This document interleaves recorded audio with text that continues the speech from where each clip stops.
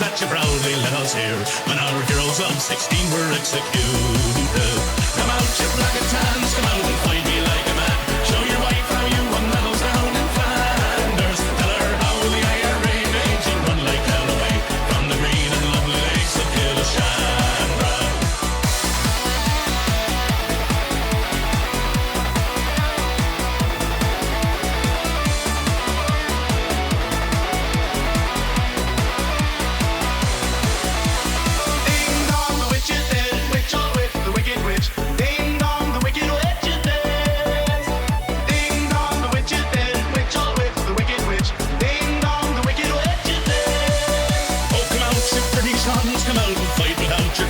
Show your wife how you won medals up in Derry. You murdered 16 men and you'll do the same again. So get out of here and take your bloody army. Come out, you black and tans, come out and fight me like a man. Show your wife how you won medals down in Flanders. Tell her how the IRA made you run like hell away from the green and lovely lakes of Killashandra. Oh, come out, you black and tans, come out and fight me like a man. Show your wife how you won medals down in Flanders.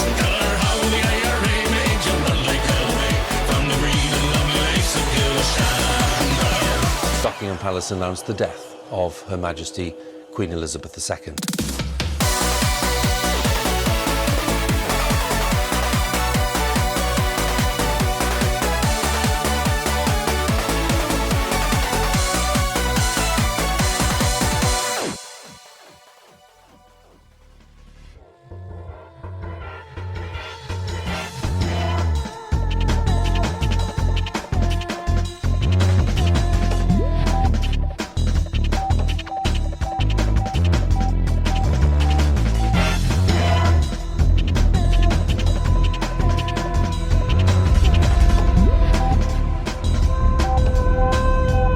Ah, hell yeah.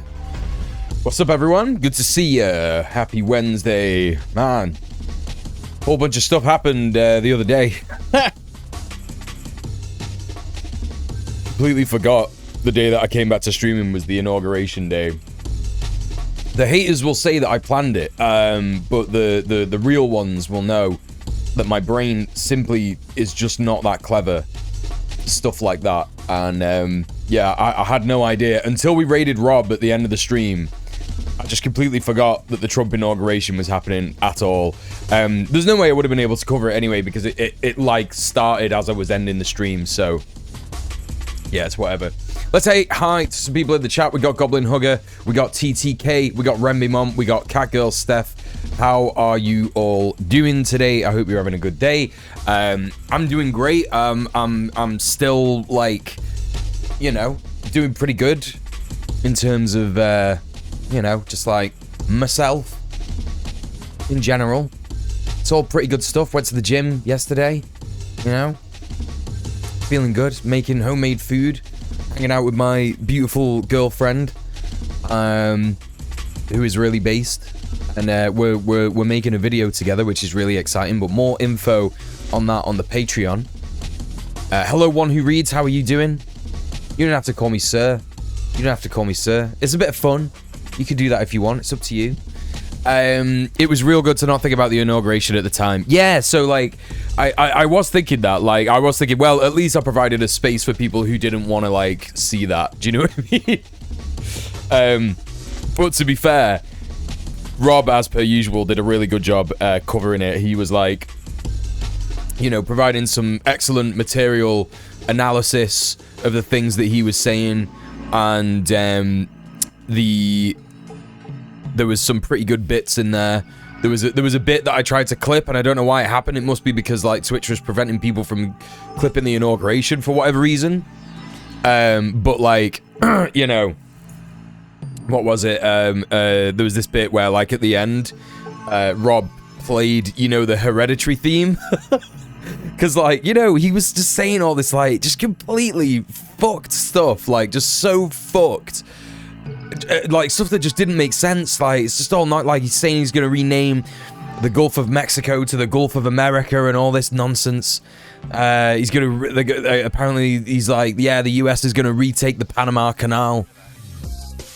All right, pal. Yeah, sure thing, man. And so, you know, just playing like the Hereditary theme at the end of it was just so perfect. It was like, yeah, man. Yeah. That's good shit. That's real. That's real content for you. Yeah. Wish I hadn't seen that, because Jesus Christ. Yeah, nah, it was... Yeah, it was Summit, wasn't it? It was definitely Summit. Cool, good stuff. Loads of really normal takes. You'll probably tell by the title of this video. You will probably see that we are indeed maybe going to be talking a little bit about this today. Because I think it's really important, right? I think it's really, really important that we don't ignore this. You know, my man did indeed. He did indeed do a gesture, didn't he? Lots of news outlets, lots of newspapers, media, calling it a gesture, aren't they? They're calling it a gesture that this guy did. Yeah, it's just a gesture, isn't it? So I am actually going to be making a little video about the very obvious Elon Musk Sieg Heil that happened on Monday night. You know, there's only one reason that someone does that twice, right? Twice. It's not like he did it once. He did it twice, didn't he? You know, he's been emboldened to do it, and that's it. He certainly is a jester. That's right. What? That's right, good one. Yeah, love that. Love that for us. You know. Oh my god, chat. Oh my god. It very well may be happening. I'm unsure, and I don't want to, you know. Oh no, it's gone. He's gone. I was so close. I was so close to getting the boy on his little thing. He had a little sniff of it, and he was like, I don't know about that. He's getting excited at the idea of it again. Oh, I don't even think my I don't even think the webcam's plugged. The webcam for that is plugged in anyway. Let me just have a little look. Just hang on.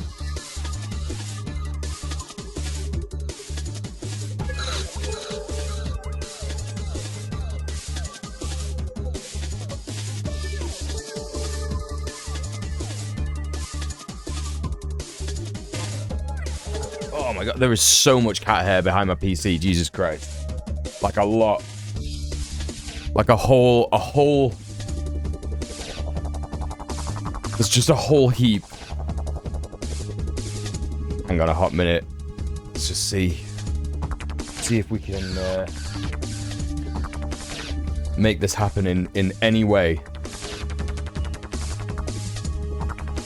All right, let's have a little look. Still getting used to that. It's another cat's worth of hair. Yeah, definitely. To be fair, I've not brushed him in a while. Right, HD Pro webcam. It's definitely registering that is connected, but it's not showing up the image. Let's try again. Sometimes it just takes having a little... Oh, excuse me, having a little look at it. FPS is wrong? What do you mean by that? What do you mean by that, pal?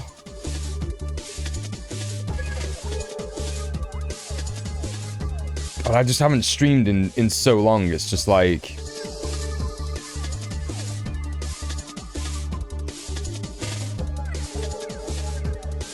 There's like a thing that I have to do in order to get this webcam working. Just bear with me while I just do this proper good content. I just need to change all these settings to default. Just give me a hot minute. Right, default. Let's try it again. Yeah, nah, I don't know what's going on here. Peak content. Hey, Be Cool Theo, how you doing? And hello, Ori, how are you doing? Good to see you. Listen, I gotta make sure that if the boy shows up once more, I gotta make sure that he's visible, you know what I mean? I gotta make sure he's out here, ready to be seen. Because, what, you know what I mean? There's just something wrong with this source, and I don't know what it is. It's like something wrong with OBS or something. It keeps, like, the properties keep, like, taking ages to load, and then, like, just stop him. Oh! Oh, yeah, dude. Wait, why is it not showing up? It is a crime to deprive chat of the boy. That's what I'm saying. That's exactly what I'm saying. It's showing up now in the properties, but it's just not, like...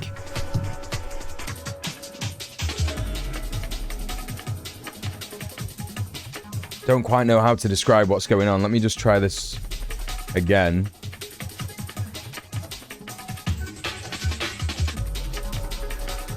Not even 8 AM here yet? Not sure? Yeah, that's fair enough. Good morning. Good morning, comrade. Alright, well listen, maybe I'll figure this out tomorrow, but it does look like... It does look like I'm gonna be able to do this, but,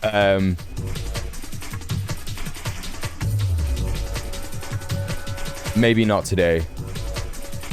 Yeah, perhaps not today. OBS was really acting up for me and a couple of people the last few days. I have no idea what's up with it. There wasn't an update or anything. Okay, fair enough. I mean, I thought it was the update because I hadn't updated for, like, since fucking May last year when I stopped streaming. And then, like, you know, I just updated yesterday before I started streaming. So I thought maybe it's something to do with that, but obviously it's not. Right, I'm back now. I'm back to talk to you. Yeah, I mean, those are my thoughts about Elon Musk. I'm going to do a video about it anyway. Like I said, I'm probably going to be filming it tonight. I was planning on going to... I discovered that there's an anti-fascist Muay Thai club in Manchester, which is really exciting. Very, very, very exciting. I'm also just noticing as well that someone did a dono the other day. Let me have a quick look here. Because someone has certainly done a dono, because I did not end on 31 quid the other day. What are we saying? What's going on? Who did this? Who did this? It's someone called tipped 1312, and I don't know who that is, but Steph is saying I wonder who, so that leads me to believe that it's Steph. Steph, thank you so much. Thank you so much for the 1312. Thank you for subbing off Twitch. Thank you for supporting the stream. Really appreciate you. Thank you, thank you, thank you. Chat, don't forget, I've not got a job. If you've got any dough, I would really appreciate it. I'm currently, like, on strike without a union. I'm trying to get a union involved, but I'm very bad at this kind of thing. My partner's helping me. Yeah, it's just that I'm, like, quite bad at organizing stuff. And I just kind of, like, couldn't stand working for this fucking company anymore. there's a lot of stuff going on as well, aside from like me just being on strike on my own. But like, yeah, that's the end of it. So yeah, please, if you can, donate or become a patron. Do you know what I should also do? I should. Someone with ADHD bad at organizing. Yeah. Who'd have thunk of it? Who'd have thunk it? Okay, there you go. Do you know what I'm gonna do while I'm here? I'm gonna make just like a Patreon command. Because why do I not have that? I'm thinking about all these like things that I just never did. Over like the fucking 4 years of streaming that I did. https://patreon.com/djmuel. There you go. So now, if you do command Patreon, that should work. I think that is in the Twitch chat. Let's have a look. Yeah, there you go. Please consider becoming a patron. It would really, really help me out. Okay, there we go. Andrew Roach, welcome to the stream. How are you doing? Thank you for the follow 10 minutes ago. Appreciate that. Looks like I'm not getting alerts again. So, apologies if I'm missing people following, if I miss alerts, etc., etc. Yeah, that did not fix itself. It just simply did not fix itself, did it? And that's pretty bad. All right, well, never mind. What was I up to? Yeah, I'm gonna be checking out. Well, I'm gonna be making a video, like I said, about the Elon Musk, C. Kyle thing and America's, perceived descent into fascism. The main crux of the video is just gonna be about like, how it's been fascist for a long time. Operation Paperclip was a thing. They didn't even really get involved in the war until Hitler. The Axis actually attacked, so like, Japan actually attacked and stuff like that. Yeah. They weren't arsed. They just did not care about Hitler, actually. And in fact, there were lots of people doing Sieg Heils in... let me see if I can find an image of this. Hang on a second. American Pledge of Allegiance Sieg Heil. Because they literally used to do that shit. Back in the day, it was called the Bellamy Salute. Yeah, man. It's just really normal shit. Really, really normal shit, innit? That right there. That's just what American kids used to be forced to do. The Nazis copied America's homework. That's right. They actually copied Britain's homework as well. Like Adolf Hitler famously loved Winston Churchill and was like, I want my concentration camps to be like his, because he made some really good ones. When Britain was colonizing Africa, he made some really cool ones that I want to copy. So there you go. That's it, innit? That's just it. So yeah, that's essentially what the video is going to be about. It's going to be a quick one. But yeah, me and my partner are making a video. We're making it about this guy from Warrington because basically a really cute thing. When I first started talking to my partner and like she was gonna come around and meet me and hang out and stuff, she was saying like, oh, okay, I hope you don't mind like a weirdo from Warrington coming round. And I was like, that's literally where I'm from. And so we've bonded quite a lot on that. Like when you're just from like a shit town in the UK, there's like a lot of like, meme sort of like based humor that you can have around that kind of thing. And it's quite rare to like come across someone, I guess, who's like from the same town as you and is also a communist, is also queer, is also polyamorous, is also like, all this based stuff. Like that's like a bit rare in it, do you know what I mean? And so it's been really cute to like basically have like the fun recollections and memories and, just things that other people just would not understand. And so we're making this video about like the crux of it is going to be about, there it is, what's going on? I saw a money. Someone just did a money. What's going on? Oh, Oh! Be cool, Theo. Thank you so much for the £16.19. More like Bellendi salute. That's right. That's fucking right. Thank you so much. Let me see what happens if I repeat the alert. Nah, it still doesn't do the sound, does it? That's crazy. That's crazy that that just does not happen. Well, thank you so much for the £16.19. Really appreciate that. Be cool, Theo. Thank you so much for subbing off Twitch. Thank you so much for supporting the stream. That's great. That's great. Nice one. So yeah, the video is going to be about like the politics of small towns in the UK, because obviously there's like a lot of you know, horrible politics in places like that in the UK. And I think it's worth like shedding light on the fact that like a lot of the people in those places understand materialism, they understand material conditions, but they quite often obviously go the other way and they start to, you know, say, oh, well, my material conditions are bad because black people exist, migrants, boat people are coming, you know what I mean? Rather than like, no, you know, it's capital and it's like Westminster and all that kind of stuff. So, yeah, I'm looking forward to doing that. It's going to be fun. We've kind of like built the skeleton of the video, and now it's just about fleshing it out, you know what I mean? So that's quite exciting, isn't it? So I've got a bit of content coming.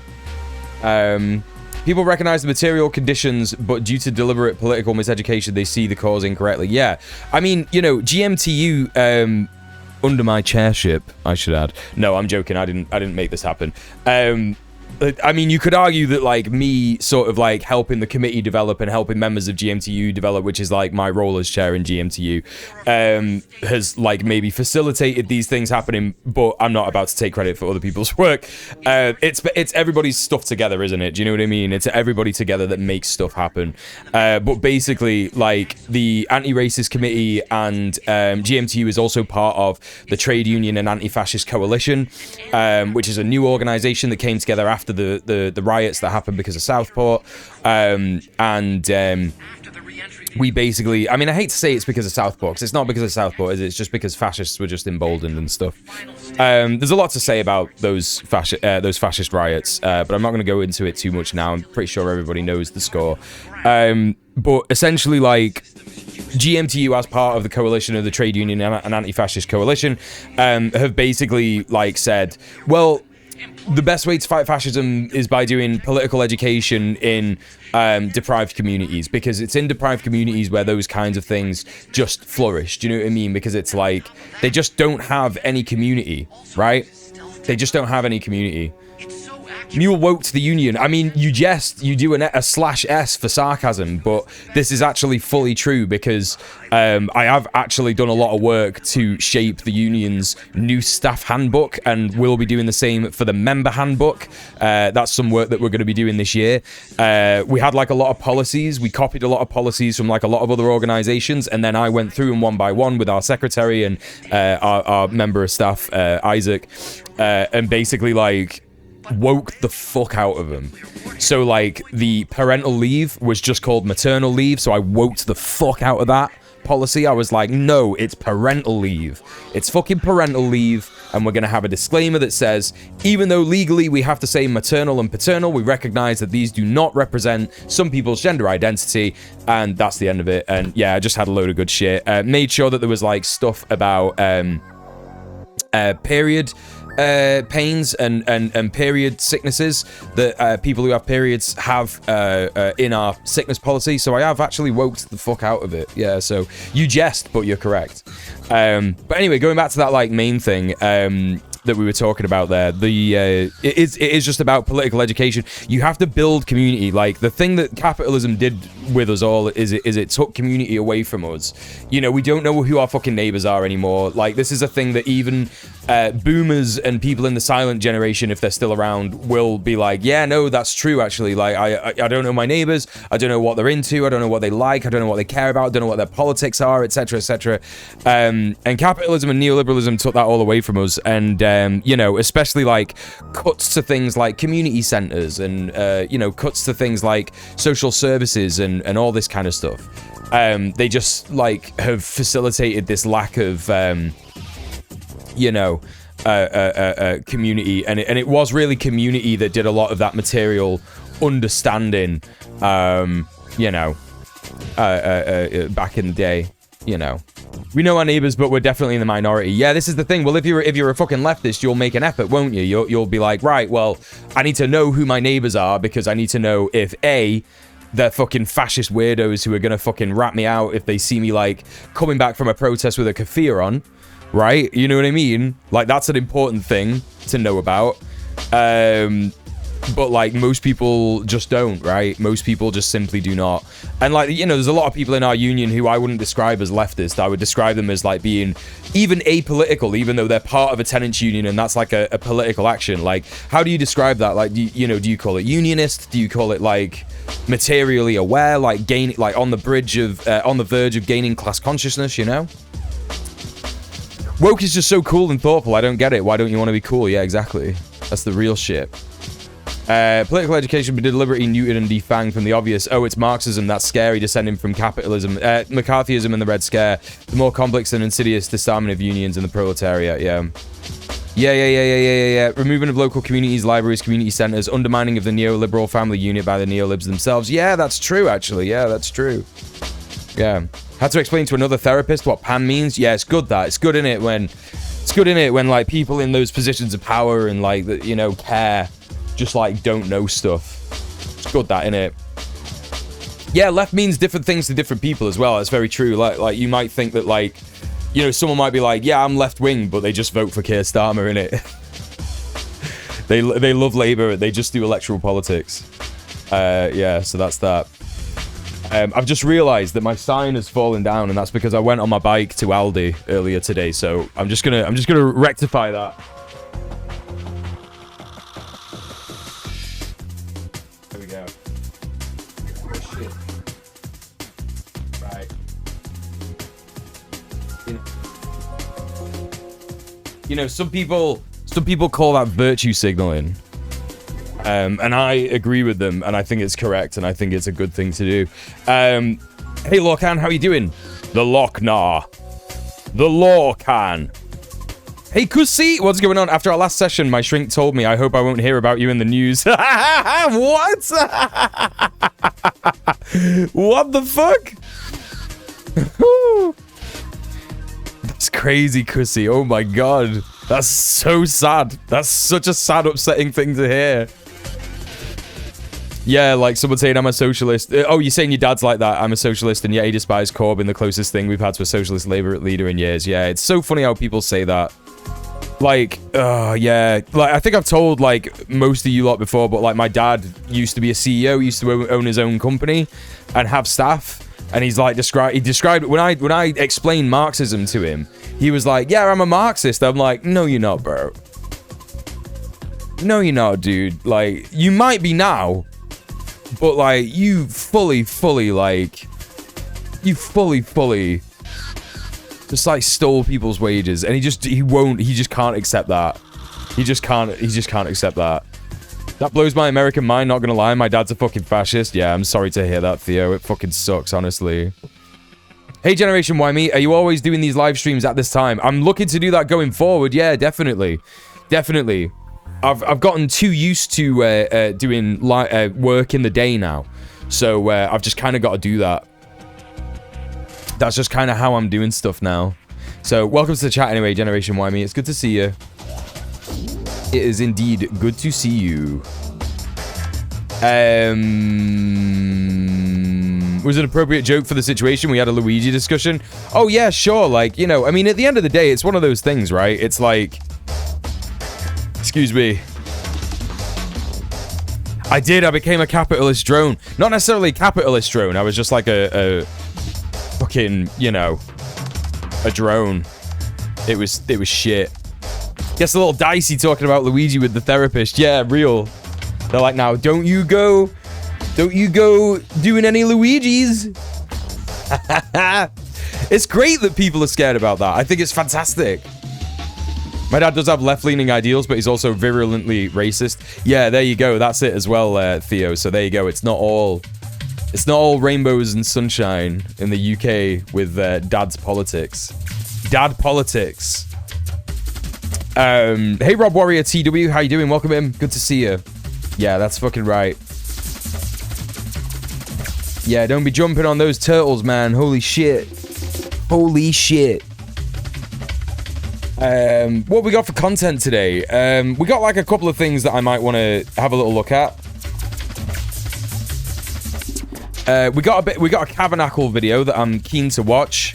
He's going to be talking about basically stuff that I'm planning on talking about in the video that I'm going to be filming tonight.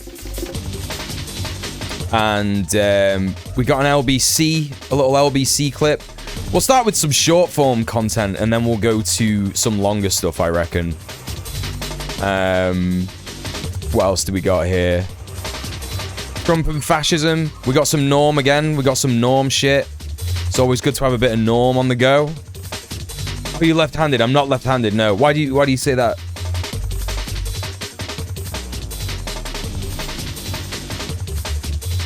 Someone's gonna go in, all in, and set someone on fire while wearing a Luigi costume with a white hat or something.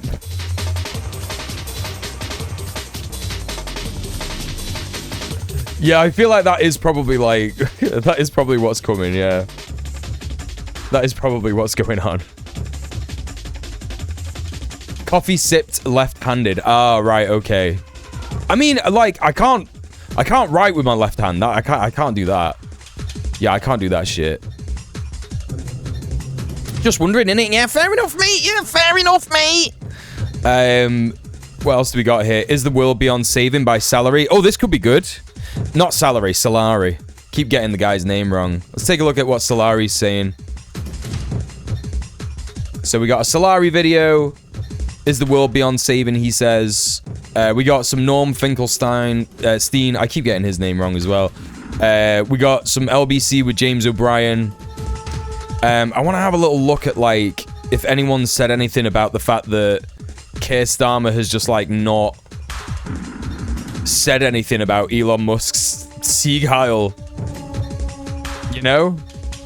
He's just not said anything, has he? Hey, Thazadar, how are you doing? Welcome in. Good to see you. Also, mad apologies if I've missed any alerts. I just can't hear them. I don't know what's going on. Don't know what's going on with my life. Sorry. Yeah, there we go. All right. No alerts. Need to throw that economic blue shell, if you know what I mean. That's right. Or is it? That's right. Or is it? You know?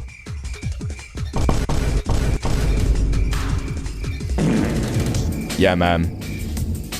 Why would Keir? He's too busy filleting Maloney in Italy. Yeah, real. Yeah, absolutely. Yeah, it's pretty fucking bad. Pretty fucking bad, innit? I saw someone today saying, like, yo, the Italians are going sick. And it was about how, like, someone had put, like, an upside-down Elon Musk effigy in the same square where they hung Mussolini, right? And I'm like, yeah, but have they done that with Maloney yet? People love to say that. They love to be like, oh, the Italians are going sick. It's like, nah, man. Like, maybe one Italian is going a bit sick.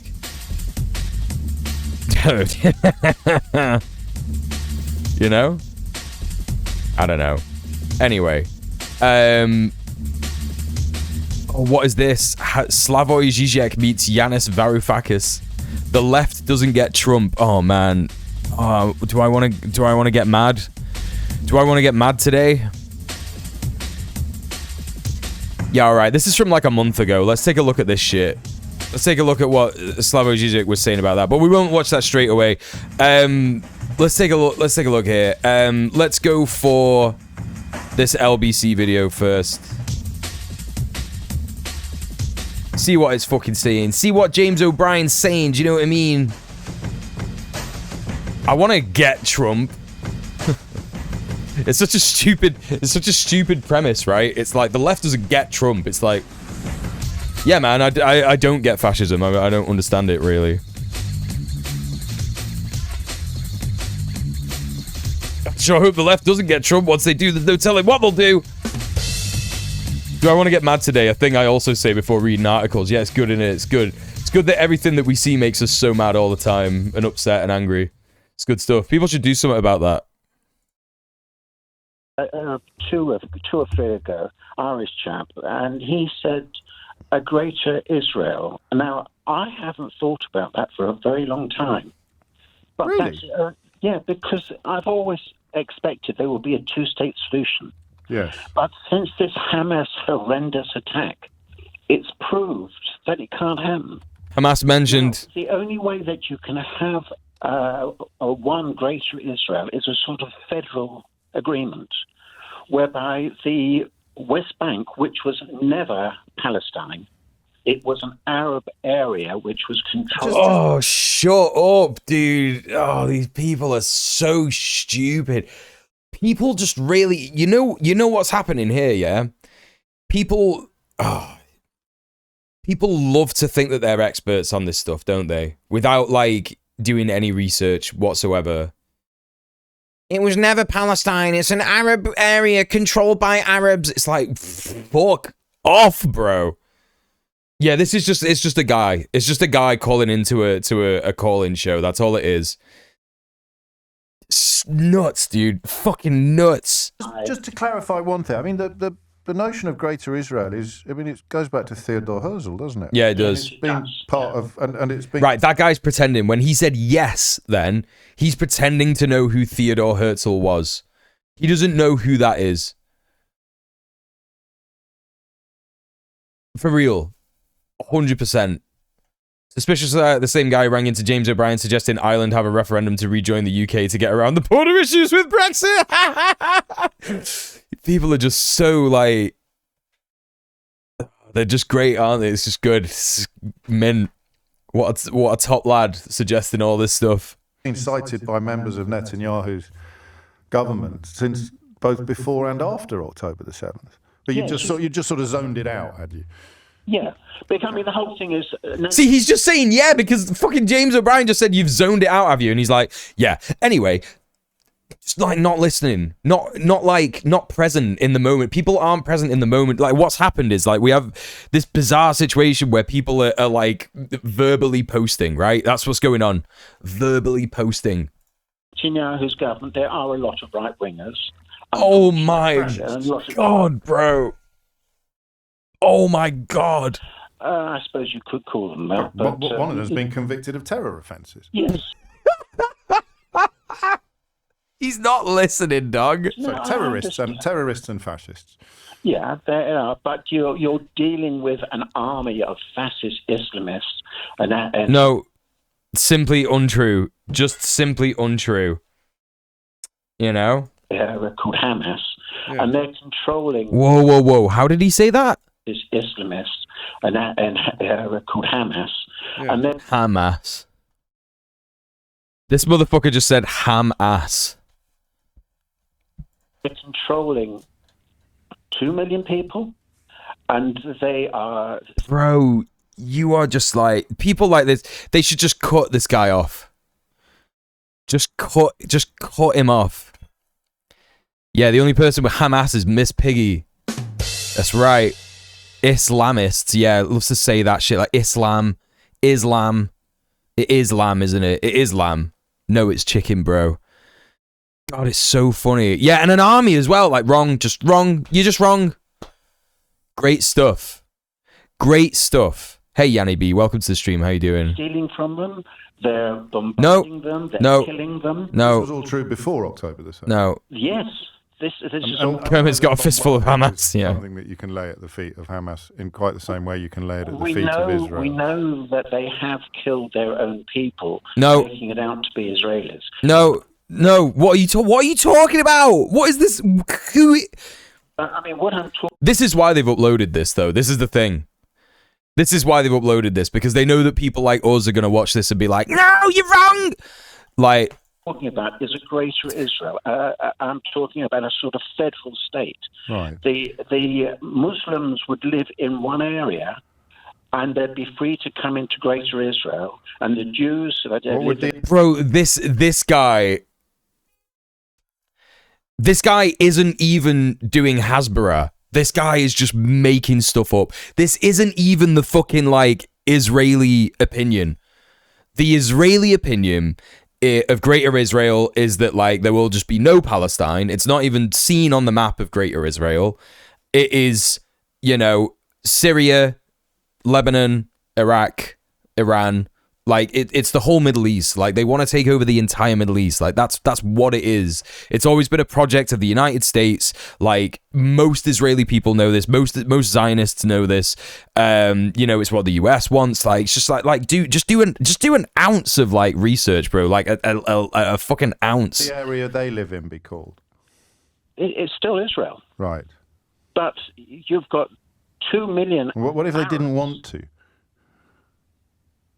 Well, this is up to negotiation, I suppose. Oh man, he just like has zero answers. Well, I'm just asking, negotiations aside, if a significant or even a tiny majority of the 2 million Palestinian people didn't want to live in a greater Israel, what would happen then?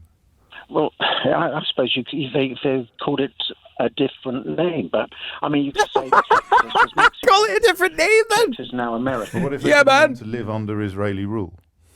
Whatever you decided to call the territory. Well, you can have a federal and where they have their own local government, but they are... That's why he's saying federal state. He's trying to say, all right, Israel would be the federal state, but then there would be, Palestine, but it's not Palestine, it's still Israel. He's trying to say that, like, Israel should be the USA, but in the Middle East. That's what he's trying to say. Prove that they cannot have weapons. Right. And can the rest of Israel have weapons? The rest of Greater Israel have weapons? Greater Israel does not want weapons. They don't want to be the biggest power in the Middle East. Not what I asked. Nonsense. Nonsense. I cannot believe the great majority of the Israelis want that. You're wrong. So they wouldn't be allowed weapons either. You're just wrong, dog. So you're describing a massive ghetto, I think. No, I'm not. No, you are. You are, dude. You are. Apartheid, then. No way. Yeah, well, no it is way. because you've got. Yeah, you are, man. You've got different laws according to your. It's not real. Your ethnicity. You're Palestinian. You can't own weapons. You're Israeli. You can. Well, they're not Palestinians. They never have been Palestinians. What are they? They're Arabs. Okay, you're an Arab. That's even more. That's even closer to apartheid, isn't it? You're an Arab. No, it's not. You can't. No, it's not. Arabs, then. Stop telling me I'm right if I'm wrong. You're talking about you've got federal in America. You've got federal states, and they have. Stop saying I'm wrong. I'm right. Not for different ethnicities. No. But if you live in so one why are you part, mentioning America? Because that's a federal. But the states aren't determined by. Yeah, he's made his argument so much worse. Hello, Rem 2025. Welcome in. How you doing? Imagine renaming a strip of land and think it fundamentally changes the makeup of the population. What next? Gulf of America? Oh yeah, that's right, baby. That's right. That's right. Like saying Canadian towns have unofficial names is the same as decolonization. I don't even know if this guy is talking about decolonization. I just think he's like. Oh man, it's just so bizarre. Yeah, he's saying it's not Palestinians who'll be a second class, it'll be all Arabs. It's like, yeah, you have literally just described apartheid. That is what apartheid is. It's like talking politics with a high schooler who just started watching podcasts. Yeah, I think that literally feels like that's what this is. Literally feels like that's what this is.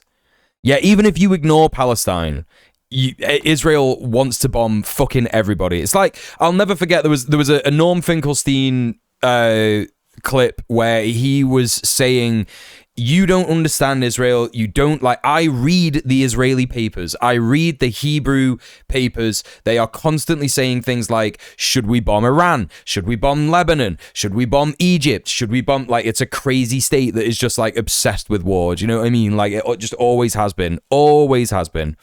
Hey, Rohamil, how you doing? Good to see you. Well, you've got, say, places like Arizona, which has got a lot of Indians in it. What? And, what? Where is he going? Where is he going with this? Control their own areas in some respect, but I'm not saying so that they're not subject to American law. Bro,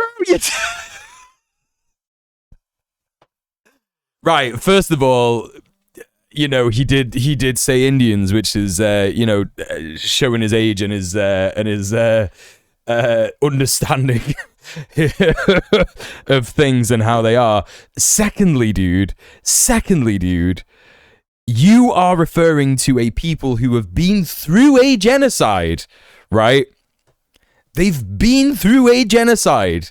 It is arguable that the situation that Native Americans have in the so-called USA is like the end point of what fucking, I mean, it's not really, because ideally the US wanted to exterminate every single, Native American, and also ideally Israel wants to exterminate every Palestinian. But it's arguable that like that is exactly what Israel wants. It wants, Palestinians to be living like so dispersed, so far away from anything, getting no resources, like no control over shit, and so that they're just not a threat anymore. Like that's exactly what it is. It's so insane.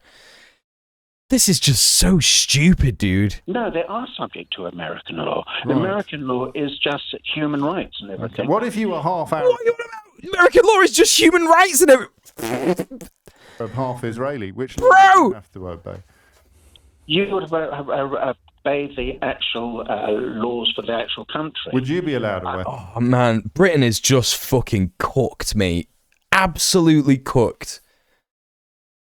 Like, this is the average, like, literally, like, TTK says, the least racist middle-class British guy. Like, this is the average way of thinking of things. And the problem is, right, is that you can't sit down and have, like, a normal discussion with a person like this, who is saying stuff like this, because you will just laugh at them. And when you laugh at them, they'll be like, no, you're just not taking me seriously, it's just not going to happen. What a load of rubbish. His brain shut off a couple of minutes ago and he can't stop talking. Yeah, it's true. Folding laundry and doing dishes for an hour straight. Oh, nice, dude. Yeah, let's fucking go, Rohobion. Let's go. Let's go. Nah, yeah, we're definitely not taking him seriously anyway.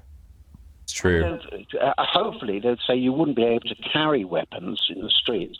Like we're not allowed to carry them here. Okay. I mean, the government as a whole would. And if people did, that's right, Sir Goosebumps. Welcome to the stream. How are you? Strip, who you'll forgive me for referring to as Palestinians, didn't like your plan at all. What would we do then?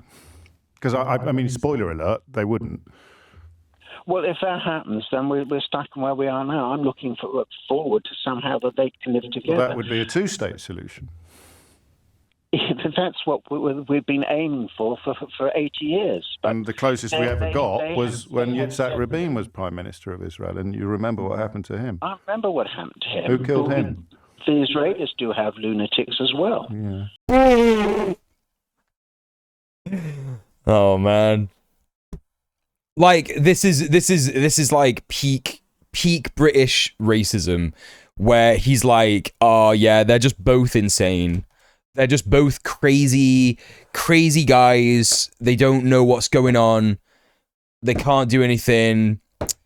Just rubbish stuff. Oh yeah, James O'Brien's not ideal anyway. Like, in terms of like his politics, he did do pretty good in terms of like, he was pretty rubbish at the beginning of the onslaught since October 7th, and but then like a few months into it, he kind of was going like, yeah, I can't really deny this anymore. It's quite clearly like fucking, they're bombing the shit out of people. They're trying to ethnically cleanse the area and stuff like that.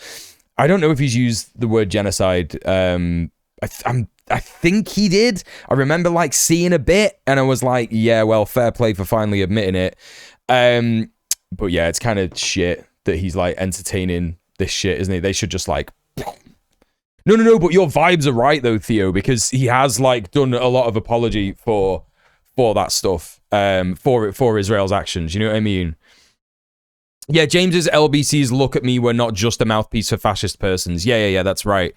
Yeah, because it's like, they platform Nigel Farage a lot of the time. Like Nigel Farage has a show on here. There's a guy called Nick Ferrari, who's just a fash, and he has a show on here. Yeah, it's just, yeah.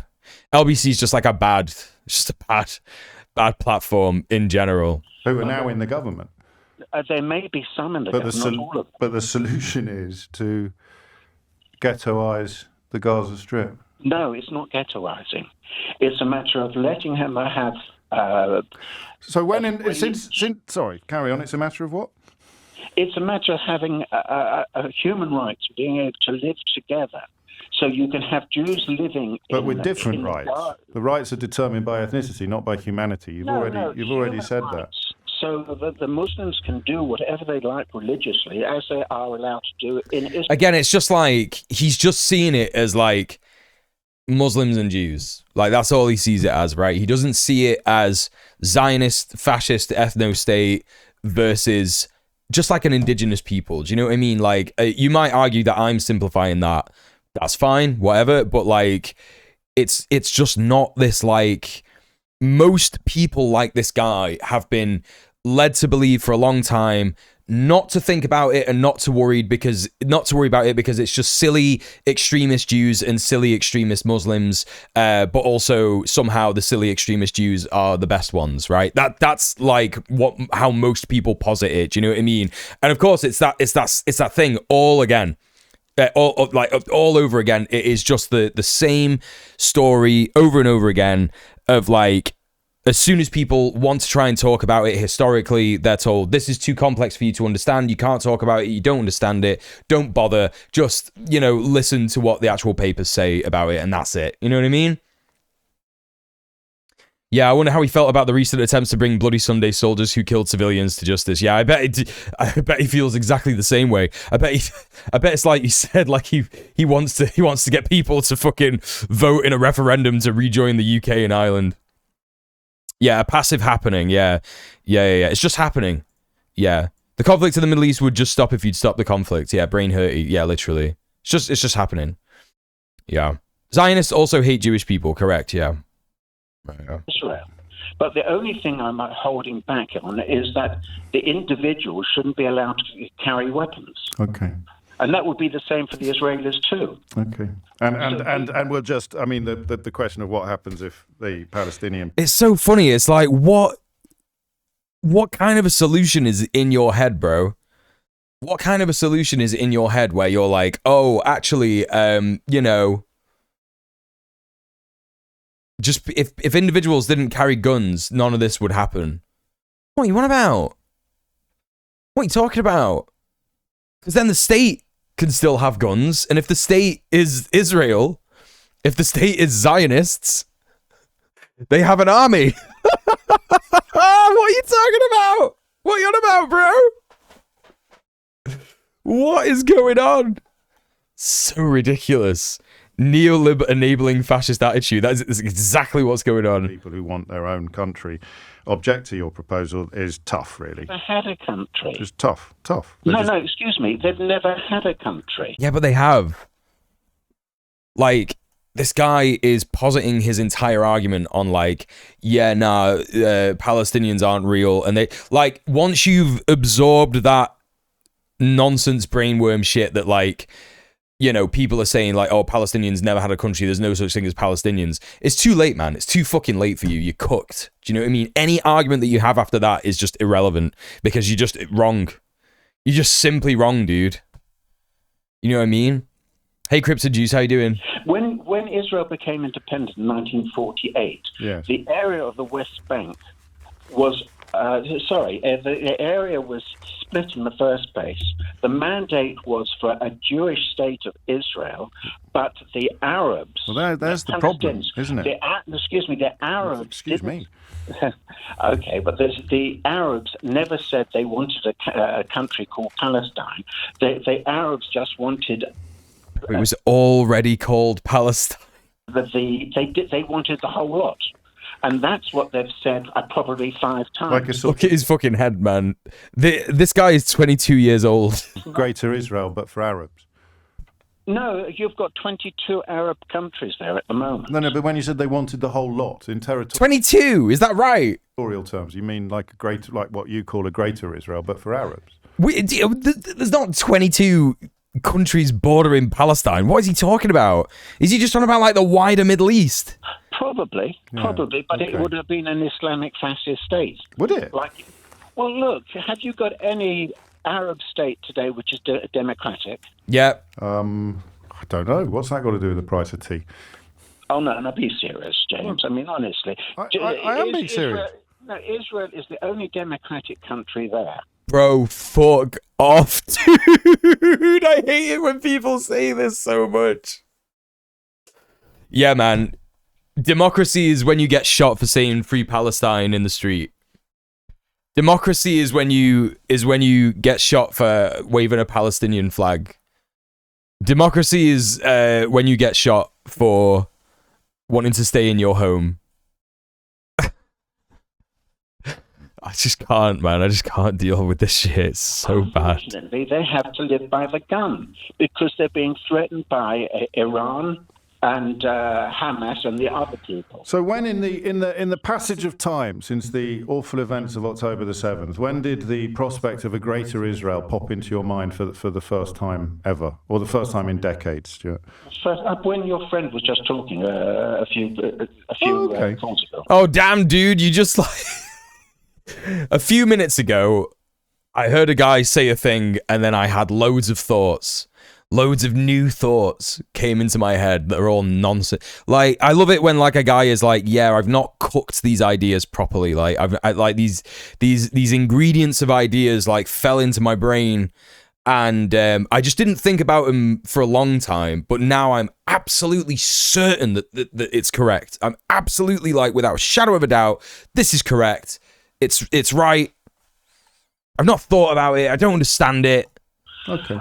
I think, honestly, it's a thought, isn't it? And I mean, until we ask the question of how the people you're talking about. Yeah, he literally just said, "How dumb are you exactly?" Oh yeah, I'm pretty dumb. Just to confirm, I'm an idiot. About it, I suppose we could certainly continue to consider it. Yeah, well, there you go. That's that, isn't it? What else we got here? The Cav video was 21 minutes. We got this one's 12 minutes. So let's stick with the we'll go sort of like, go up in length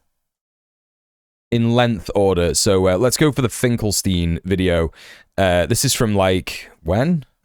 20 hours ago. Trump doesn't need fascism. He has no opposition. Yeah. Mr. Spaghetti, Mr. Bonelli, Mr. Borelli. Oh, it's muted, sorry. My mind. Very worth reading. It came out shortly after World War II, I think maybe like 1947, 48. It was written by a German Jew. A woman. And the book had, the title gave away the book.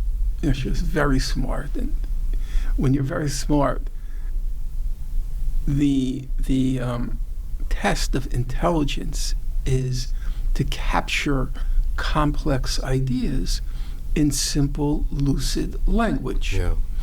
And the title of the book was Hostages of Civilization. Mm. She's referring now to the situation of the Jews. And she said, the German Jews were hostage to German civilization, meaning 19th century, early 20th century, Germany was by a wide margin regarded as the height, the peak of European civilization. Yeah, true. Just to take a homegrown example. Why was the guy saying the Arabs as one block? Who is he talking about? He was just saying that like Palestinians don't exist and they're just Arabs. Like that's what he was doing. He was doing like classic ahistorical ethnic cleansing via language. So there is W.E.B. Du Bois, the great African-American scholar of the 20th century. He goes to Harvard, but going to Harvard was a deal, but it wasn't a big deal, because then he goes off to study in Germany. When you wanted to be at the peak, you go to Germany, okay? If you take the left, all of Europe. Oh shit, thanks TTK. They revered the German Social Democratic Party.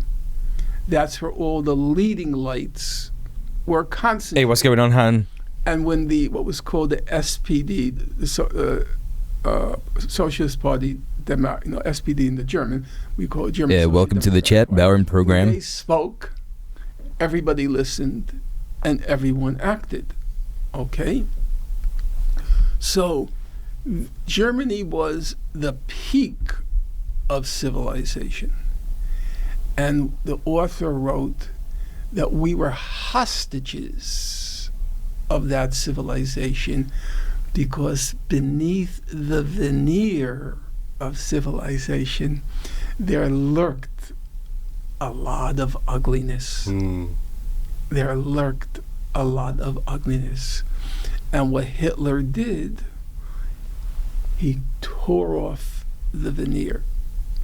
And then the German Jews, but obviously others as well. I don't like to say others as well. German Jews, German working class, many categories of German society suddenly fell victim to the ugly underside of civilization. And that's basically the era we're now entering with Trump, the ripping off of the veneer. So it's a real problem. I can't deny it, and that's why I said I'm gonna quote this video in my video on Elon Musk for sure.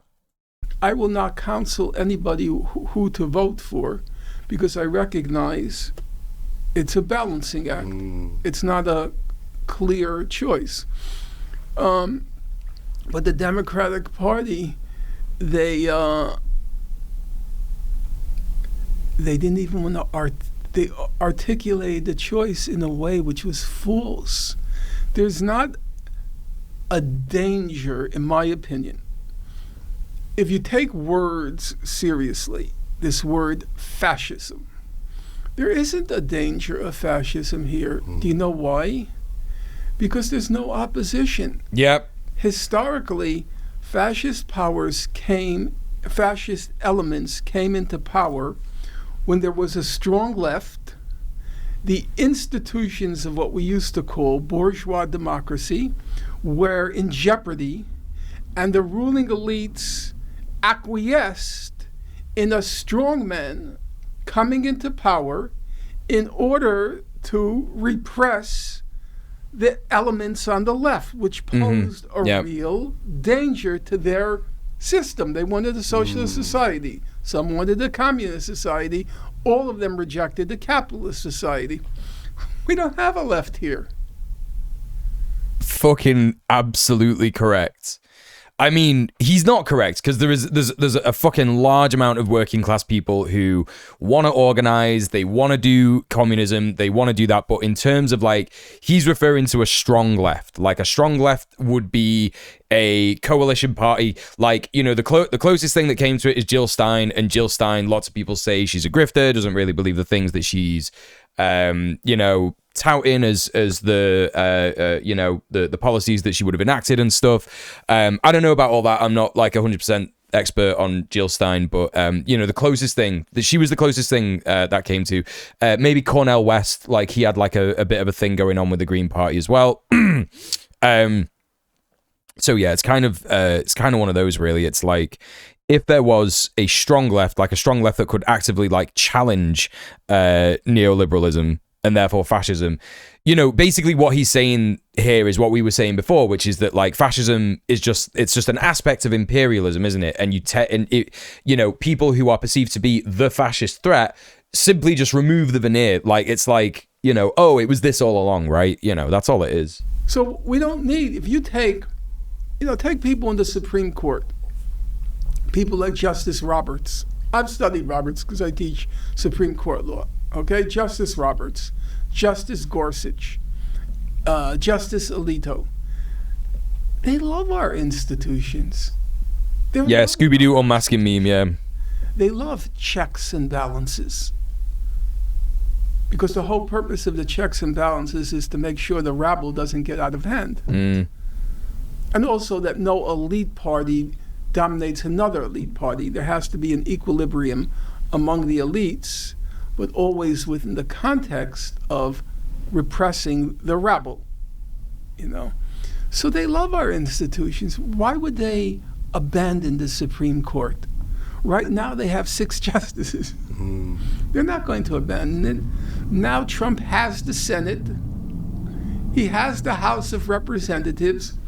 Why do you need a strongman? Why do you need an authoritarian leader?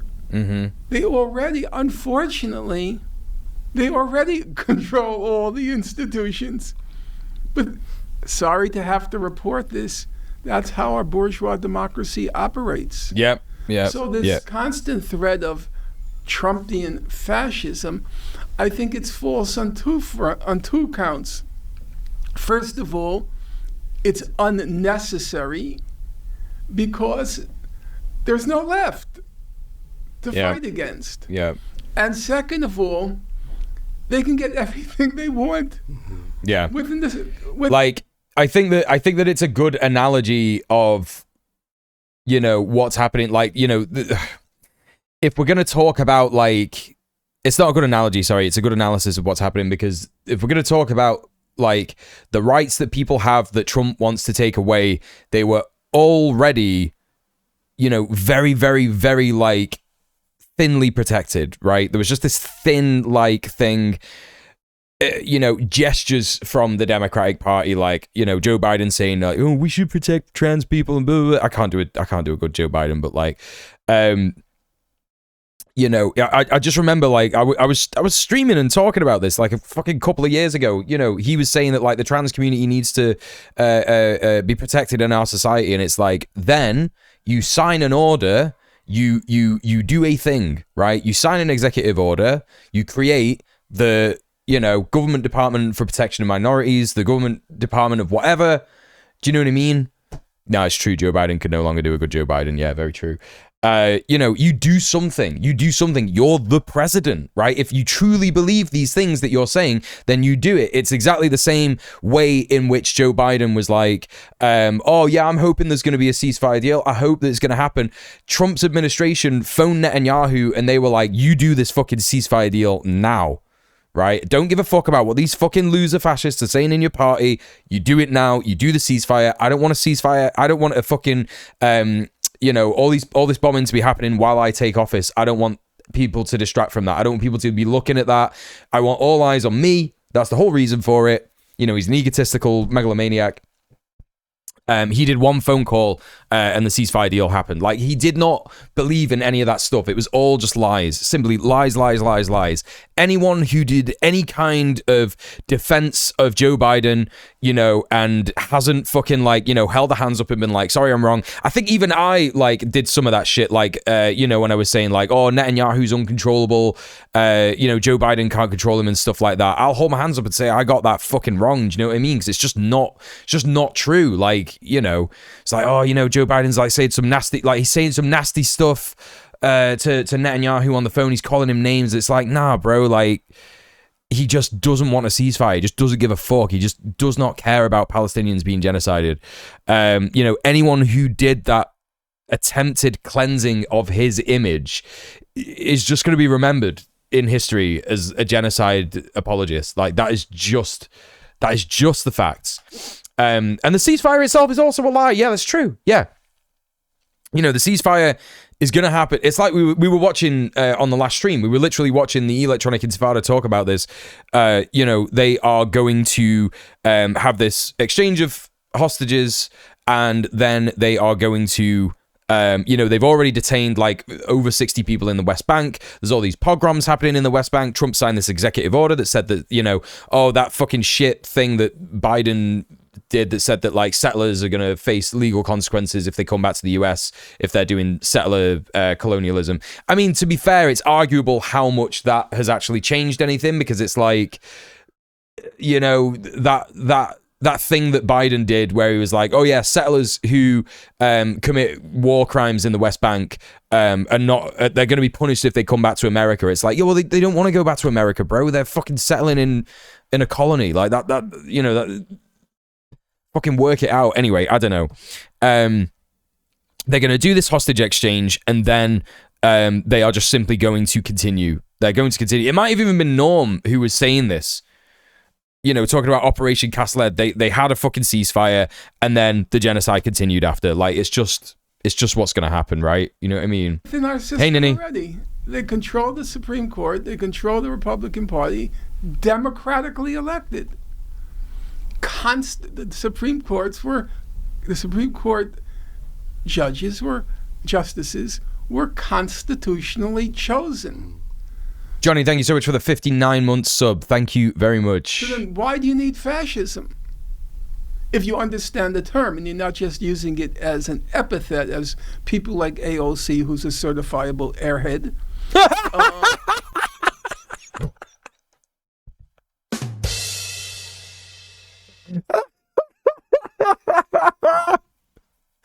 I don't know if she's an airhead, dude. I don't.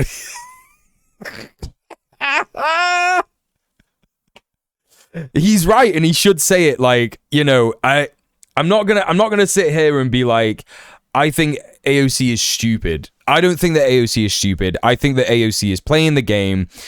You know, he's like, yeah, he's out for blood. He's out for blood. Like, again, like no, it's certainly misogynistic. Yeah, absolutely. I don't think that, like, it's just so stupid. She's complicit, and she's playing the game. She's playing the game that every Democrat plays, right? She's like, I'm really progressive. I'm going to do all this stuff. I'm from the Bronx. That's how you know you can trust me. I don't know where she's from, not the Bronx. Like, I can't remember what her constituency is. But she's a liberal. She's not a leftist, right? Yeah, it's with Norm, yeah, with Norm. Like, he is a problematic guy, isn't he? Like, you know, we're not doing any icon worship by watching Norm. He's got some really good analyses, but he's problematic. Like, that was a misogynistic thing to say. He's also said transphobic things. Let's face it, right? But like, it's just like, there's a better way to say that, innit? There's just a better way to say that. It's the way he words stuff when he says like certifiable airhead. Yeah, it's the same energy as him like getting Destiny's name wrong. It's like the same thing. Like, Mr. Spaghetti, please stop putting your idiocy on show for the rest of the world, you certifiable airhead. Like, he could have said that in the Destiny debate, right? He literally could have said that in the Destiny debate. Totally gratuitous. So I think on those counts it was a scaremongering.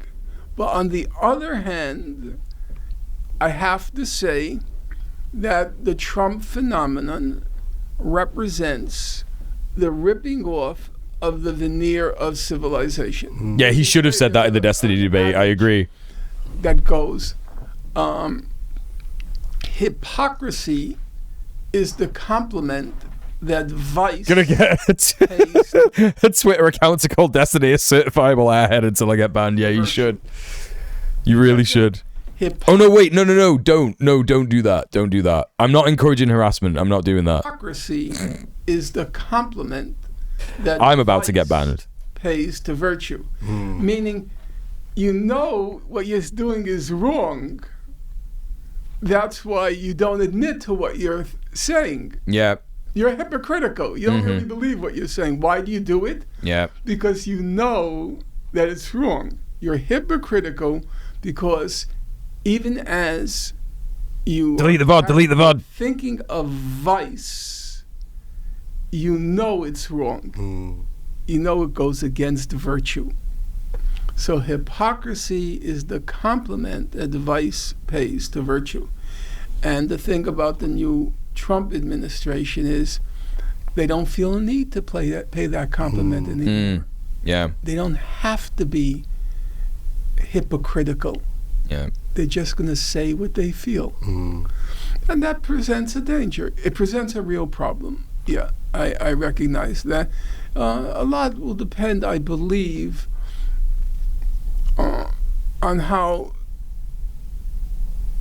certain of our institutions react to it. I think, like our Supreme Court, these are very respectable, reactionary to the core.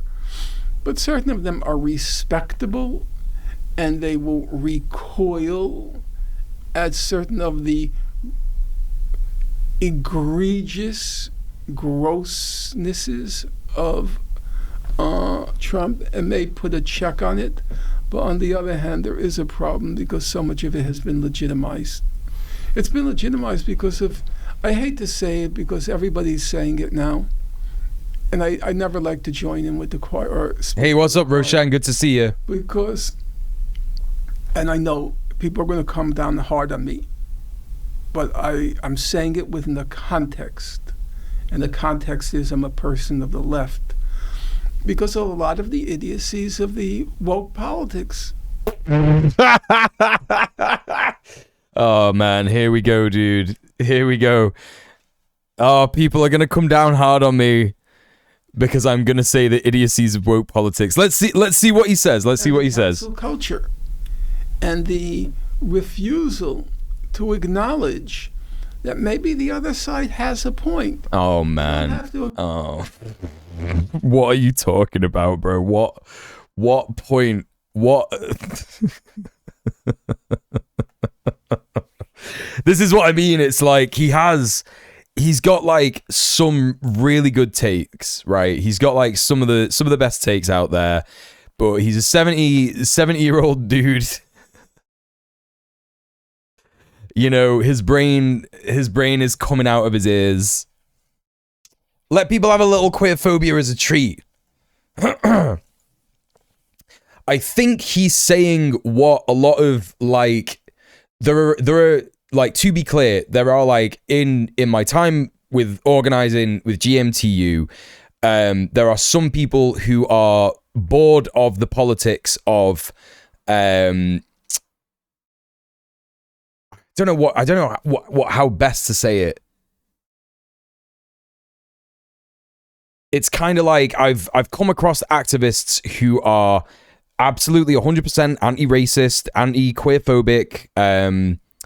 You know, they're they are communists, and you know they say things like liberals get mired and left-wingers get mired and hung up quite a lot in saying the right thing and you know, chastising people for saying the wrong thing.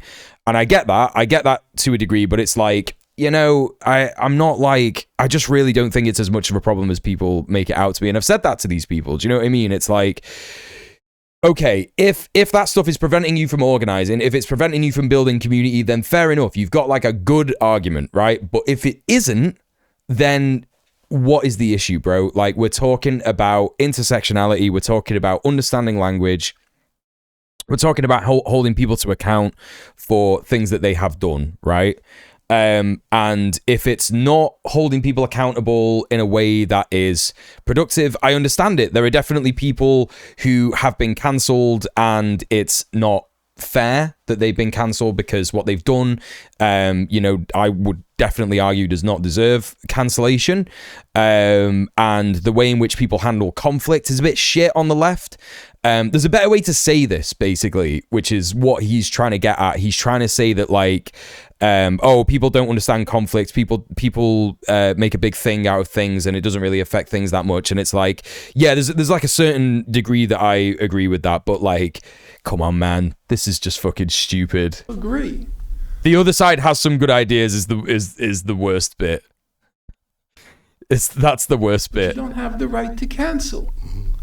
And you don't have the right to denigrate everybody who disagrees with you. I think that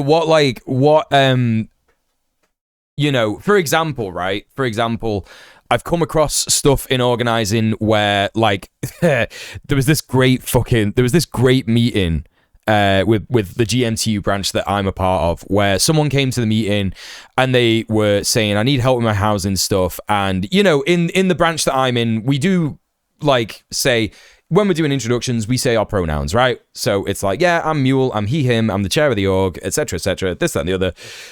And we go around in a circle. And what was really funny is that this new person, you know, she was talking about housing problems that we unfortunately couldn't help because it was about like a neighbor, and we don't help people in like disputes with their neighbors because that could mean that someone gets evicted and it's shit, etc.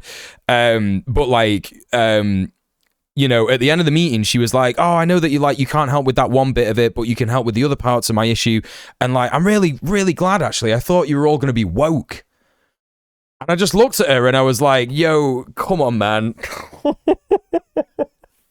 I was like, we are woke, actually. And she was like, no, that's not what woke is. That's not what woke is. I don't care about pronouns and all that stuff. And I'm like, right, well, what do you mean? And she was like, well, woke is just like when you don't let anyone speak or anything like that. And I'm like, oh, man, I don't know who you're talking about. And she was like, oh, there's a lot of people in Chorlton like that. And that was quite funny, to be honest, because, like, if you live in Manchester, you'll know that, like, that kind of does make sense for, like, people in Chorlton. The people that she's talking about, though, are liberals. The people that she's talking about are liberals. They're not, like, people who would sit down and try and educate her if she came out with some, like, you know, stupid shit, right? I think most left-wing people, if they're serious, they will do that. They will try and educate people a little bit, especially if it's in real life. If you're like, you know, on the internet, you don't have to give people time, right? You don't have to give people the time of day if they're being fucking stupid or they're getting stuff wrong. You can just block them and move on. If Norm is talking about internet politics, then he needs to shut the fuck up and just, like, literally log off. I know people were saying that he needs to log on, but I actually think he needs to log off because I think he's probably just talking about online politics. I mean, to be clear, like, there have been, like, situations where working class people or, like, vulnerable people have been cancelled online, and that has led to, like, real, you know, consequences for them in real life. And that is something that needs to be, like, definitely spoken about a bit more. There are some people who are speaking about that. Clementine Morrigan is really good about that stuff. And she's someone that we want to get on Red Planet. But, like, you know, if you like cancel, like, a cishet white guy on the internet, it's like there's just very little repercussions for that person in the real world. Like, come on, man. Like, you know, if that's what he's talking about, he needs to shut the fuck up. And also, that's a really good point, Andrew. He says, don't denigrate everybody who disagrees with you. But AOC's an airhead, right? AOC's an airhead. He's got the woke mind virus. That's right. Yeah, he needs to stay in his lane. Yeah. Jordan Peterson crossed with the Chad Wojak. There's a problem with purity testing and purity culture, but yeah, that other side has some good ideas. It was just bad. That was just bad. It's people who buy into what conservatives want woke to mean. It's not a bad thing per se. They just don't participate in this what is woke discourse. Yeah. What else do we got here? Yeah, AOC's got a certificate to prove her airheadedness. That's what he said, isn't it? If they knew how much marginalized people let slide, they wouldn't be calling us woke or cancel culture or thin-skinned or anything. Yeah. Real. Yeah. Nah, yeah, he should shut the fuck up about that. True test of character is when someone says something dumb or uses the wrong word and gets told off. They don't fly off the handle and run away with their tail between their legs. Best way is to apologize and just do better in the future. Yeah, defo, yeah. Uh-huh. Sound like people who care about optics more than action. Yeah, and, like, you know, if that's what Norm's engaging with, then he cares about optics more than action, right?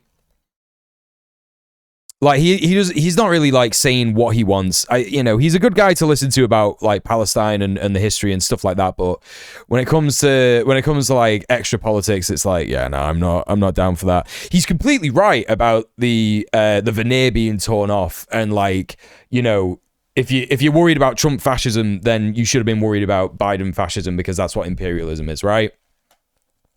You know what I mean? But yeah, we're gonna skip that one for now. Right, what do we got? We got Cav. I think we're gonna watch Cav first. We're also gonna get mad later on listening to this one, Slavoj Žižek with Yanis Varoufakis. So strap in for that one. Let's take a look and see what the Cav man's saying about this. Oh my god, dude.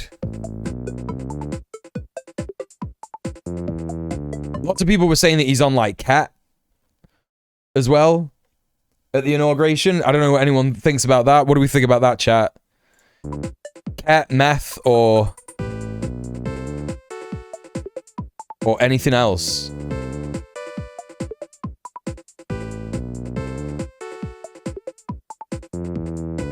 No, not cat. Ketamine, innit? The image for me of the inauguration was seeing all the tech. Yeah, second one, Theo. Hey, AJ, how you doing? Standing together in a very prominent position as one of their own.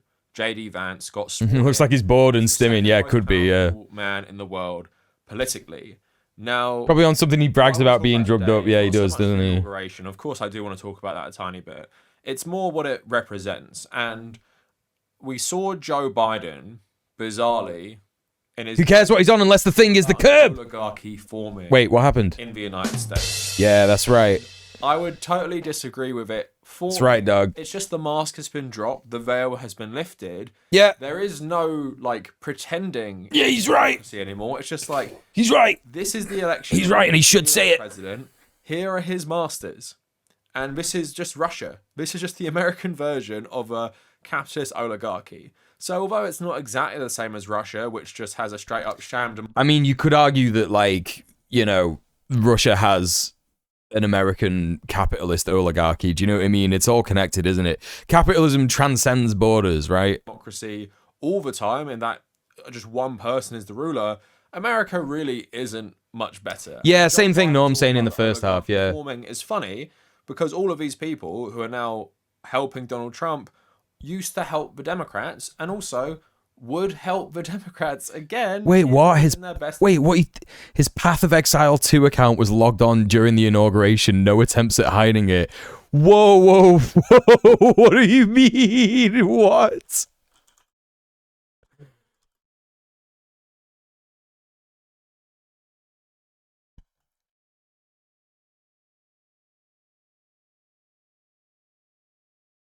Logs on to Path of Exile 2. What? Elon!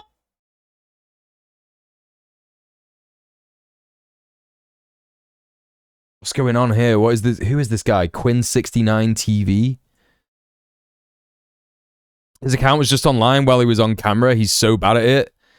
He's a next level gamer. Wait, Elon, how are you logged into the game, Elon? How are you logged into the game? Wait, explain. Wait, how are you in the Sulfurix Caverns right now, Elon? You're in a map right now, level 96, but I can see you there. What? He's in a Mesa now! Elon's in a Mesa! You're changing maps, Elon! Stop! Bro, what the fuck?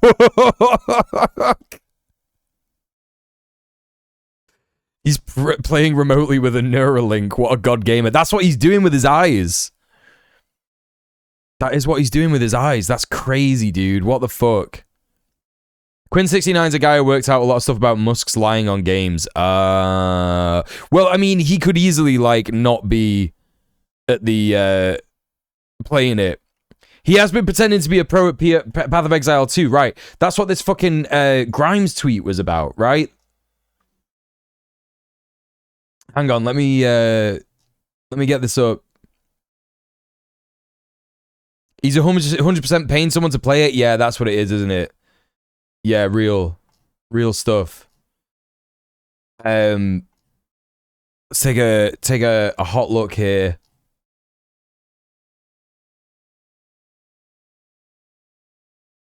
Where was this now? Oh, damn, dude. I did a fucking post about it. Oh, yeah, here it is.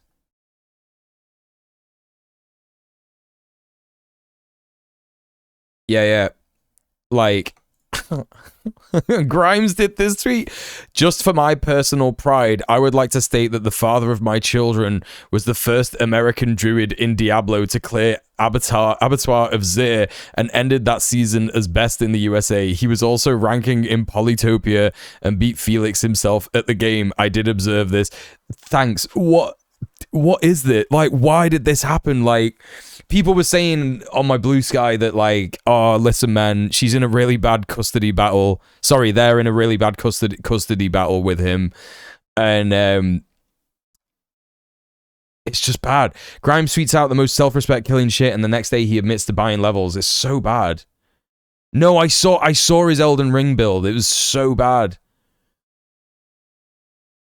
Lie about my gaming skills or never see your kids again. That's what I mean. Do you know what I mean? Like, they're just getting completely exploited. It's just so weird. What is this timeline, man? I'm thinking about that every day now. What is this timeline? That's one of the wackest things I ever heard. Yeah. So bad, innit? Interest. And that's what I want to talk about today. Like, sure, this oligarchy is now basically revealing itself to everyone, being like, here we are. What are you going to do about it? It's really just something that's been brewing for a long time. And of course, Yeah, thanks, Ori. Appreciate that. Musk. I'm really sick of talking about this guy. When I used to make videos on him, no one cared. Like, I'm talking about, like, I don't know, 2018 to 2021. They were like my worst viewed videos. And now I just have to talk about him all the time because of what he represents. So don't worry, we're going to talk about that salute. We're going to talk about him clearly being high out of his mind and talk about the media gaslighting around it afterwards to just show you, and I hope for a lot of people watching, show you who really rules America. It is just, the capitalist class, it's the 1%, and democracy has always been a lie for Americans. Just because, you might have voted for Kamala Harris and thinking that would solve all the issues. Please, liberals watching this, that wouldn't have solved any of your issues, and these problems would always still emerge.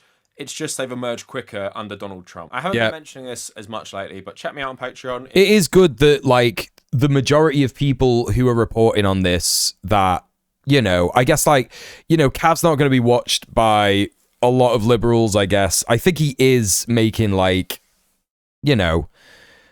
he is definitely reaching a fair amount of liberals, for sure. Like, he is going to be. And it's good that he is just very, very blatantly saying that, it's all just a trick. It's all a lie. Electoral politics is a sham. The question is what to do about it. Do you know what I mean? And who is saying what to do about it? It's all well and good being and this isn't like a mad criticism on Cav alone. There's a lot of people on the online left who are just yeah, shit's bad. Anyway, comment, and subscribe. It's well, what do we do about it, bro? What do we do, dog? If you want to support my work, become a YouTube member and also check out my social media. Hold up, I just got to grab a jacket, everyone. For people who hate the billionaire class, you'll find me on Blue Sky. I do sadly have Instagram accounts and stuff, but Blue Sky is my main social media at the moment. So go follow me over there. And let's get into the rest of the video. So while I was having my Donald Trump chocolate, my 47th anniversary Donald Trump chocolate out of my September 11th mug that my girlfriend bought me back from New York. I knew I wouldn't hate it. It's pretty good. It tastes like those gold coins you get at Christmas. Tastes like the chocolate inside of that. So generic chocolate. For the generic chocolate Trump. President Special Edition chocolate bar. Yeah, man. It's probably a 6 out of 10. I had left it on the TV, so I walked out of the room where I was just, chilling. And it was so weird. I wasn't really paying attention, but tastes like America, brother. He got sworn in, his last words kind of felt like a movie or something. In a movie when you see random historic events, but only the main part. It felt like that. And I was just watching it thinking this is just the beginning of the end. As a British person, you might say, well, why do you give a shit about America? I obviously just give a shit about the human race, but for America especially, seeing this display of just oligarchy, why it depressed me is because these people are going to be in control of so much stuff that affects our lives. Sure, you could maybe make an argument Donald Trump's foreign policy is not going to be that much different to Joe Biden, and I'm sure in many ways. But also Robert Kennedy, all the anti-vax shit, all the deregulation shit, all the anti-environmental stuff. It's just such a disaster that Donald Trump won, and I mainly blame the Democrats as well. I'm also just going to warm up some pasta, folks. That he has won again. But the one person you couldn't help but notice was the high man-child in the background. This guy has clearly not slept much, and he was clearly also high as well. Because some of the stuff he was doing was so bizarre. This is before he did the salute, by the way. And it's clear, this is a guy who probably never sleeps. And as someone who has had that, Twitter addiction rotting my brain before, where when you get certain amounts of engagement on social media, it is hard to sleep. I can just imagine this guy just never sleeps, and he's just always on drugs to keep him functioning. So you had all that embarrassing stuff in the background that he was just making a fool of himself. But now let's talk about that salute. So clearly that salute was a Nazi salute. I don't know anyone who could debate that. I'll play a video for you now. Here is Elon Musk doing it, and here is just a rando fascist who's all masked up doing it. Yeah, we're not debating it, bro. The same. Now, my one take on this isn't that. No, I think you're right, Krypton Juice. Yeah, I think that's spot on. The argument around this shit is the point. Yeah, that's the point. It's to distract from the fact that he is a fascist, and you can see that just by looking at the things that he has said. right? That's it, right? I'd love to just point and laugh at whatever's going in the US, but that shit is actually going to affect people all around the world more than an average US-anian is going to be affected. Yeah, real, actually. Like, this is the thing. Like, you know, I'm going to be talking about in my video about how we need to be looking at, like, if you live in the Imperial Core, you need to be looking at how much privilege you have compared to the average person in the Imperial periphery. And you need to be looking at yourself in the Imperial Core. It's the walled world. You know, if you're in Europe, if you're in Australia, New Zealand, Aotearoa, if you're in, you know, USA, you know, even Japan to a degree, and South Korea, like, that is the walled world. Like, that is literally like where, you know, the empire exists. And we have so much privilege compared to people in places like continents like Africa, you know, continents like Asia. It's one of those things, right? And, you know, we have to remember that we are simply gonna... We're gonna have to figure out a way in which we can affect the capitalist class to stop them from punishing people in the Imperial Core. Like, our you know, our purpose as leftist organizers and activists within the Imperial Core is to cause rot. We cannot hope for a revolution within the Imperial Core. It's far more likely that we're going to get liberated by somebody else. Like, that's the reality of it. Do you know what I mean? Like, I've said this like many times. I don't know if there's going to be a dual power based revolution in the UK. I think it's more likely that that will happen possibly in France, possibly in Spain, and that those countries would probably liberate us, maybe with the help of China or something else. I don't know. I just think that that's far more likely.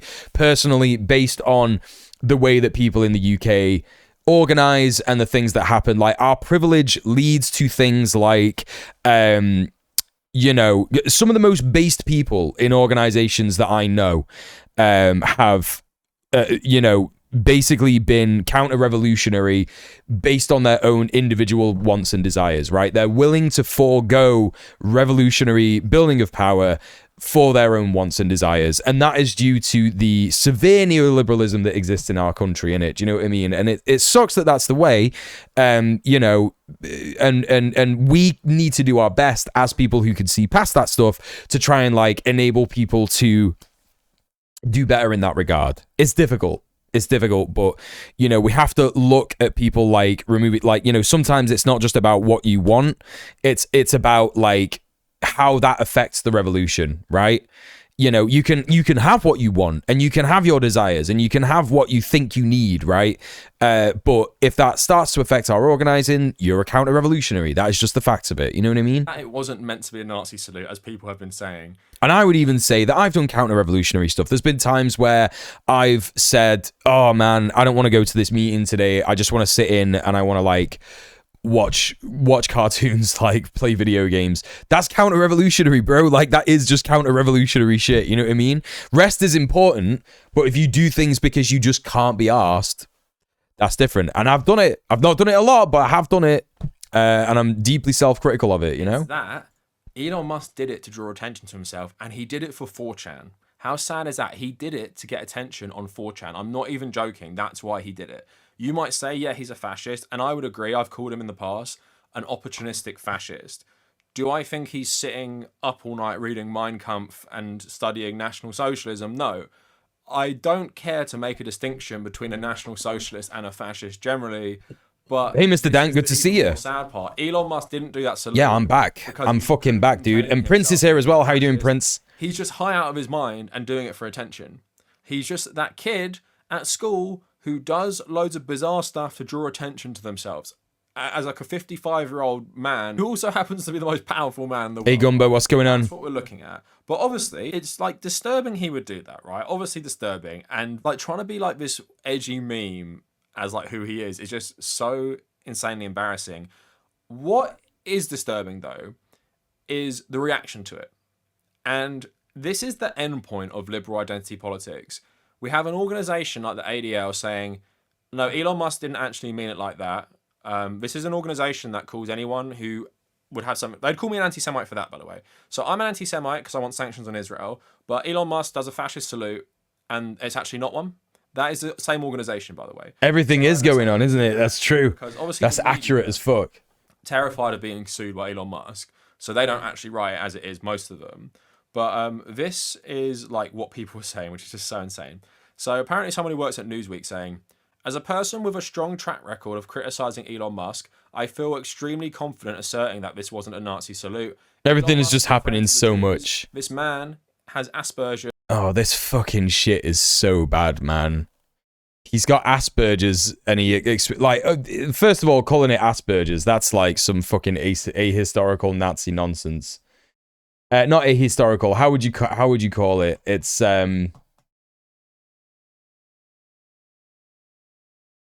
just wrong. It's wrong. It's infantilizing ableism, first of all, but also like calling it Asperger's is like, yeah, you're like, this person is invoking the Nazi guy. The Nazi guy who like was like, yeah, we're gonna do eugenics on anyone who has autism. Like that was the name of the guy, right? And it's outdated, it's incorrect, you know? And it's also like doing a bit of a, anachronistic, I don't know, how do you say it? Yeah, it's just bad, right? And like, I know so many people with autism who just don't do Nazi salutes when they're under like immense pressure. Strangely fitting that she would use a Nazi term to defend a Nazi. Thank you for saying the thing that I wanted to say in words better than what I can do with my brain and mouth. Thank you, Gumba Master. Yeah, famously, lots of autistic people in my Twitch chat who have never done this. Lots of people who got the riz with the tism. Never done that. You know what I mean? He's thrown his heart to the crowd. We don't need to invent outrage. I saw another person saying about him being basically autistic. He has Asperger's. His movements aren't always coordinated. You're making fun of someone with a disability. You're disgusting. Bro. So again, that's one point of identity politics. What's so funny about it? Fuck these people. Fuck these people so much. Is in trying to defend people with autism, they're being ableist. They're saying if you have autism, you don't know right from wrong, so you're gonna do random shit like, I don't know, make a Nazi salute. I'm sure you know people with autism. A lot of you guys watching this will be autistic, and a lot of you guys wouldn't have randomly busted out a Sig Heil in a public event. Acting like autism makes you spontaneously like do stuff. There you go. Or believe these ideologies. Like, do I not see how problematic that is? It's obviously, you know, absolute bullshit, and no defense for doing it. No defense at all. Like, everything bad Elon does is apparently because of his autism, and he's actually an angel. And remember this person saying he's a friend to the Jews. He's not a friend to the Jews. He's a friend to Israel. And that's what most of Western politics... I wonder if Cav's going to bring up the Ben Shapiro stuff. Zionism. Has anyone seen the Ben Shapiro stuff? And using weaponized identity politics to silence critics of it. So... Yeah, there are definitely people who have done Nazi shit and they've hidden behind their autism. And it's like, yeah, no, you are just a Nazi. It's not because you're autistic, man. Asperger charity picked a bunch of autistic kids he deemed cooler than the rest and decided it's a syndrome, yeah. The ADL is the best example of this. Well, we'll see if Cap brings it up, and if not...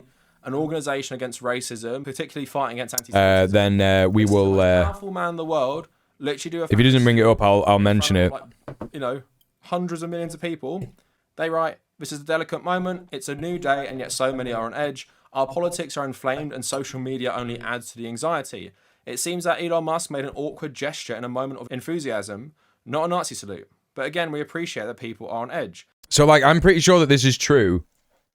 But the ADL, like, have, like, changed their definition of anti-Semitism, like, a few times. And it's like, you know... It's just so obviously like carrying water for Israeli genocide. It's just so obvious that that's what's going on here. It's like you can't just sit here and be like, "Oh, don't worry, it's not a Nazi salute." Yeah, he has Jewish friends is just the most weak bullshit excuse. It's just so bad. It just says everything, doesn't it? It's like, don't worry about that guy with billions of pounds, you know. It wasn't a Nazi salute. He's just, you know, let's give one another a bit of grace. Yeah, but if you say free Palestine, you're an anti-Semite. you know? In this moment, all sides should give one another a bit of grace, perhaps even the benefit of the doubt. All sides. Let's take a breath. This is a new beginning. Let's hope for healing and work towards unity in the months and years ahead. Elon Musk just writes, thanks, guys. Crying emoji, because, yeah, he's trolling everyone. He's trolling everyone. And this organization that has been going so hard against the far right in the past and so hard against Donald Trump in the past, not so bad. Not so bad that a guy who has a platform that is just like completely overrun CC Zio Brainrot guy trying to defend his tech king. He supports Israel. What's his Twitter handle, that guy? Klinger. It's so clear for everyone to see, and that's why it's so dangerous. This is a Jewish-led organization telling people that one of the biggest anti-Semites in the Western world is actually not Ed Leon Klinger. He wasn't doing a fascist salute because he's a proper Klinger. This is a guy who backs every single far-right party in Western politics, by the way, who are really anti-Semitic themselves. But just like in Germany with the AfD are fascists, but also they support Israel. I know that can blow people's mind that fascists support Israel and also don't like Jews, but Elon Musk is a perfect example of this. And also like the therapy speak language, like we're just living in some fucking horrible dystopia. Liberals' only contribution to like our current climate, everyone weaponizes this like identity politics language around everything. There's this like tech bro CEO, Zionist, that BARM program my partner knows. Obviously is not friends with, but like he's just doing all this like really cringe posting about it. It's like Elon visited the site of the October 7th massacre with Netanyahu to pay his respects. Since then, he's worn a necklace that says "Bring them home now" in reference to the Jewish hostages taken prisoner by Hamas. Yeah, I don't. That guy is doing Nazi salutes on stage. Doesn't even proofread his tweets. I don't. That guy is doing it. It's just good. This is just great content in it. This guy is so good. What was it now? There's like a next fucking what's he going on about here? The meta files. What's going on here? Zuck is serious about free speech. He will release the meta files similar to Elon Musk after he bought Twitter. Oh man, I just can't be looking at this guy's timeline anymore. He's so bad. Being an anti-Semitic fascist who supports Israel isn't that mind-blowing to me. Yeah, nah, me too. Weirdly, Nazis like Israel because it's an ethno-state.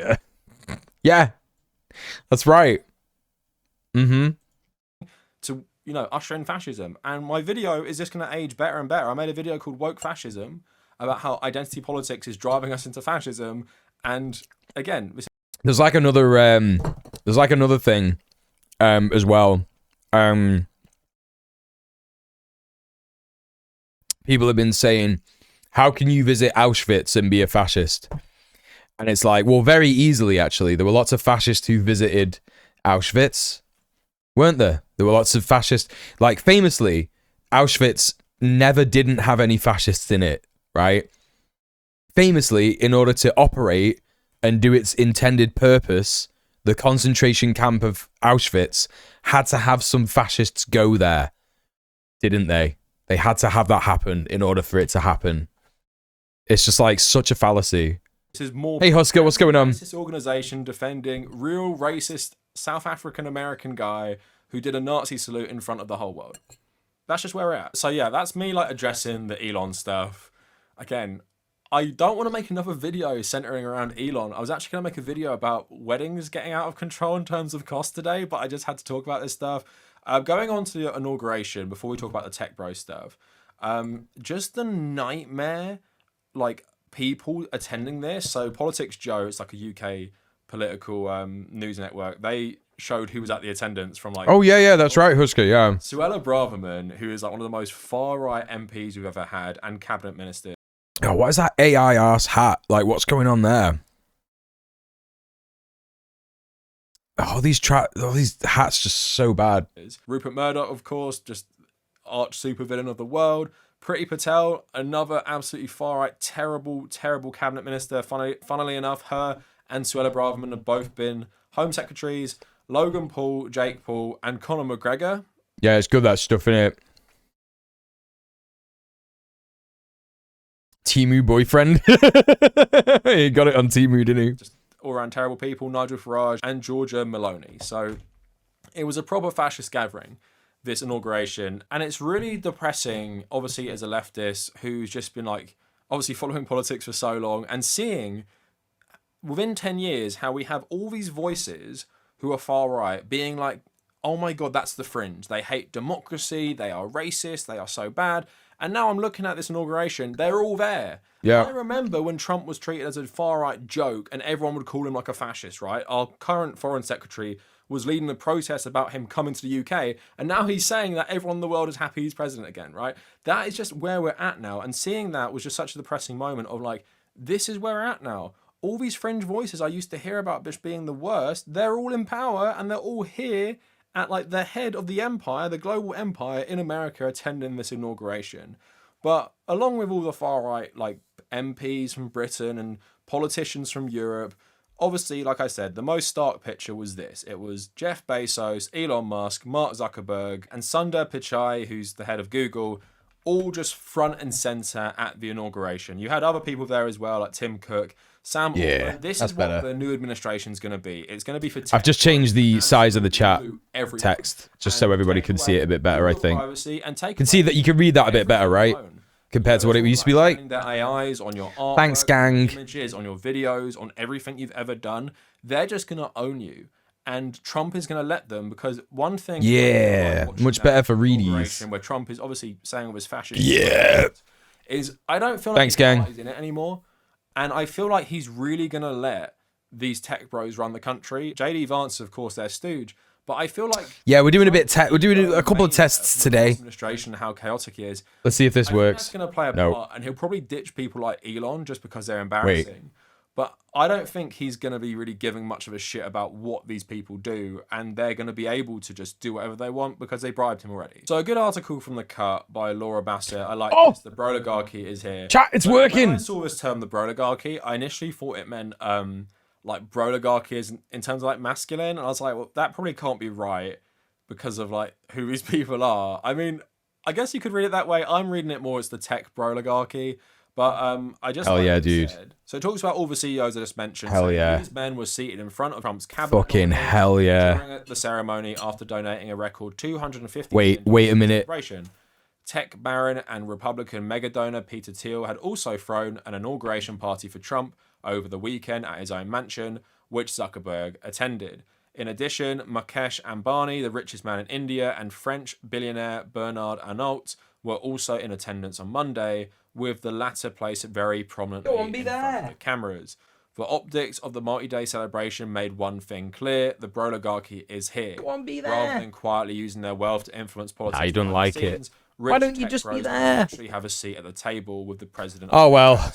Trump even directly acknowledged his billionaire buddies in his speech. With these powerful allies already in his pocket, We'll get him one day, chat. We'll get him one day. Announcing a pay-to-play scheme wherein any personal company who spends at least $1 billion... He's like, what the fuck are you doing? ...will receive fully expedited approvals and permits, including, but in no way limited to, all environmental approvals. And then, of course, it references the Biden speech about him saying an oligarchy is forming... Do you think he's gotten bigger? So I was talking about that Biden point before. America has been an oligarchy.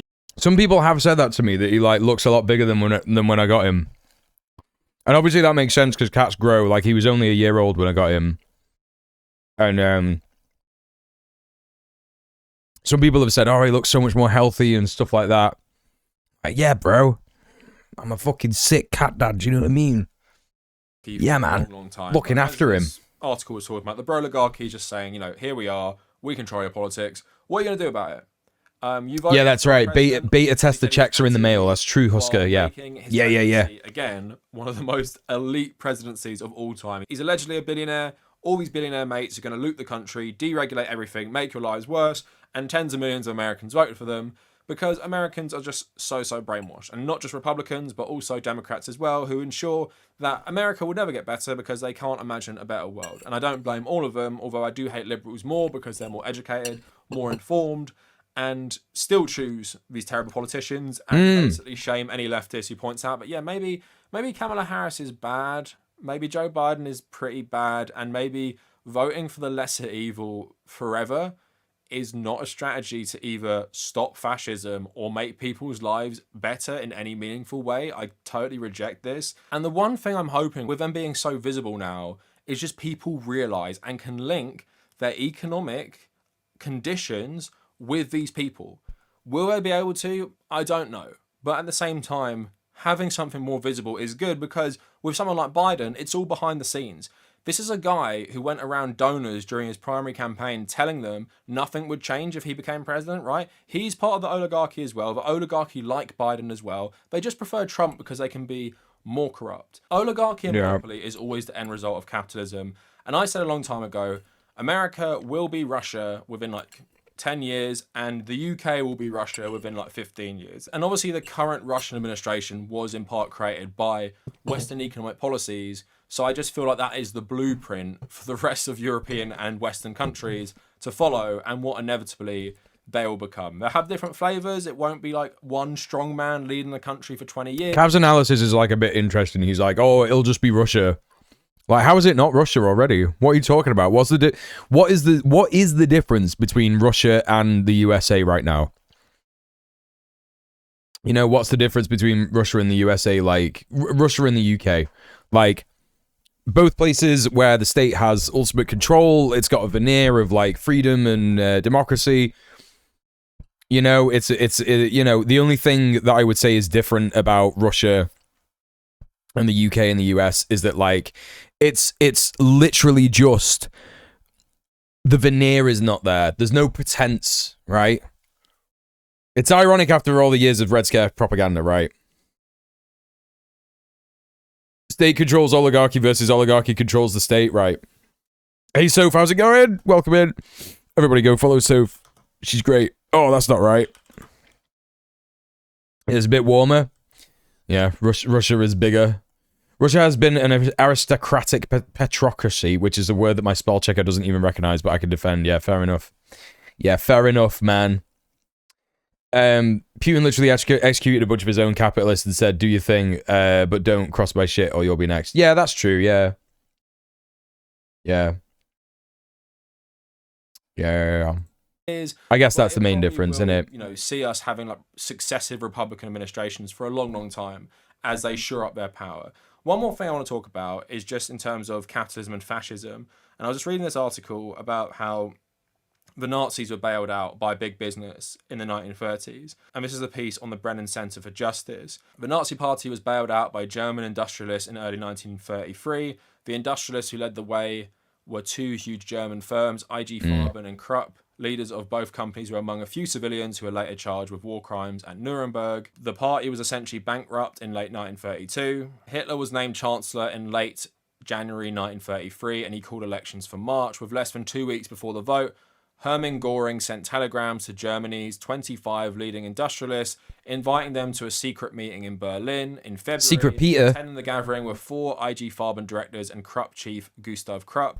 Hitler addressed the group saying, "Private enterprise cannot be maintained in a democracy." He also told the men that he would eliminate trade unions and communists, and he asked for their financial support to back a vision for Germany. According to Robert Jackson, the former Supreme Court Justice and Chief Prosecutor in Nuremberg, they raised about $30 million today to strengthen the party. And all this money based... Yeah, no, that's it. Fascism is expensive, right? And that's why capitalism can't exist without fascism. Fascism can't exist without capitalism. That's literally why it all needs to end, right? That's why you can't be an anti-fascist without being an anti-capitalist. It just doesn't make any sense. You know, it's a oxymoron. You know, it's kind of like some of those liberal German quote-unquote anti-fascists. Yeah, we're anti-fascists, especially when it comes to defending Israel. Like, we love to defend Israel. Israel, famously not fascist. Basically saved the party from financial disaster. So why I read you that just at the end... That's a bad example of what I was talking about, but, you know, there are some people who, like, fascism is so bad, but then they love, like, the Democratic Party. They love, like, you know what I mean? You know what I'm talking about, right? To hammer you know what I'm on about. Capitalist... tech bros, capitalist, oil barons, capitalist... God, fascism is so bad. Let me just go vote for Keir Starmer. It doesn't really matter what their politics are. It doesn't really matter if they're in lockstep with Trump. It doesn't really matter if they totally agree with his politics. At the end of the day, all these people care At the end of the day, it's night. is cozying up to the powerful politically to make more money for themselves, and that can be for various different reasons. It can be for their own. Yeah, you get me. Elon Musk is obsessed with space and sci-fi.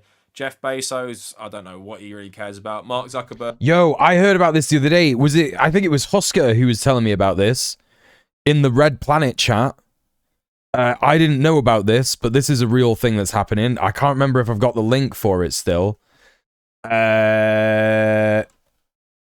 Big clock in mountain. Jeff Bezos.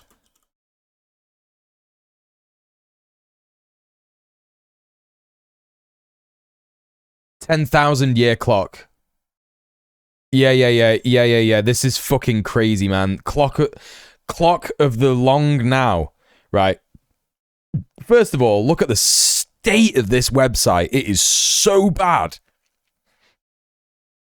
This website is one of the worst things ever.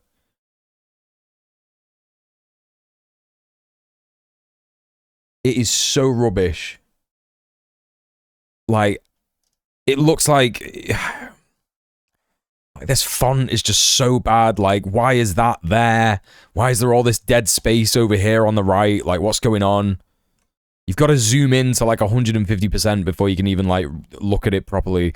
Welcome to the 10,000-year clock website. We're building a 10,000-year clock. It's a special clock designed to be a symbol, an icon for long-term thinking. It's a monumental scale. It's of monumental scale inside a mountain in West Texas. The father of the clock is Danny Hillis. He's been thinking about and working on the clock since 1989. He wanted to build a clock that ticks once a year, where a century hand advances once every 100 years, and the cuckoo comes out on the millennium. Like, this is so stupid, man. People will just forget that this exists. It's cool because we're all going to drown in 30 years. It's just so ridiculous. It's so silly. Yeah, exactly. These people are telling us that we're wasting our money buying avocado toast. It looks like it should be on GeoCities. Yeah, it's just a bad website. As I see it, humans are now technologically advanced enough that we could create not only extraordinary wonders, but civilization-scale problems.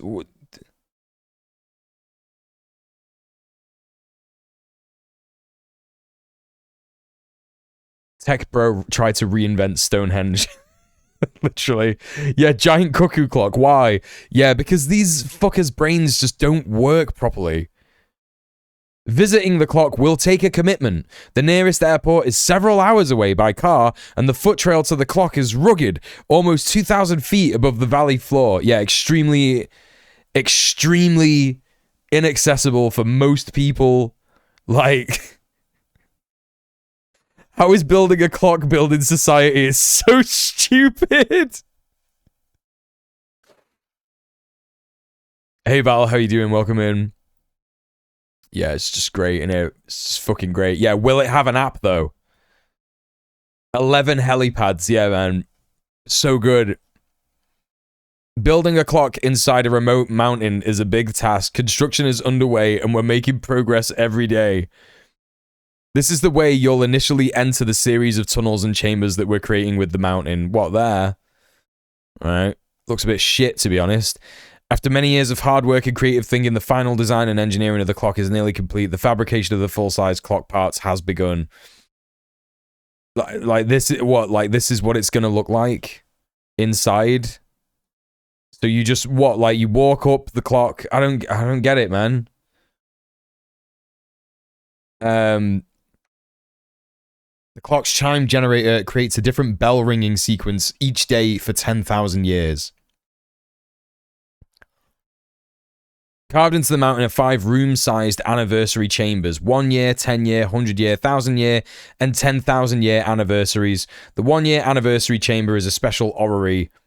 In addition to the planets and the Earth's moon, it includes the interplanetary probes launched during the 20th century. The clock will activate and run the orrery once a year on a predetermined date at solar noon. We aren't planning to build the animations for the 100,000 and 10,000 year anniversary chambers. We'll leave those to future generations. Yeah, they got like a lot of they got a lot of hope here, haven't they? Dark Souls ass architecture. Yeah, literally. Just want healthcare, man. We literally just want healthcare. Free Luigi, yeah. Yeah, who's maintaining this? Stealing Ori's name as well. Yeah, it's terrible. Terrible crimes being committed here. Thinking about Andrewism's tyranny of the clock. Yeah, this is the final boss of, like, the concept of time. This is some fucker who was like, I want a monument, but I thought the pyramids were overdone and a bit old school. Yeah, spot on. Absolutely spot on. We're providing a mechanical interface to the chambers that provide those future builders with power and the correct clock triggering events. We do intend to build the animation for the 10-year anniversary chamber, but haven't decided what it will be yet. Oh, this is so good. This is so good. If you have an interesting idea for the 10-year anniversary chamber, please feel free to email it to 10yearchamber, 10,000yearclock.net, and we'll add it to the mix of ideas. Chat, you definitely shouldn't email this email, right? You definitely shouldn't email that I'm putting in the chat with some silly ideas. You definitely shouldn't do that. Email it with good ideas. Yeah. This is a really big project in multiple ways. Stating the obvious. There are many partners who are helping making it a reality. Here's a list of some of the organizations that are key to the project. Applied Minds Incorporated, don't know who that is. The Long Now Foundation, non-profit established to foster long-term thinking. I wonder how many of these long-term thinking foundations are concerned with climate change. Penguin Automated Systems Incorporated, Swaggart Brothers Incorporated. These sound like made-up things, don't they? I mean, everything's made up, but like, my good idea is stop doing this. Yeah. It's probably just money laundering. Yeah, it's probably just money laundering, isn't it? Machinists Inc. are metal fabrication specialists who have delivered many of the clock parts. Destroy the clock. Don't email them that the whole clock should explode on the 10-year anniversary.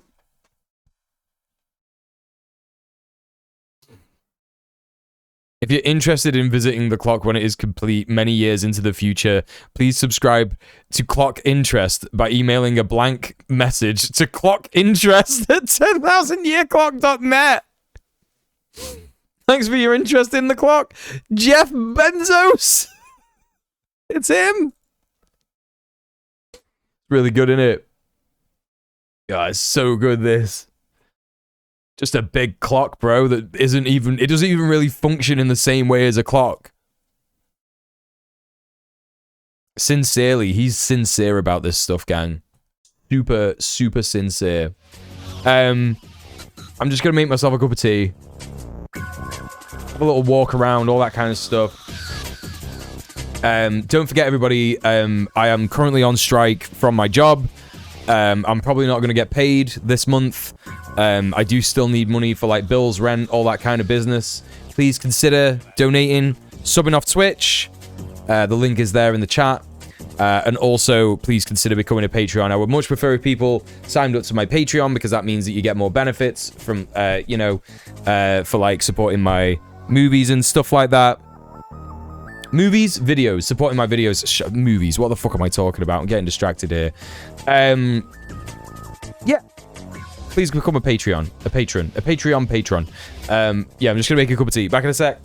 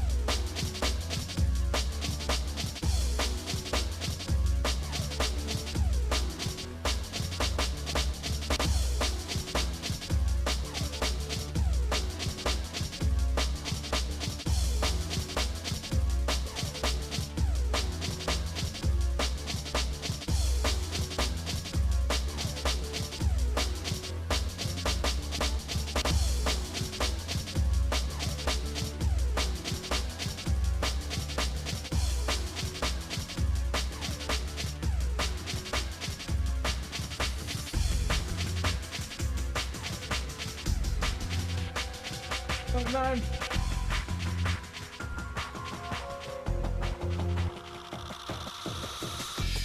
Clock gang for life. Clock gang for 10,000 years.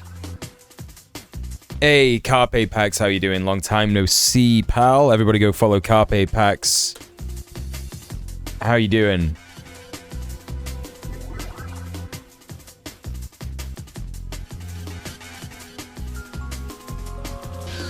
Oh, someone donated money. What? Sorry, my alerts aren't working. Sorry. Who is this? Who is this? Who is this?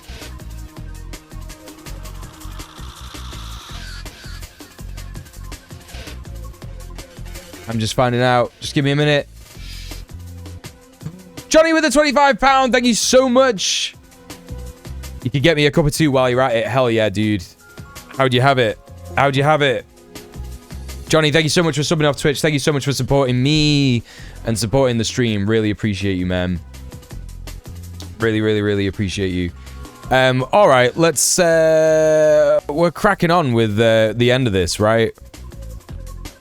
I mean, we pretty much hit the end of the Tabernacle video. That's pretty much it, to be honest. That's it. That's the end. It's over. I was a bit late starting the stream. How late was I starting the stream today?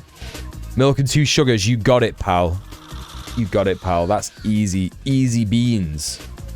I guess I was like... What's 15... What's 40 take away 15? That's like 25, right? Yeah, 25. What is it called when you don't put anything in tea? I know it ain't black. It is black. Yeah, black tea. Yeah. A black tea. That's what most people call it. Started at 12:30, right? There you go. So what I got to do is I got to keep going till 25 past 5, I think. 30 past 5. Half past 5. That's how I know how much I've done. So at like 3:30, I will have done 3 hours. So I might start like, you know, gaming at 3:30.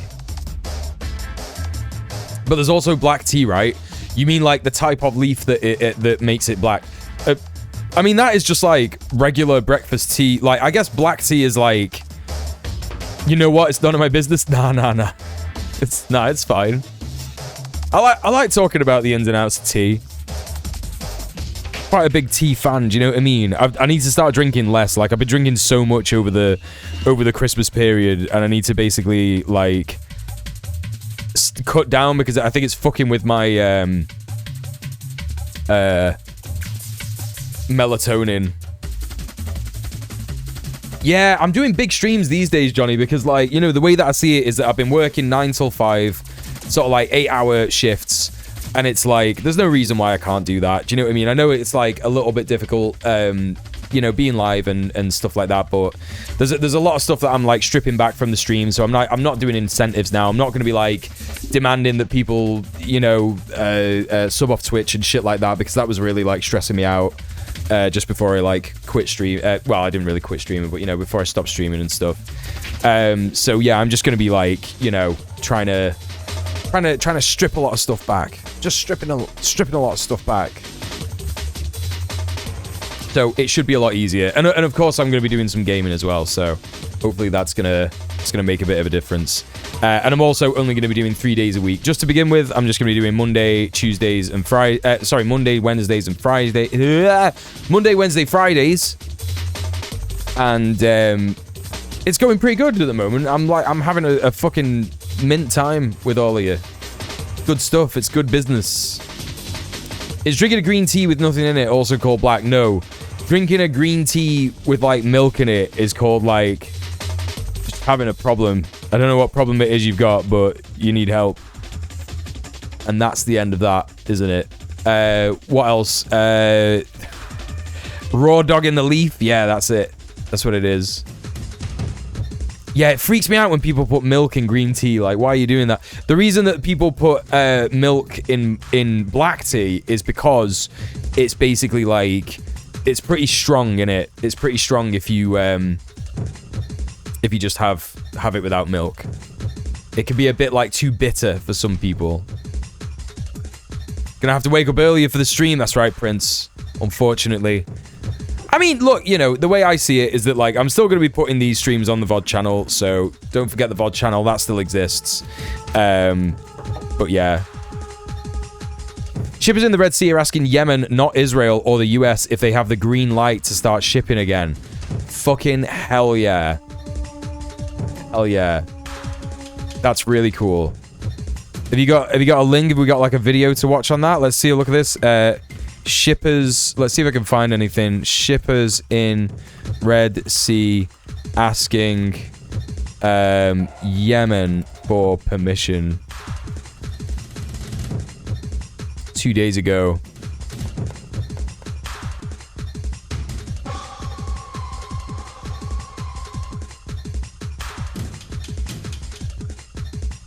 Heard it on a podcast. Cannot overstate how much direct action gets the goods. Hell yeah. Yeah, real shit. Real shit. Partial stop to Red Sea attacks. What the fuck is Lloyd's List? Is this Lloyd's Bank? Only Israeli-owned and flagged vessels now subject to Houthi bans on transiting the Red Sea, Bab el-Mandeb, Gulf of Aden, and Arabian Gulf. Houthi-operated Humanitarian Operations Coordination Center says changes apply from January 19th following the Gaza ceasefire. Houthi representative said the Yemeni-based group will no longer target US and UK-owned managed and flagged ships from January 19th. Yeah, it's Houthi bans. Yeah, it's good, isn't it? The way that they're. I mean, this is it. Like, this is how you do it. This is how you do it. Houthis Humanitarian Operations Coordination Center. Yeah, man. Only ships wholly or partially owned by Israeli individuals or entities like an Israel flagships would continue to be targeted, referred to as Criteria A. The Houthis have previously outlined a further 3 criteria for targeting vessels, including those managed or operated by Israeli nationals or entities, Criteria B, vessels sailing for Israeli ports, Criteria C, and those owned by the US or UK entities and or sailing under their flags, Criteria D. Effective Sunday, it said it was stopping sanctions on vessels listed under ban criteria A, B, C, D, outlined in the table above, except for vessels wholly owned by Israeli individuals or entities and or sailing under the Israeli flag. Well, there you go. It's wild given the timing of the inauguration. Yemen has the fucking momentum. Yeah, absolutely real. Like, just fully saying fuck you to the USA. Houthis have not successfully attacked any ship transiting the Red Sea area since November. Is that not because none of them have gone that way? Is that not...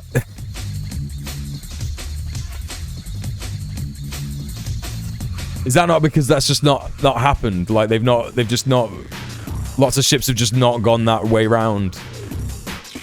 Well, there you fucking go. Alright, gang. Let's have a little look at a next video. Who's ready to get mad?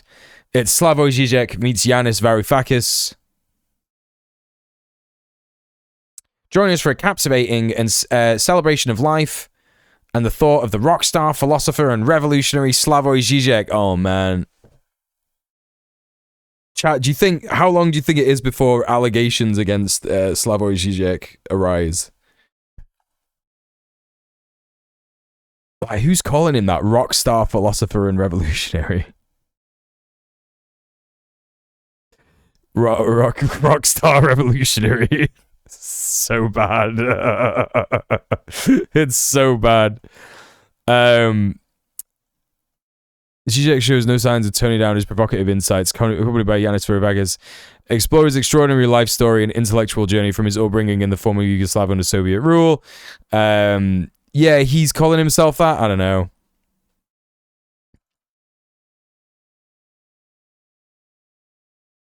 Yeah. Palestine action have occupied Bristol Aviva Centre. Yeah, I saw this earlier. So let's have a little look at this. Palestine action occupy Bristol Aviva Centre. Yeah. This was today. Palestine action, one protester on top of overhang. Palestine Action has occupied Aviva's Bristol headquarters in latest round of insurance-related protests. The protest began occupying the office from 7:30 a.m. this morning, with one protester to be on top of the overhang. Protesters also painted the front glass of the building with messages including Elbit out. Elbit System manufactures over 85% of Israel's drones, including quadcopters used by the country's military to perform targeted operations. Palestine Action alleged that Aviva provides employees liability insurance for UAV engines in Staffordshire, drone engine factory owned by Elbit Systems. Without insurance, the Israeli arms maker would not be able to operate in Britain, a spokesperson for the protest group said. It's unclear if the protesters are still at the Aviva office in Bristol. Yeah. So there you go. Excuse me. This is not the company that I worked for, by the way, chat. The company that I worked for is called Allianz. And PAL Action have been increasing actions against Allianz for like the last 3 months or so. So yeah, that is a whole thing. That is a whole thing. But Aviva are also insuring Elbit Systems. So yeah, it's pretty good. It's pretty good stuff. Solidarity with PAL Action as per usual. Good evening. Good evening, everyone. Good evening. There he is. Good evening. Welcome. Did you ever get word back from your boss? So basically, I'm going to be doing a video about this as well, because it has now been, as of today, over a week since I've heard from Allianz about what happened. So I am going to be making a video like next week, basically talking about this stuff. Oh, that's so funny. Sorry, I just got a WhatsApp message from a comrade in the union, and I'm just gonna like I hope she doesn't mind this. I'm not gonna show you the history of the WhatsApp messages. I'm just gonna screenshot it and show you like what she said, because it's really fucking funny. I got bored and Googled Robbie Williams in Israel. I wish I just didn't know there's no going back now. Right, so I should explain this. So the other day, this is one of my comrades from the union. We watch a lot of movies together. We're good friends. And she came round and she was like, "Oh yeah, you know, we could go and watch that Robbie Williams movie." And I was like, "Yeah, I don't know about that, pal. He's just like such a he's just like such a loser when it comes to Israel. Like he's like Radiohead, do you know what I mean? He just like kind of like he says things like, "Oh, I just wish that like people understood that you have to perform for people. I perform for people, you know?" It's just really bad. He's just like such a loser. And Robbie Williams, in case you don't know who he is, he's like a UK musician, artist. And he's got like a movie out at the minute, which is called like Promising Son, or what's it called? It's called like Good Boy or Promising Boy. And he's played by like a CGI chimp. And everyone's going on saying like, "Oh, it's such a good movie, yeah." It's like, nah, dude. He's just a loser. Anyway, so I just thought that was really funny. Anyway, Better Man, that's what it's called. Better Man, yeah. One of the most overhyped UK Donnies of all time, yeah. Real? So real. It's just so funny that she sent me that. Oh, God. Oh. Right, okay, so... what was I saying then? Yeah, so it's been over a week. It should be the Eddie Vedder movie. What a big tune. I fucking love that tune. Anyway, Ruined by Robbie Williams, and I just spilt my tea as well. What a nightmare. What a nightmare of a moment I'm having. Yeah, so anyway, the Allianz stuff. So like, it's been over a week now since I've heard from my ex-boss on from Allianz, and he basically like just did not get back to me. He delegated the situation to what do you call it, to this like HR person. And you know, I just sent an email back to her and I was like, "Yeah, I'm so sorry, I know you're just doing your job, but like it's pretty shit that you're just like, you know, having to do this for this company that's like insuring and investing in genocide." And then I like copied in my boss as well to basically just be like, hey, it's really rubbish that you like delegated this situation to this like other guy, this other person, when we have like a once in a lifetime opportunity to, you know, save the reputation of Al Ayans and also make a huge difference for Palestinians. So that's the last that I heard of him. So I am going to be making a video about this. As I said, like, I'm trying to get like trade union involved. Well, that's something that my partner said yesterday. And I should really do it. So I'm going to try and put that on like the list of things to do. Essentially, because like, yeah, like ideally, like I think what might happen is I might take him to an employment tribunal, because they can't really like sack me for doing like a protest, I guess, or like having like political opinions. So I don't know if they're like figuring out what to do. Like, I haven't been served any papers. I've not had anything come through the door. You know, I've not had any emails about it. I think they might just be having like meetings about it and like figuring out what to do. Because, you know, I've not quit. I've said I'm withdrawing my labor. Mad respect your way. Thanks, Husker. Like, you know, I do appreciate that a lot. It's like, I'm just like annoyed that like I didn't have the resilience to stay there and try and organize other people. It was just so difficult to try and have conversations with people with it being like work from home. Do you know what I mean? I'm having to like message people on Teams, and like some of the people that I was messaging had worked there for a long time and said, just be careful, because they do monitor Teams conversations. They have the ability to do that. And I was like, and that like put me off quite a bit. And I was like, oh no, I don't know what to do. And then like I tried to like get people into like a WhatsApp group, and then like some of the people that I'd like spoken to about it were Muslim women who like they just don't associate with non-Muslim men, like, or just any men outside of like work and stuff. Do you know what I mean? So it's that, you know what I mean? I don't know if unemployment works in the UK. Sorry, if unemployment works in the UK works like it does in the US, but I tell people in the US, never quit, get fired. It's easier to get unemployment. Yeah, no, that's exactly, yeah, it's not exactly why I'm doing it. It's another reason why I'm doing it. Yeah. Anyway, so there it is. Like I said, I'm going to make a video about it. All the information will be in there, apart from some like confidential information that I can't share. Otherwise, I might get like sued or whatever. But yeah, that'll be that, basically. Anyway, let's crack on with some content. Yeah, they don't make it easy. It's tough, man. It's tough as fuck. Pleased to note is still going strong in the era of Google Maps.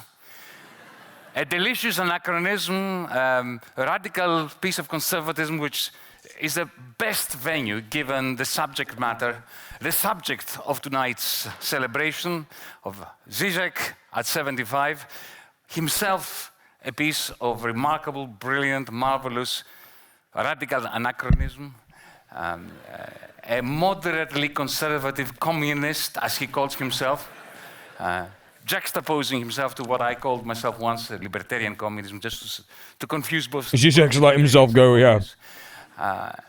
You know Slavoj, you know the brilliance that oozes out of his mouth, out of his books. You don't need me to say any of this. But there is an aspect of Slavoj. Oozes is the right word. Which I'm sure he's going to hate me recounting, which you don't know. And that is Slavoj as a genuine, loyal friend. Independently of whether he agrees with you or not. We've had clashes, we've disagreed, we nearly hit each other. But I can tell you that behind this facade, I want to... Yeah. He really is enjoying sucking him off, isn't he? But I also want to see... I want to see that fucking... I want to see that conversation where they nearly hit each other. I want to see that so bad. I want to see Slavoj Zizek fight someone so bad. Sad of the person who is suffering from serious verbal diarrhea and audacity and political incorrectness and all that. Behind that facade, there is a genuine sweetie pie. And I know this from personal experience, and I want to thank you. They're having sex, aren't they? They are. On this, a living contradiction, a Hegelian, has to be a living contradiction, because contradiction is what fuels Slavoj. 5-minute cage match, Zizek versus Varoufakis. I would die to see that. Discussion.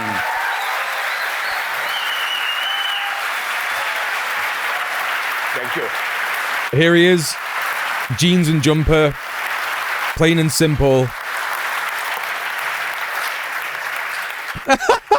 They're fucking sloppy before and after this. Thought we should start The way you put at the that. beginning, because Sloppy shags before and after. fixations in life: Hegel, Hegel, and Hegel. And Yeah, no worries, Husker. Yeah, you're right.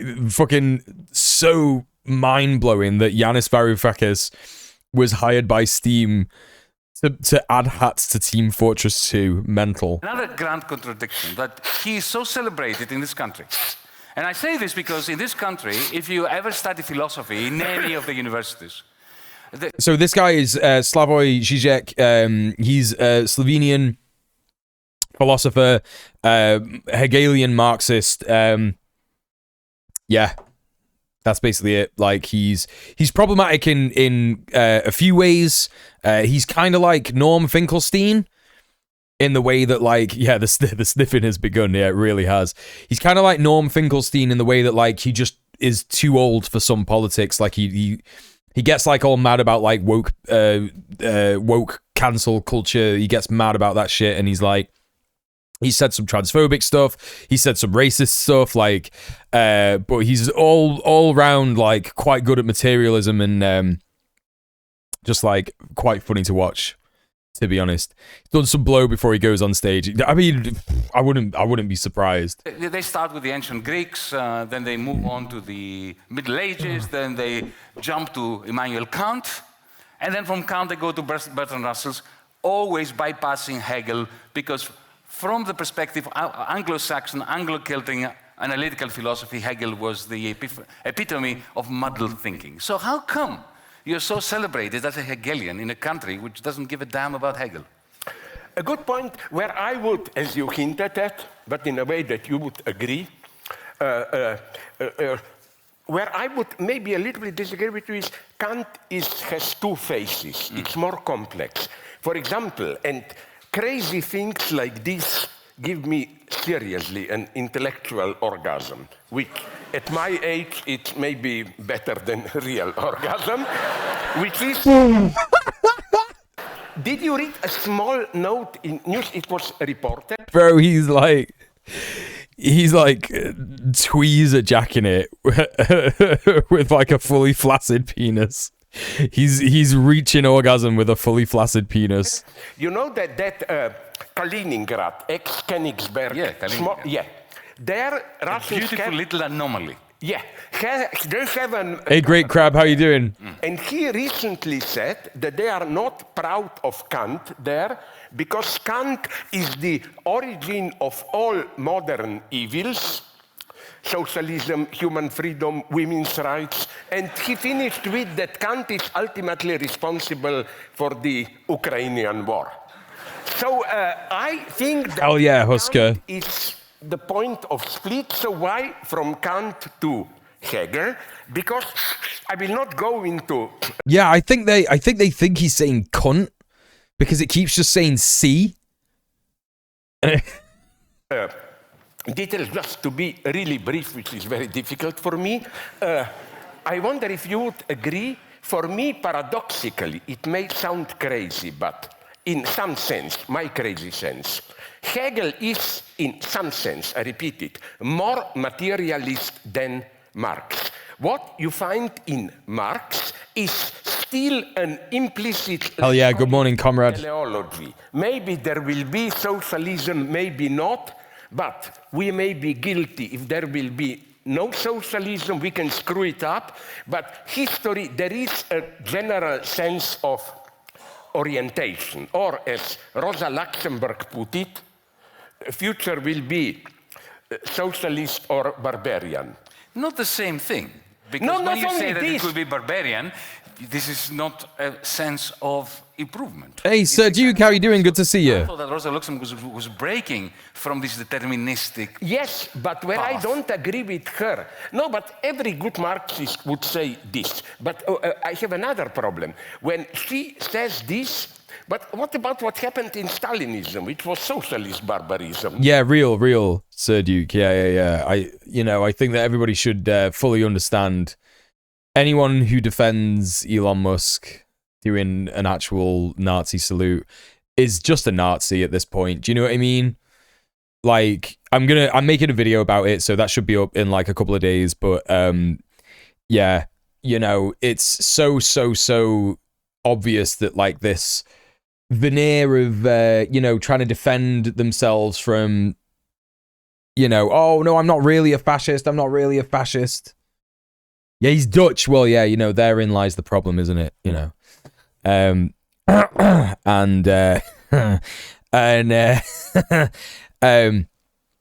you know, yeah, it's just yeah, it's just fucking really shit that like a lot of fascism over the last, I guess, like 10 years has been people saying like, how can you say that I'm a fascist? I'm just doing this. Do you know what I mean? I'm just saying okay.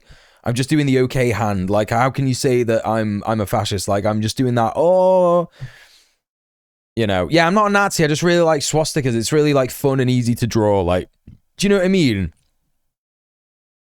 Like Ellie Valley like has like a really good drawing of Trump where he's like putting on a swastika armband and Trump is saying like, oh, you're going to misinterpret this as well, right? And it's like, yeah, you know, that's what they do. They have this like whole thing, right?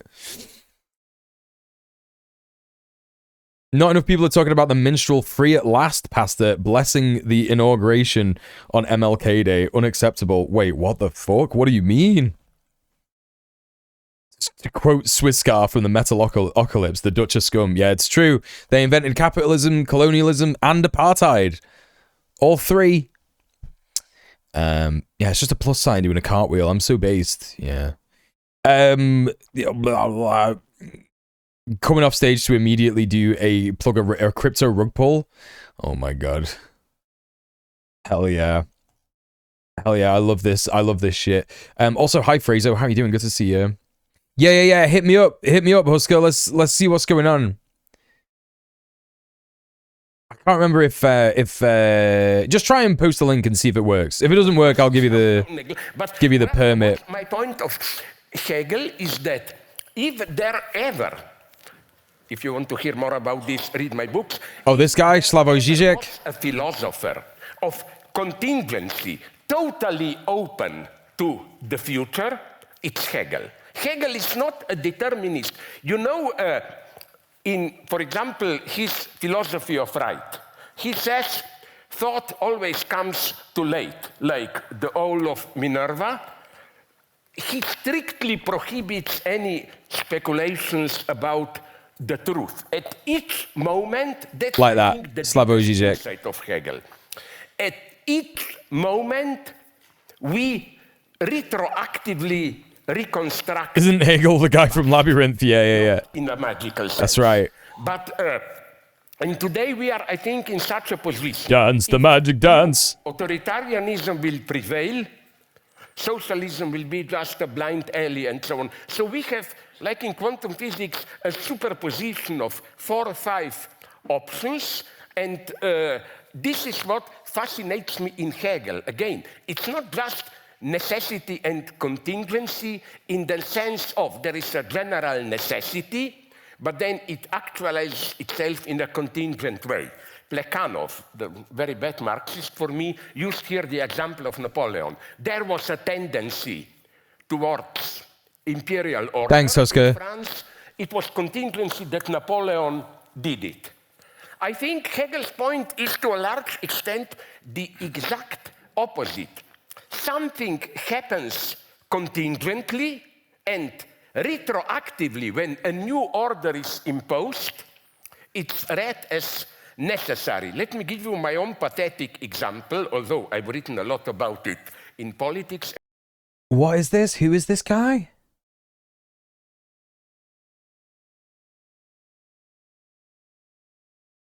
This is minstrelsy. He's taking black culture and spirituality and turning it into a caricature for the entertainment of white people. There is no God in this performance and he should be shunned by his community. Black men and white men, Protestant and Catholic, Jew and Gentile will be able to sing in the meaning of that old Negro spiritual. Free at last, thank you God Almighty, we are free at last. Yeah, it is cringe, isn't it? I'm screaming. I'm screaming. I love it when people say they're screaming, but they're not. Yeah, that's not great, that, is it? Yeah, Martin Luther King Day, yeah. My man's fucking spinning. So it's this guy, Pastor Zoe. The crypto community was kind enough to send me Lorenzo, so I have permanently locked my tokens into a liquidity pool, so I'll never sell on the community, but rather just earn fees as our token continues to flourish. Amazing day, glory to God. Wait, what? To go buy the official Lorenzo Sewell coin. I want you to be able to see politics become manifest, not just in a way where we're praying over political gatherings, but where we're seeing us become the hands and the feet of the Lord Jesus Christ. Would you help me?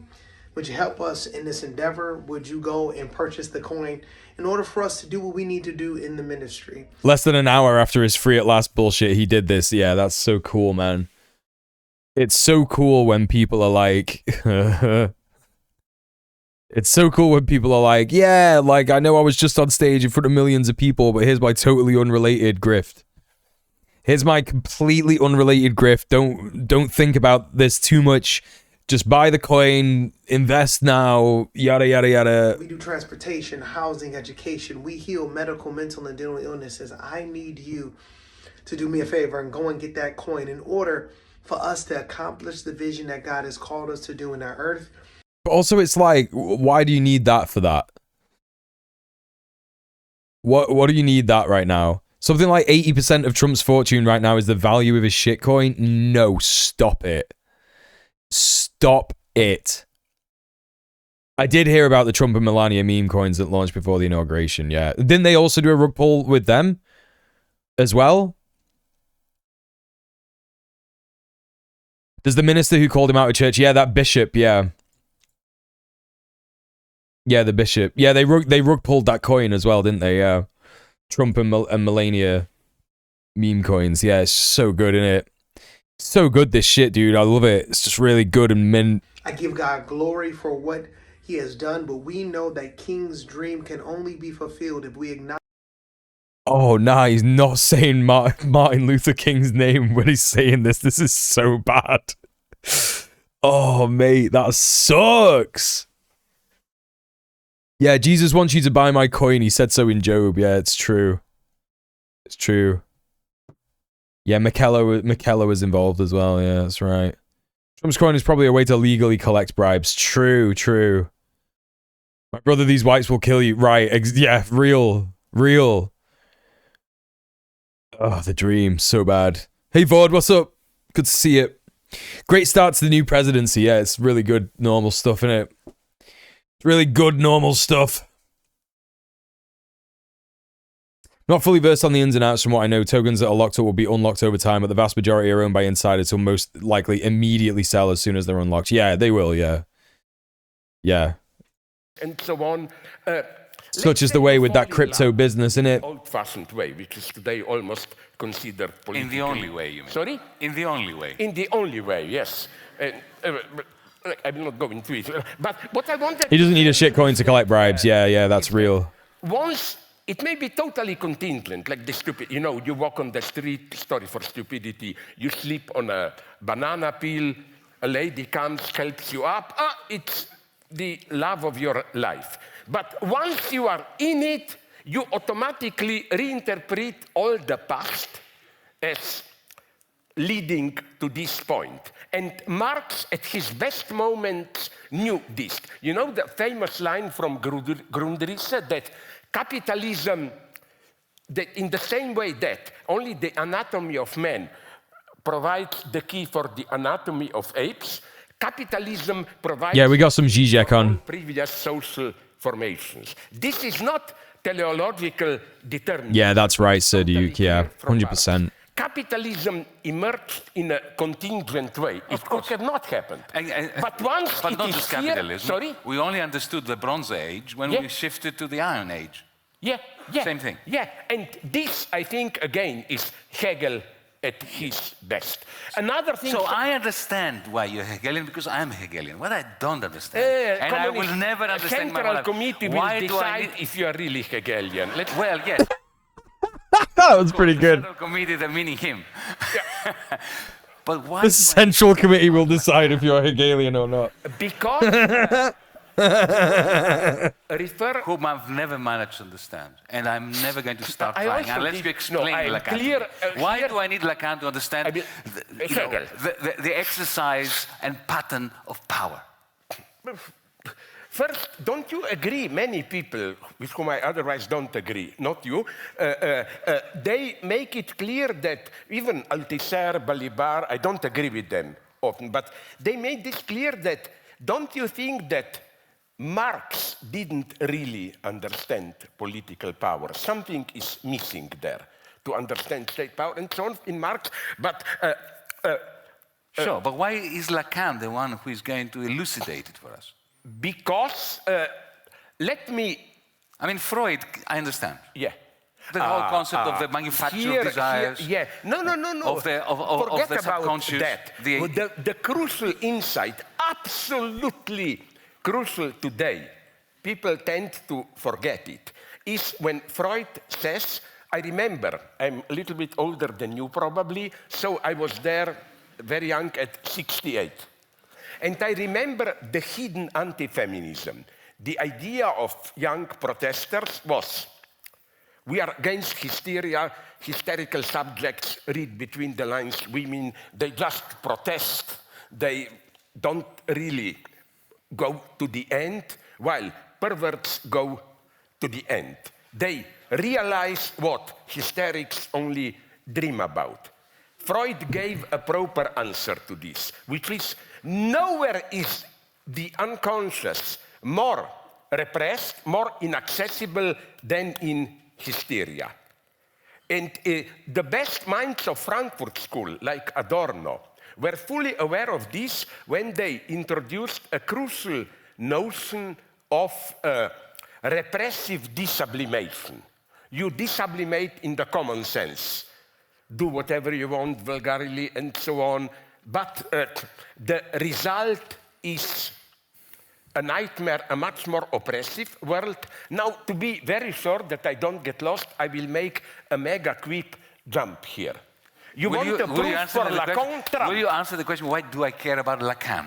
If you want to understand Trump, you should. Okay, explain to me, Yeah, why I is will. Lacan elucidating Trump? I cannot, not you, we are on the same wave here. Of course. So when I take power, the people, that's me. Don't worry, you don't go to Gulag. Just, it No, would serve you know what? well. You know what I think is What do going to you happen? think? I'll 2 tell you years what's going to of happen. re-education. He's camp. going to send me... No, he will send me to the Gulag, but he will visit me often. No. No. No? No, I You will won't not even go visit on. me. I have precise plans. Just 2 years of re-education camp. Yeah, no problem. To Lacan here, yes. How could leftists, stupid leftists, not you, be so really stupid as to repeat the same mistake? You know, they thought now we had caught Trump, as it were, with his pants down. He was caught lying, obscenities, and so on. But that's how Trump, he never loses votes because of being caught. I think that Slavoj is guilty of the same stuff that a lot of like just most old political people, philosophers and shit like that are guilty of, right? He just thinks that the left is the Democratic Party, innit? Do you know what I mean? Slavoj would send Yanis to the Gulag to teach, but it'd still be mandatory, yeah. Like, yeah, he's just guilty of the same stuff, isn't he? He's just like, oh, leftists always think that they've got Trump with his pants down. It's like, bro, you're on about liberals, man. Do you know what I mean? You're just on about liberals. Like blue MAGA idiots. Like, these just aren't leftists. Lying. I read a friend sent me from United States. He addresses stupid leftists specifically? Yeah, I mean, like, I don't know, man. I'm not sure. I always get yelled at when I point out that Democrats aren't leftist. Yeah, it's like a thing that people don't want to hear, innit? Like, they just don't want to hear it. People vote for Trump. They claim, and up to a point they are right, Kamala Harris and Democrats don't look spontaneous. They gave this prepared answers and so on, while they say Trump looks sincere. And then if you analyze it closely, There are two proofs of this sincerity. He's right about the way in which Trump uses like that in order to like gain votes through populism, right? That's why he's a populist, like, I guess, because it's like he just like goes on and on and on. He doesn't have any prepared speeches. The only time that he has prepared speeches is like in the inauguration. Like he was significantly more toned down in the inauguration than in most of his rallies, because in most of his rallies he's just like he'll be like leaning against the fucking lectern in it and just being like, it's one of those guys, and he's just talking rubbish. He'll just like go on and on and on. He say whatever he wants, doesn't matter, everyone's gonna be like, yeah, great. And even if he gets something wrong and everyone's like, whoa, don't know about that, he'd be like, no, I don't mean that, folks, I don't mean those guys. Most people don't know that there's such thing as a teleprompter. Yeah, that's it, right? And yeah, that he's right. He's right that most people who might be swayed by the Democrats would not vote for them because they just appear so like boil in the bag, ready to go, got this script ready, like just gonna read it out. Yeah, people expect less of him to begin with. Yeah, that's right. Filth. What he's saying, I'm even me, a well-known tasteless guy. I'm embarrassed here to repeat some of, for example, Trump's remarks about Kamala Harris, and that's the surprise. When he is caught lying, Trump voters read this as a sign of his sincerity. He's not prepared by specialists and so on.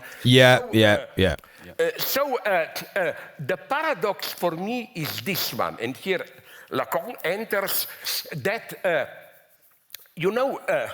to understand Trump, you have to take into account at the libidinal level, psychoanalytic, this tension. Officially, he proclaims, I'm a fundamentalist, Christian, neoconservative, moral values, and so on. And the enemy is what he calls postmodernism. Historicist, relativism, inconsistency. He doesn't know these words. He not, okay, but people around him, that's true. Utter the word postmodernism. but it can come out of his mouth. Postmodernism is too many syllables. Even if he did know the word, he would know not to say that because his voter base would just be like, what are you on about, bro? By great what are you on about? First, I mean it ironically. Yeah. Do you know, I quoted somewhere that the real guy, madman. Yeah, he would say globalists, yeah. He praises Trump and especially Vance. Yeah, woke up. Reading of Lacan, he said, my reaction was like, in cartoons, when Tom or Jerry see something, your eyes go out, and he said, Vance is doing such a wonderful, G.D. Vance, Lacanian intervention that probably he must have read Lacan. So what I'm saying is that that's the key to Trump, but in the mode he functions as a person. Does he say that? Is there anywhere we can find him saying it? Trump calls J.D. Vance Lacanian.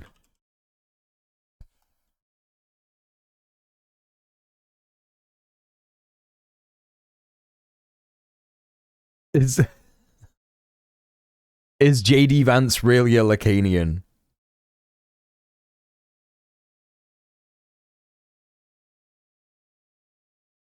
What is going on?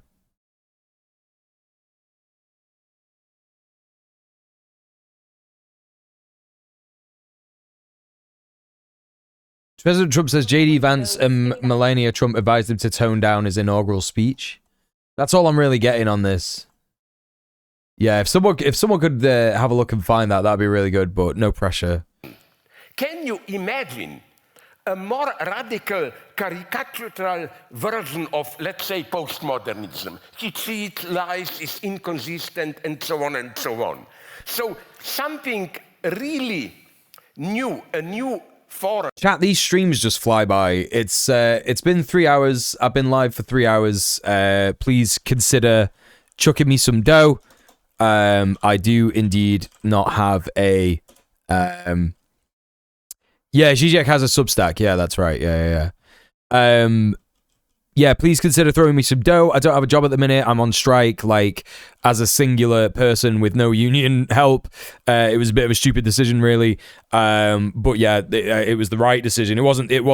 It may have been like a bad financial decision, but it was certainly the correct decision because I found out that my job was basically invested in and ensuring Elbit Systems, Israel's biggest weapons manufacturer in the UK.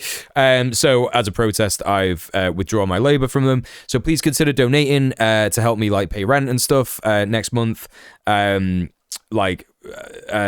Also please become a patron.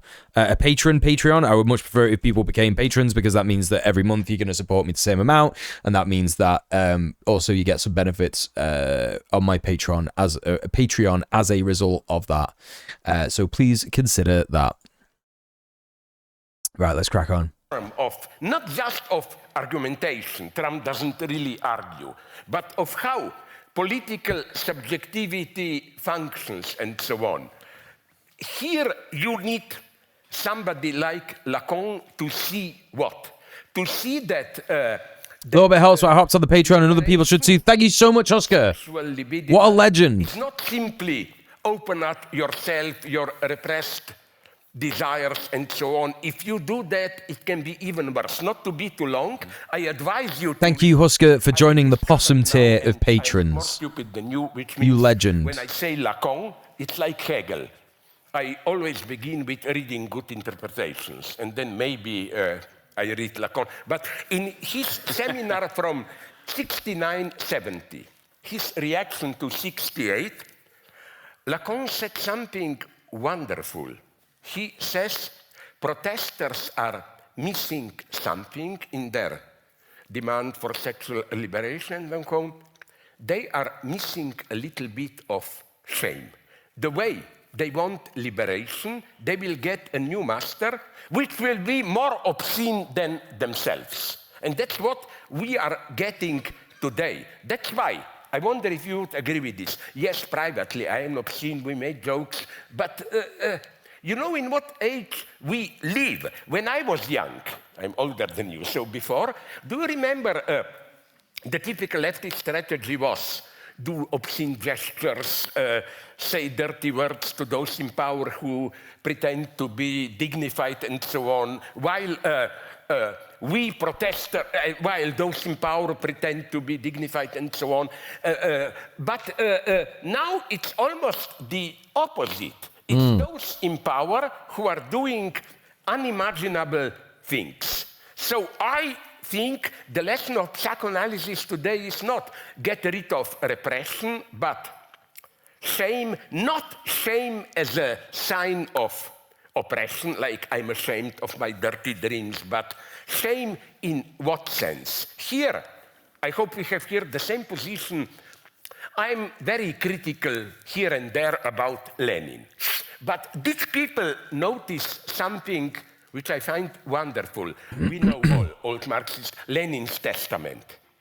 You know, he goes through all the contenders for the highest post and said, Bukharin doesn't understand dialectic, Kamenev, Zinoviev were against October. He finds some political fault in everyone. But then the only guy he is really against is Stalin. But what's his reproach to Stalin? Just that he doesn't have manners, he's shamelessly brutal and so on. I find this wonderful, this idea. He wasn't wrong. Sorry? He wasn't wrong. He wasn't wrong. To extrapolate from basic human behavior what he would do when he was an absolute dictator. But as communists, I introduced you as a reasonably or moderately conservative communist. That's what you call yourself. Okay. So but let's sorry, but aren't we at the same level here? Because I noticed we both were screwed up in Germany and so on. Do you know that I always remember when I look at your and also my fate, I also had, not as big as you, but some trouble after last year's Frankfurt Book Fair, that moderately conservative mass media, I can publish their things which this fake progressive left-center media never publish. Tell me about it. Yeah. It's the radical center that effectively tries to annihilate people like me and you. Yeah. But let's go back to communism, right? Yeah. We're both communists. Yeah. Strange, I mean weird, literally. very odd. Not socialist, but communist. Yeah, hugely contradictory. He's aggressively being categorized, yeah. I'm gonna be honest, man, like, there ain't no way. There just simply ain't no way that, like, this kind of a conversation is gonna sway any kind of, like, person to being a leftist. They're gonna see this and they're gonna be like, damn, dude, you're saying so many big words. And it's like, and even watching it as a leftist is like, ugh, dude. It's just like a bit of a slog, do you know what I mean? It's like, he's just really not said a lot. It's been like 20 minutes and he's like, he's gone around and around and around. He's saying that JD Vance is like, yeah, this is for people like us to look at and have a laugh at and pick some things up. He said some interesting things about like how those in power are now the obscene. That's quite interesting because it's like, he's right in a way. It's like now those in power are pushing the boundaries and saying horrible, nasty, unimaginable stuff to leftists who are also trying to say horrible, nasty, unimaginable stuff to those in power. Not sure about his tactic of saying like, oh yeah, now we should be more polite. He's trying to make like an argument for polite politics. I don't know whether it's polite politics or what's the word? Dignified politics. He seems to be thinking that like most people who do protesting, like he's saying that word, isn't he? Hysterical, which is just like famously misogynist. He seems to allude to that and obviously understands that that's where it comes from. But, you know, it's not really helpful, is it? It's like, oh, don't be hysterical. You know, it's that same thing. Like, how can you not be hysterical in the face of genocide and all that kind of stuff? So yeah, it's interesting what he's getting at. He's like, oh, now Trump is saying mental hysterical stuff, right? That's basically what he's trying to say. However, what I can probably tell you is a pretty, I don't know. I think the thing that I'm trying to get, like, that I've gleaned from this is that it's just more and more true all the time that right-wingers will recuperate leftist language a lot, right? They will recuperate leftist things a lot. We're seeing it in the criticism of people who are criticizing Elon. They're saying, oh, you're being ableist, he's autistic, etc. It's like a massive recuperation thing. It's kind of like what people say to people. It's like the Norm Finkelstein thing again. Like they say that like, oh, you know, woke politics, cancel culture is ruining any kind of chance of a better world. And it's like, oh, dude, just shut up, man. Like, it's just fucking annoying as fuck. It's basically he's trying to say that stuff so that you know, people are going to be more polite in how they do things. They're going to be more dignified, etc., etc. I just don't know how effective that is. Like, people have historically not been respectful and polite to those in power who have, you know, been taking their rights away and stuff like that. But, you know, like, yeah, it is just like a very long-winded way of saying leftist politics is so very, very, very good that the right wing will just essentially, and capitalism will just keep being like, yeah, we can use that. We can use that. We can use that. You know what I mean? It's like, yeah, racism, we can use that. People are being racist to whites. There you go. Boom, done it, right? And everyone's like, yeah, we can get behind that. Because white people desperately want a reason to be oppressed, right? You know? Yeah, there's been 15 different digressions citing 20 different philosophers and thinkers from the last 2 centuries. Yeah, it's not good. Not good, dude. I didn't want to say I understand like 5% of this. Listen, I'm going to be real. The way that I do my streams, right? I don't expect people who watch my content to understand this, because I don't understand this. I put this on because I thought there would be some kind of like, I think it said in the thumbnail, I think it was like, Oh, do you want to understand Trump or whatever? It was like Slavoj Žižek and Yanis Varoufakis, like, do Trump or something. I can't remember where it was.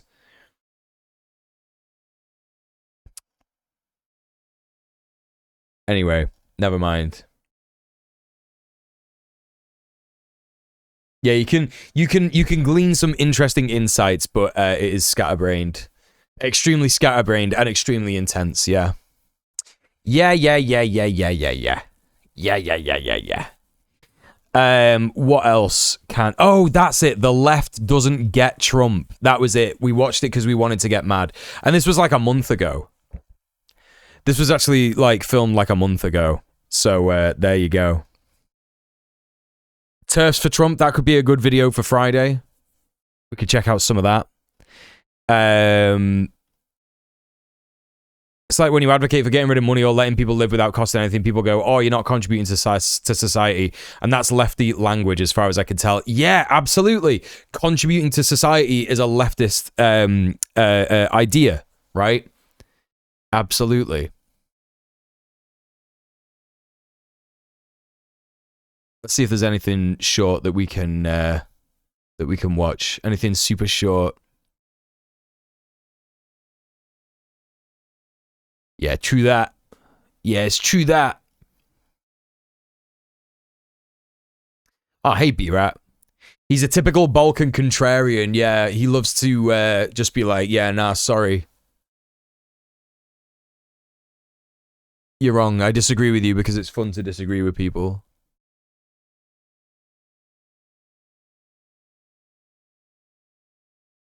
All right, maybe we will stop the politics reaction streaming for now. Maybe we'll come back to that on Friday. Yeah, we'll do some gaming. How about some gaming? How about that? Specifically, he likes to be, yeah, nah, sorry, because this Descartes and Thomas Aquinas and this and that. Yeah. How do I even argue? What the fuck are you talking about? Oh, God. Oh, my God. Getting up early is, like, a bit mental, innit?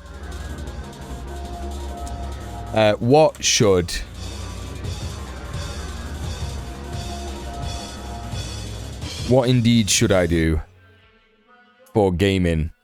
I do want to play some more UFO 50. I do want to do that. But I don't want to do any more Barbuta. Because it's just like not a fun game to play, really. It's not one of the more fun games to play. Barbuta. Also, I'm gonna need to go and get my controller, so I'll be back in a bit. Go and stretch your legs, chat. Enjoy yourselves.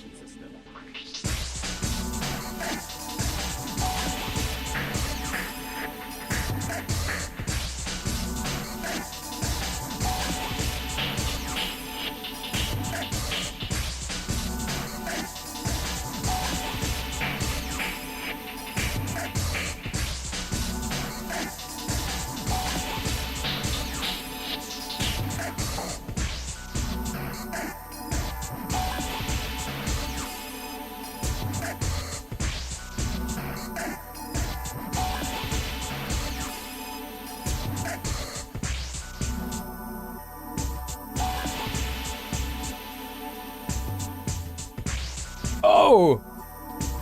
9 Inch Nails tickets have just gone on sale, I believe. Let me see if I can get some June 17th, Manchester, UK. At the Co-op Live.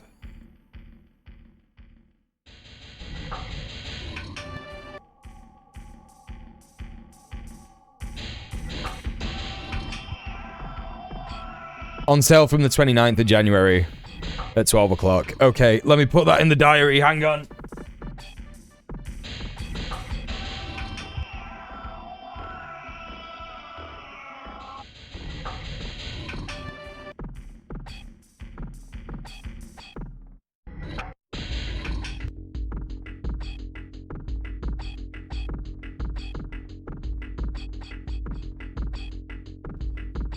I went to look for a pen and there's one right here.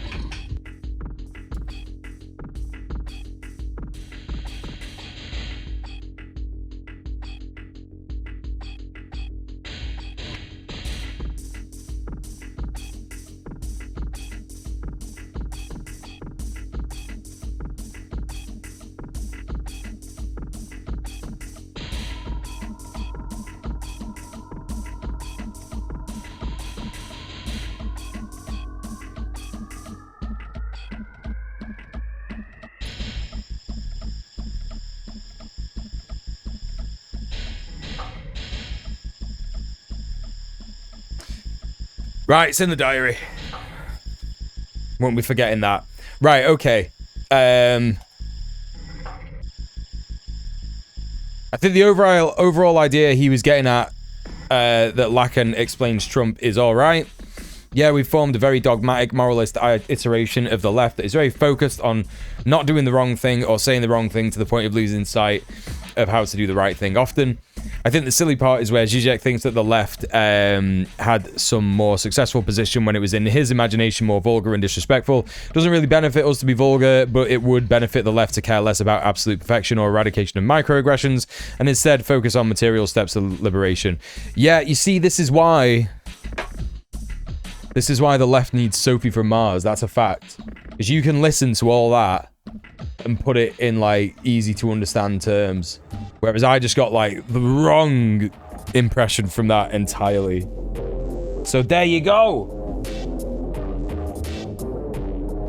Low-key doesn't matter because revolution is an organic process and class consciousness is on the rise since Luigi. But of course, Luigi was just a flashpoint of all the crises we're living through simultaneously. It's why Sophie from Mars is a better philosopher than Zizek. It's true.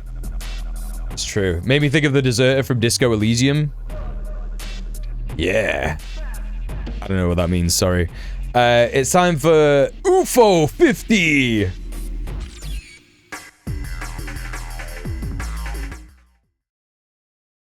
love insightful chat essays, yeah man. Me too. What's your favorite Nine Inch Nails album? Oh, what? That's such a hard question. Oh, it's really difficult. They're all so good. They're all so good for so many different reasons. And the reason that they're all so good in general is because they're all so different. Like, Pretty Hate Machine is different to The Fragile is different to The Downward Spiral is different to Ghosts. With Teeth is different to fucking Year Zero. Like, there's so many reasons to listen to, like, literally every Nine Inch Nails album. If I wasn't allowed to listen to any other Nine Inch Nails album ever again, other than this one, I would probably say, like...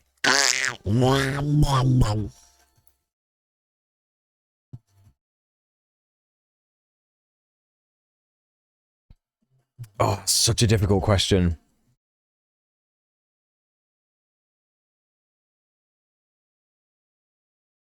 Yeah, The Fragile is like... I keep coming back to The Fragile. The Fragile has got so many really good tunes on it.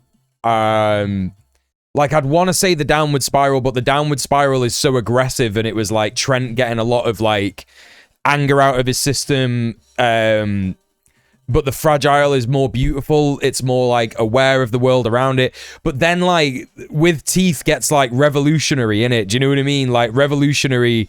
There's like a lot of revolutionary stuff in With Teeth. There's literally a tune called Bite the Hand That Feeds. Well, I think it's called The Hand That Feeds, but it's about like, you know, do you really believe it when you bite the hand that feeds? Like it's really difficult to like just choose. Yeah. It seems confusing and contradictory that while the left is moralist and dogmatic, the right runs on the platform of Christian and family values while being vulgar and disrespectful. It all seems so hypocritical. Yeah, absolutely. Yeah. Yeah. There is one thing that the left needs to do, which is, yeah, be less dogmatic. Yeah, I agree entirely. Obviously, we shouldn't tolerate abuse and oppression, but we should definitely recognize when those things are happening rather than, you know, sort of like saying that things are abuse when they're just not. You know what I mean?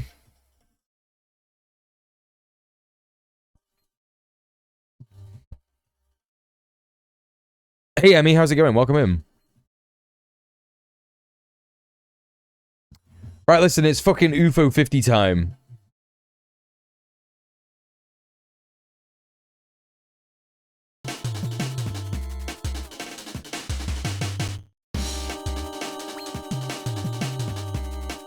There's a mod for Quake 1, removes all the monsters and replaces the soundtrack with Ghosts 1 to 4, and it's beautiful. Oh, that sounds pretty good. Right, here we go. Play forever, man.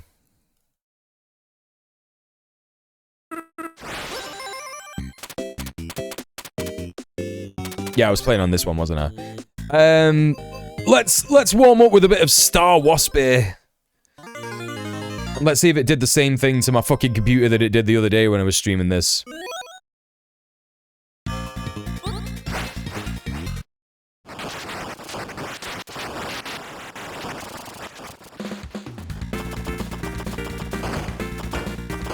Seems to be running pretty good. Also, I'm much less tired than I was the other day. Fuck it. Fuck it.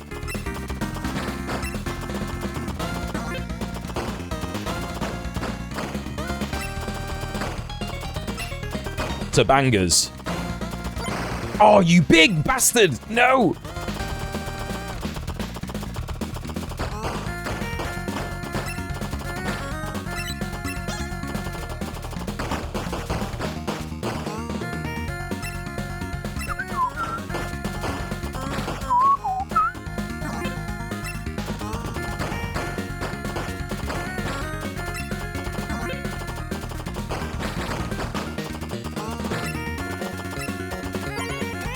Yeah, let's go!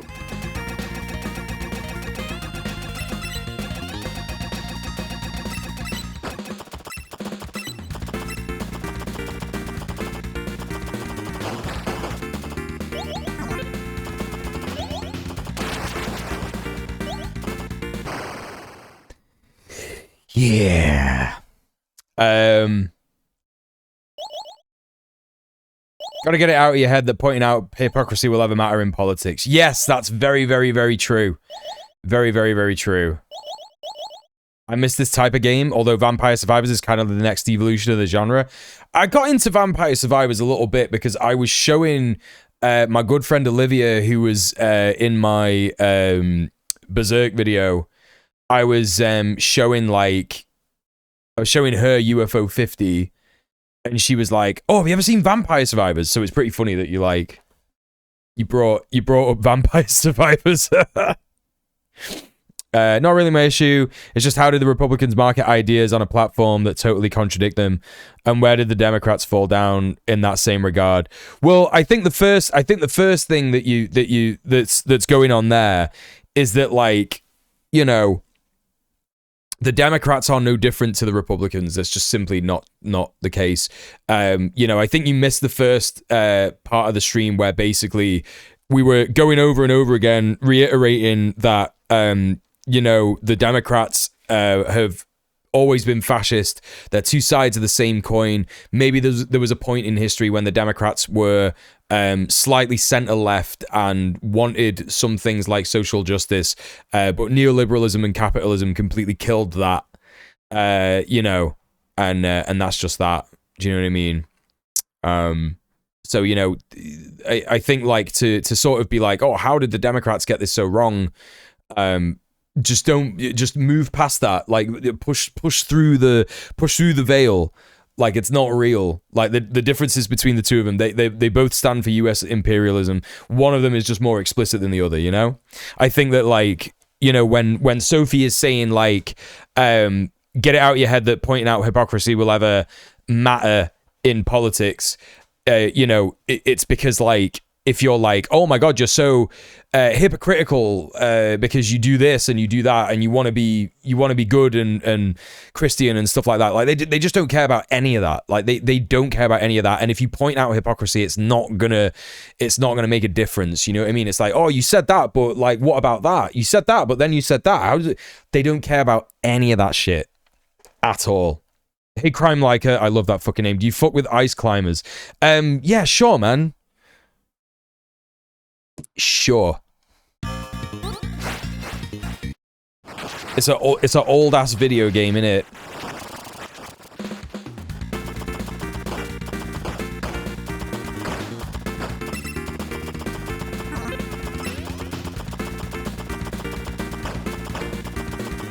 And I can't say I've played it like a hell of a lot, but tiny little bit. Yeah, it's fun. Fun for what it was at the time. I didn't even know what happened then. Well, I got shot, obviously, but, you know.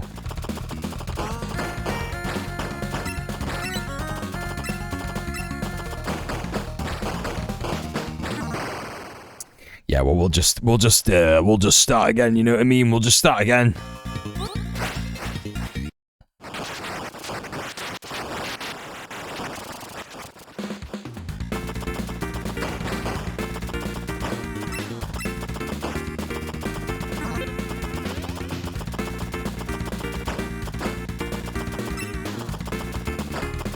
Chat, what if I was one of these, like, little flying thingies with one eye? Would you still love me?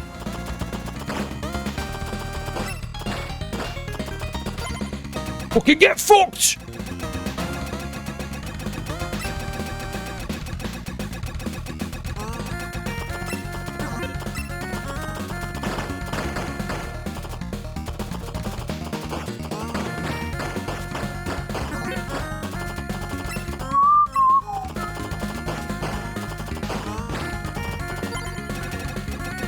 Do you still have the beard? No, the beard would be gone, mate. It would just be fucking gone. I would just be one of these weird little guys. That would be the end of it, I'm afraid.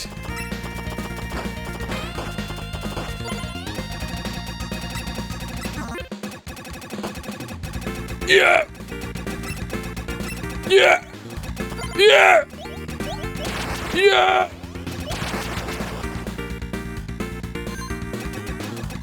You betcha! You could be convinced. Yeah, that's fucking right. That's fucking right. This is a banger.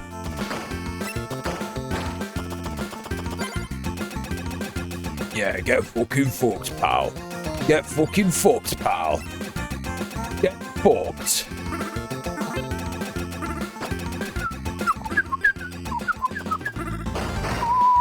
Oh, fuck. Absolutely died just then.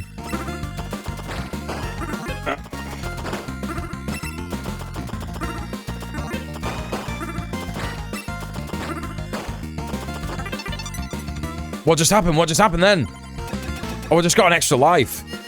See? Bollocks. Oh, that sucks so much. Got an extra life and lost it immediately. I feel like if it was real world, it'd be horrifying. Are you still in charming pixel graphics? Yeah, sure, man. Yeah, defo. Right, one more go on this now. One more go! And then we'll start on the next game. Yeah, sound. Thanks for that, Sir Duke. Right, nah, just gotta reset. Just gotta reset there. No point in continuing after that. That was fucking absolutely outrageous. What if we were both charming pixel graphic iFlies with an alien battlefield and we kissed before the pilot shot us? Yeah, what then? What then, liberal? Nah, mate. Nah, mate. I'm being too reckless. I'm trying to show off because I'm doing it in front of all my stream viewers.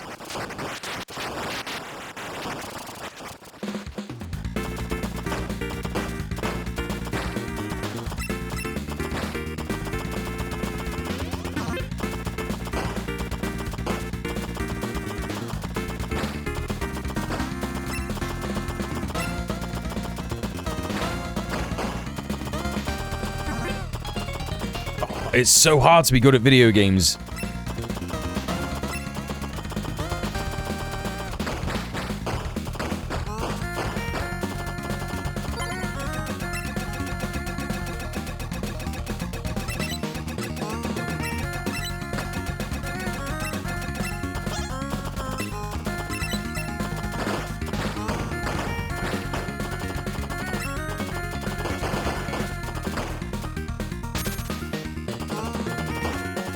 Still love you if you suck at games. Thanks! Well, I mean, that's kind of how things stand. It's kind of how things stand at the minute. There's no if about it, you know what I mean?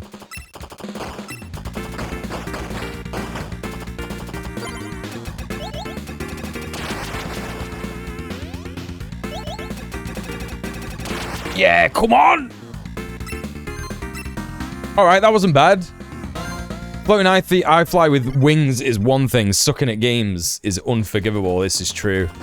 Never ever forget that, chat. Never ever forget it.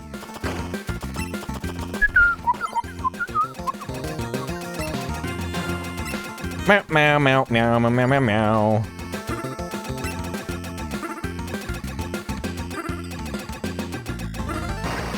Fuck off. How's that happened?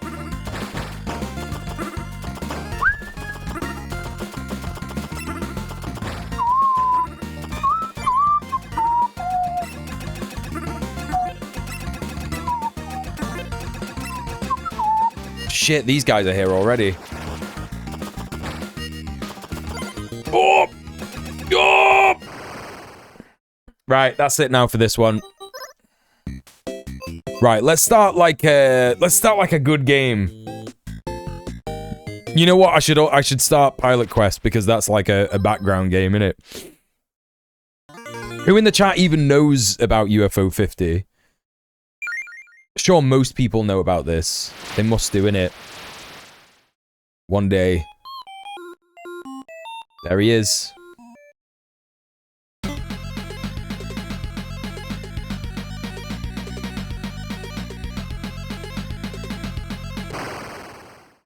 Yeah, mate. Not a clue. Well, this is it. This is it. You're seeing it right now. Got tiramisu there. This is such a banger. Right, I need 10 moon drops to get a gummer plant.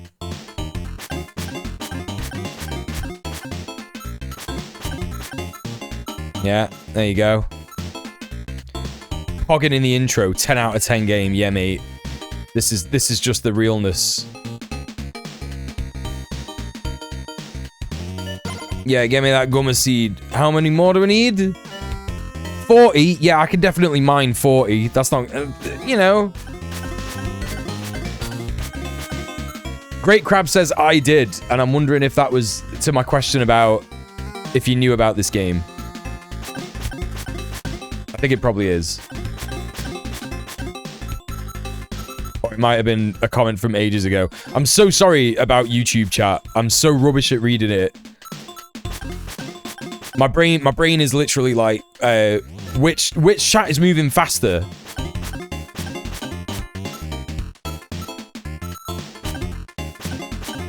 Just look at that one. And unfortunately, it's going to be mostly Twitch chat, innit? Oh, okay, I was right about that. Yeah, okay, sound is around one. You've seen your pal play this exact one, actually? Yeah, Pilot Quest is fun. It's basically, it's a game that runs in the background, innit? So if you shut it down and play other games, it'll like keep mining these moon drops for you, which is pretty good. It's like a crypto miner, but it doesn't hurt the environment, and also it doesn't pretend to make you rich. Hey, Willada, how are you doing? Good to see you. No idea about the glory of this game. It's pretty glorious. And that's the end of it.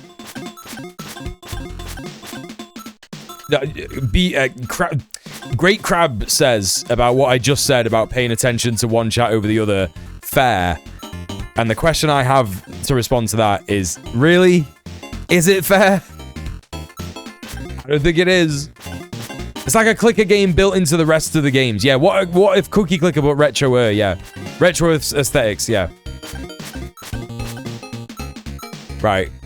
I need a few more. And that is Meal the Gummer Plant. And now it starts to get ridiculous. Like, what does he want now? 640? I'm not just gonna be waiting around for that one. We can get that while we play another game. So, I guess I'll play one of my favorite. It's so hard because so many of these ended up being my favorite game. Tactics is so good. Rock on Island is so good. Party House is amazing. Porgy is fucking ridiculous. It's like Subnautica but 2D. And Night Manor is absolutely outrageous. Like, it's completely outrageous how good Night Manor is. I might play Night Manor because I might be able to finish that. It's the third row right side had an Indiana Jones game. No, it's called Rail Heist. Rail Heist is that's actually Sophie's favorite. But Rail Heist is like, how can I explain it? You're on a train and you've got to get the I'll just play a bit. I'll just show it you. I'll just show you what it is. I'm not just going to try and explain it. I can't really explain it. You'll have to use your eyes. Rail Heist slaps. See, I'm not a mad fan. You got all the stars in Rail Heist. Yeah, it's pretty good. She's pretty good at it. See, I can't really like... I'm not like a mad fan of Rail Heist, but it is a good game. Like, I couldn't say that any of these games are bad. Do you know what I mean? But, you know, I just prefer some of them. Should we make this like a little smaller so that people can actually see the full game? What do you think about that? I'm just being a bit lazy. Do you know what I mean?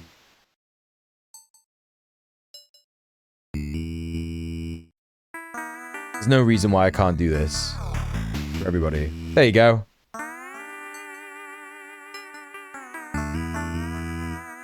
How about you see the full game? What then? What then? Brand always hides his face, babbles in his sleep about angels and demons. That's me on guard duty next to Mr. Blue, our horse. Send streamer to the gulag, it is where I belong. My name's Maria, and that's all you need to know. Gran is our leader. She took us in when we had nowhere to go. In your defense, the last person to talk in YouTube chat besides me has been your bot. That's true. That's true. YouTube chatters get on Twitch's level. I might cry. What's up, Johnny? No, what's up? What happened? Train robbery. Right, okay, so you gotta hold up to load your gun. A simple heist, right? This is what you do, yeah? It shows you where the stuff is, and you just gotta get there. So what you do is you go over here, you get down here, you get the dough, and then you get back to Mr. Blue. The Mr. Blue music is quite possibly the best music in any video game ever. Yes! Mr. Blue! And it might seem really easy, but actually, it's very hard. My shirt's off, I'm slapping the walls, I'm meowing obnoxiously, hell yeah. So if you do like, if you do good in one, yeah, you get like a star. Like, so I did that really quick, so I get the speedrun one, the speedrun star. You could do the speedrun star, and you could do the kill everyone star, and you could do the no casualty star. You can only get one star at a time though, so you can't get double stars, which is kind of annoying. So there you go. That's the end of that. That's the end of that. So that's Rail Heist.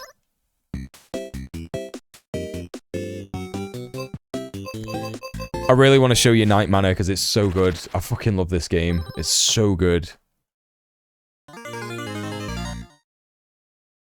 Let's just see if this is looking good.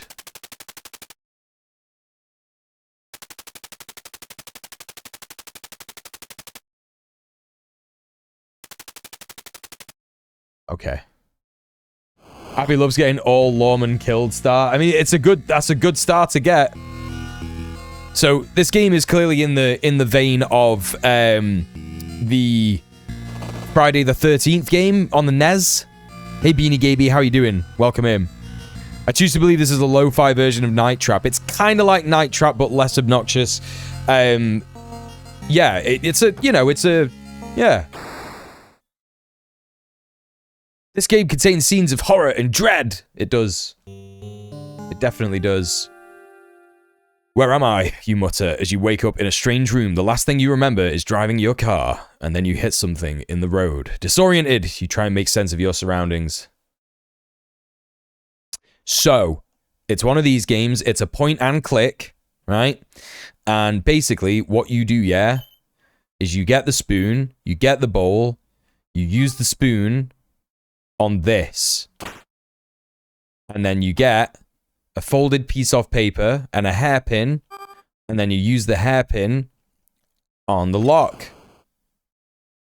And the note says...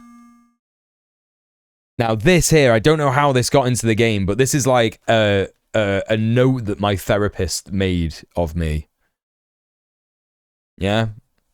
So I don't know how this got into the game, but they must know who I am somehow, and they must know my therapist. My therapist has done a breach of data confidentiality. That's what's happening here. So, you know, not great. Crazy Easter egg moment. So, you get out, and then you're in here. A hallway stretches out before you with a staircase at the end. Pale moonlight shines in from a door to your left. I spent so long playing this game. It was about 2 weeks ago when I was ill. And I spent so long playing this game. And there are some things that you need to know when you're playing this game. It doesn't quite start off like this, but there are some things that like trigger something quite bad. Yeah. It's the only possible explanation, it's true. Yeah. Insane dude solidarity, yep. That's right. That's fucking right. You pull the shower curtain away to reveal a shocking sight. The mummified corpse in the tub is crusted with mold and fungi. And if you have a little look, try as you might, you have no success in removing the ring that's seemingly fused to the corpse's finger. Corpse's finger! Right, okay, so what you do is you come out here. Yeah. Come out here.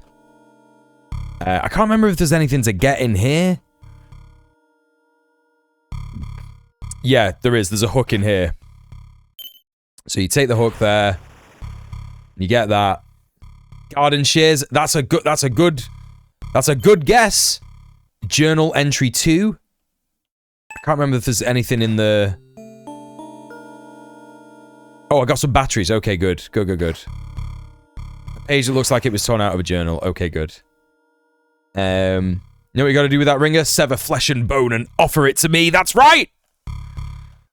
Shout out to the 9 Inch Nails fans in the chat. Offer it to me. So you gotta go through here. This spacious living room might have been a cozy place to relax if you had come to this house on better terms.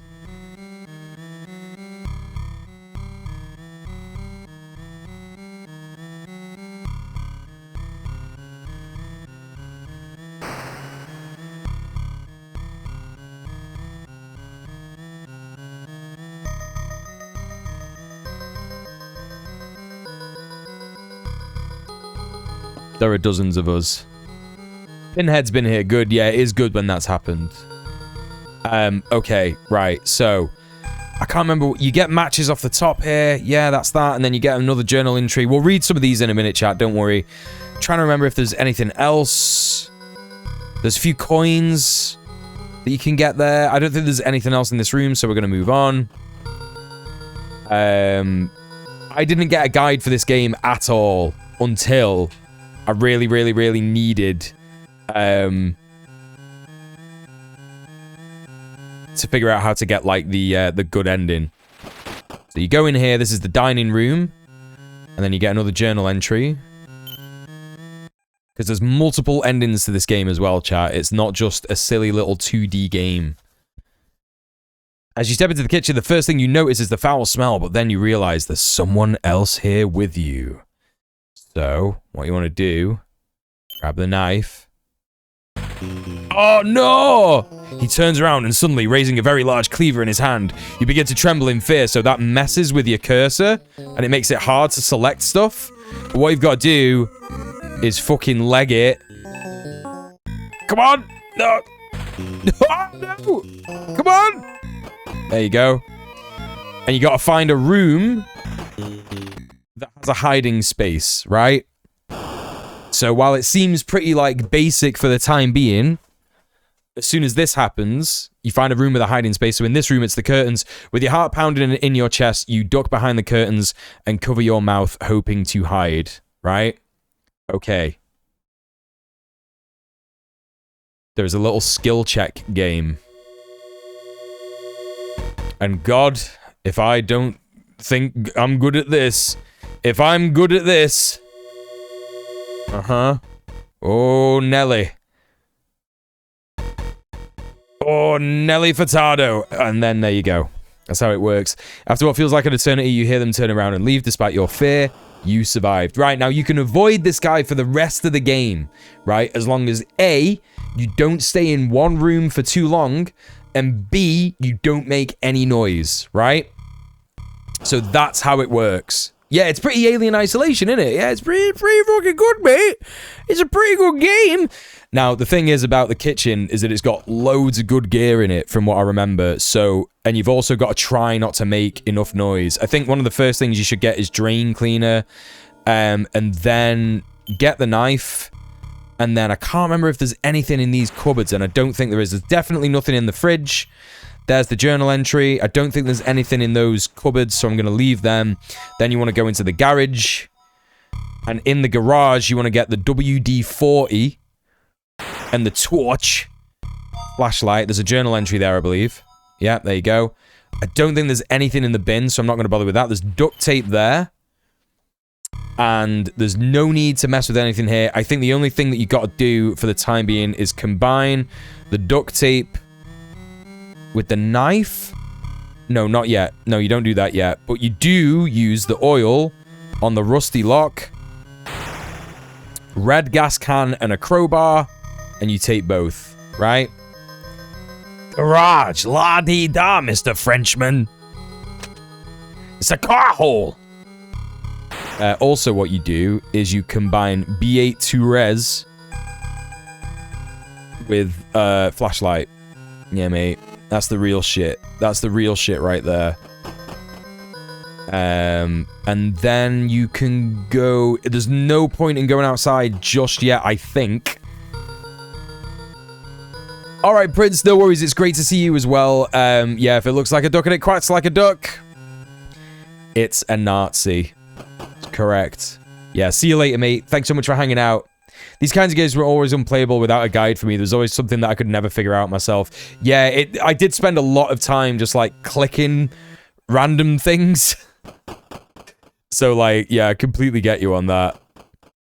Okay, so you could go back into the bathroom now, and from what I remember, use the drain cleaner on the sink because it's full of blood. Yeah, there you go. And then there's a key in there. My fingers are too big to fit into the small opening. Is there something in here? Is there tweezers? Ah, tweezers, right, there you go.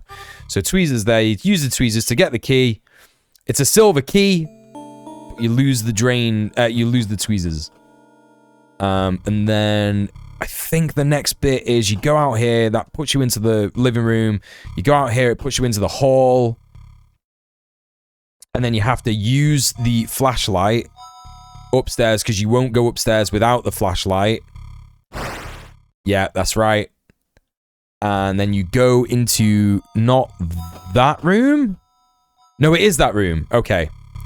And the first thing that you do is you grab the pool cue. And then, is there anything else in here? There's nothing else over here. There's a journal entry. There you go. And then... Okay, so now is when you do some combining of stuff. You do pool cue with duct tape. Oh no, you do duct tape to... Oh, it wasn't knife, it was hook. Right, so duct tape with hook, taped hook with pool cue. And you get a clue to do this from the journal entry. So it's not all, like, desperately trying to make you, like, figure stuff out on your own. So it's a pretty good game. Genuinely. Really, really enjoyed playing this one. And then you go out and there's, like, a body in the pool. So you use the makeshift pool grabber to bring the body closer to you. And then you get a copper key. Now, IIRC... The copper key is used for the shed. Hey Terratina, this game reminds me of Clock Tower, the not knowing if the monster will pop up and finding places to hide. I think it's definitely taken inspiration from that, yeah. Okay, so let's have a look at this. What is this? Try turning the knob, the door is locked, so I think it's the silver key. Ah, there you go. There's the copper key. So, what you do is you actually... It's quite funny because there's a lot of stuff to get in here. So you get the screwdriver, you get the wrench, and you get the shovel, and you get the garden shears, one who reads, and then you get that, and then you use the knife. That was the wrong button, I didn't mean to do that. You use the knife. I did not know that this could happen. I have no idea why he appeared at all.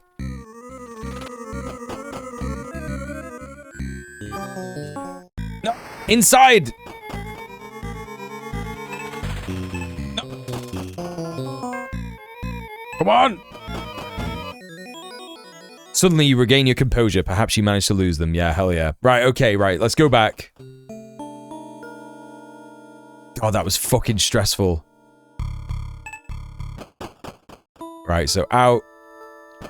Because here's the thing, chat. In order to get the good ending, you got to do this game without dying, and it is real easy to die. Okay, so what you got to do here... And there's just, like, not really any way to fucking know this. Unless you just, like, click on some stuff. You get the knife, and you use it on the bag. And then you get the bronze key, which is great, because that means that you can now... It took me fucking ages, by the way, to figure out that that's how you get the bronze key. The bronze key is integral to this game. So then you use the wrench on that, on the lawnmower, and then you get a motor out, and you need that, because the garage door won't open, and you need a new motor for it. And then you also have to, unfortunately, dig up a dead dog from here. So you get this, and that is the car key, right? I'm in the other window playing Kerbal Space because this is too spooky for me, but I'm still here. Love you, babe. Oh, thanks, Soph. Appreciate that. It is a really spooky. Don't you worry about it. I completely get it. And the other thing about this game is that there's like little nods to the other games in the collection, in this in each of the games. So like here, there are some ants messing around, and if you do that, it says you let a few ants crawl around on your hand before brushing them off, and then if you use an item on it, it says the ants disperse briefly before continuing their little battle. And that is a reference to another of the games in the collection called what is it called? It's called something like Tank Ants or Battle Ants or something. I can't remember what it's called. It's got a pretty funny, like, little name. So that's a reference to that because they're blue and red ants, and they're the ants in the game. Right, so now what you could do is you could go in here, and you can make a shortcut. Nah, it's not Siman. It's not called that. It's just not called that, I'm afraid. So then you get hedges, and then you get a rusty hacksaw from that little thing there. Little box, little lock box. And then you open up these patio doors, and now you can get in to the living room. And another thing that you've got to do is use the gas can on that. And then matches. And then get that. And then you've got to leg it, because otherwise the guy will find you, because you made a bunch of noise. And then you go in here, and you get the hacksaw. Oh, and what you get from that is a ruby. And you need those rubies because that's how you get into the secret garden. So you actually use the hacksaw on this, like, mummified corpse. And you get the ring from its finger. Hell yeah. Huge spoilers for this game, by the way. Probably should have said that, but never mind. Right. And then I think you use the silver key on this little lockbox in here, from what I can remember. Where is it? No. Manic Mansion had so many... Oh, Manic Mansion looks like. Manic Mansion had so many hacks or whatever they were called back in the day. For that alone, it was a great game. To try that, you know. Yeah. Single brass key. Right, so you got the brass key now. And, what's the other one? The brass key. I've got... Right, so we got the brass key and the bronze key, and they're both upstairs. Hey, Effie, how's it going? Yeah, UFO 50 rocks, right? Yeah, it's literally just, like, such a good game. Good to see you. Welcome back. What am I doing? Oh, the bronze key. The brass key is for the clock. And it makes a fucking noise. So what you have to do is try and set up a bunch of different noises. So what I'm going to do quickly... Can you tell I've been watching speedruns of this game, by the way? Basically, what you've got to try and do here is set up a kind of chain reaction of noises so that the killer gets distracted. Yeah? So you'll see what I mean in a minute. Milo snoozing on the couch beside me and just did a little noise. Oh, that's so cute. Aww. Maniac Mansion is hard. I'm rubbish at gaming. I think most people are rubbish at gaming. I think this is what I'm learning about, like, gaming in general. Do you know what? Before I do that, I am gonna open this door. Because there's a lot of, like, super important shit in here. What? Wait, oh, it's a gold lock. Wait, where do I get the gold key? Had a little merp. Wish they had a whole UFO 50 block in GDQ. The runs they had were great. I know, I was thinking that too, Effie. It's like, why would you not have a UFO 50 block? Why would you not play all 50 games? Because the speedruns would have been so short. Because those 4 games that they did proved that, right? You know? Could you imagine like a Porgy speedrun at GDQ? That would have been really good. Yeah, I had a look at some of the games that they did at GDQ this year, and I was like, I'm not too interested in them ones. Like, there was like maybe 5 runs that I wanted to see. God, what am I doing now? Right, gotta leave because I can't get through to the other door. Yeah, that's right. That's right, Gumba Master. So I think I can get the... Let's head up here and see if I can get the... Oh, that's right. I think the bronze key opens this. There you go. And then you get the crossbow. Right, that's how that works. Okay. And then go downstairs. Where does that go? I only watched one GDQ run this year, and that's because I'm a little bit in love with the runner. That's fair enough. What do I do in here? Brass key? No, it's like a tiny key that you use to open this. I've not got any of the keys for this yet.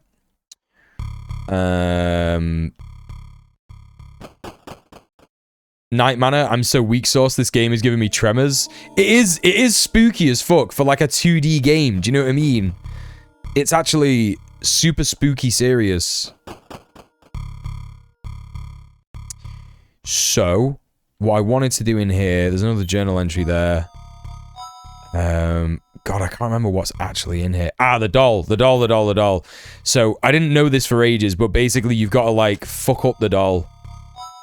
Yeah, the Waterworld run was great. Yeah, I didn't know that there was, like, a real Simpsons Waterworld game. Stick the rusted knife into the doll's stomach, ripping it open, you find the small aluminium key. And the small aluminium key does... Tomato Angus's New Vegas romance speedrun. Oh, yeah, Tomato Angus is a pretty cute guy. Yeah, that's true. Yeah, I did enjoy the romance run of New Vegas. That's one of the ones that I watched, yeah. See that one? I'll have to check the VOD. It's a pretty interesting run, to be honest. Because you have to, like, change gender in the game. And there's only, like, one way to do that. And that's if you, like... He was, like, spamming this weird glitch or something where it's, like... Oh, I can't remember. I'm one of the top-rated players on Path of Exile. Yeah, that's true. It's Anus, not Angus. They make him change it to Angus for GDQ. No way! Well, there you go. Tomato Anus. How does he get away with that on Twitch? That's pretty good. I guess anus is just like a medical term for the butt. For the bumhole, innit? Do you know what I mean?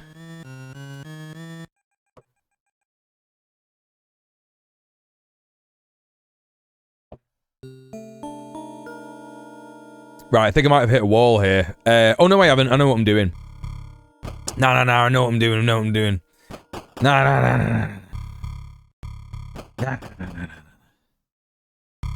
Right. So I'm gonna try and quickly load up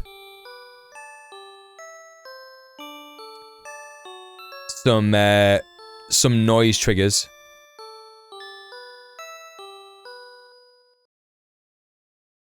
I think that's a theme tune from another game in UFO 50. Right, gotta... Ah! Okay. Didn't manage it, but never mind. Let's head in here and try and... Oh no, it's making me hide. Okay. Great. Love this minigame.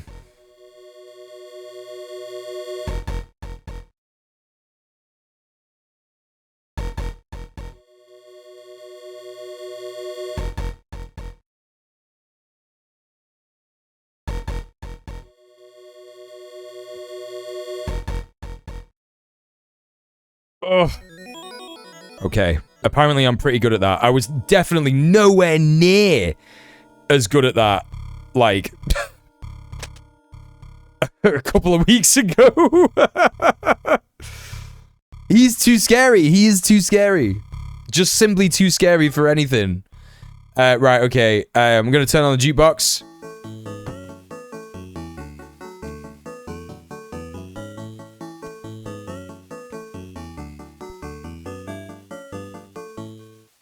Yeah, you get one free character respec after leaving the starting town in New Vegas. The runner was able to delay the respec by continuously quick saving and loading. Yeah, that's right. Yep.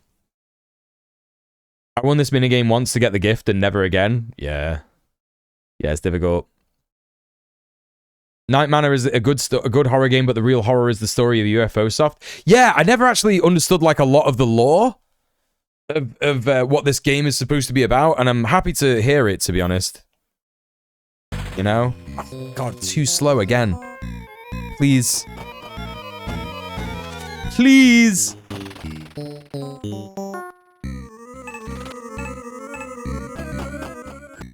Is it gonna make me hide? Oh, man. Okay, hopefully I'll get this again, chat. Power of learning. The power of learn. What if I learned while I yearned? What then?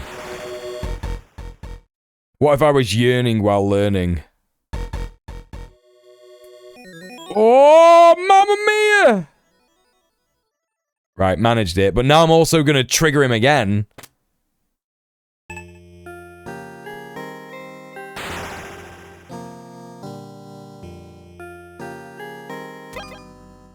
Right.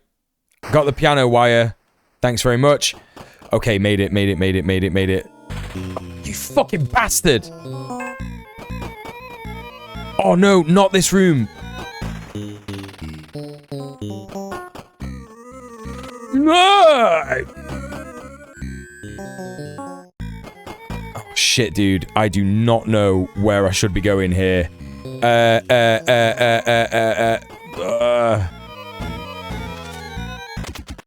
Great. Okay, well, I fucked up the fucking best ending. Never mind. Alright, well, luckily you don't lose any of your stuff. That would completely fucking suck. But it does mean that you don't get the good ending. Never mind, is what I'll say to that. So, I might as well trigger the sound stuff in here as well. Brass key for the clock.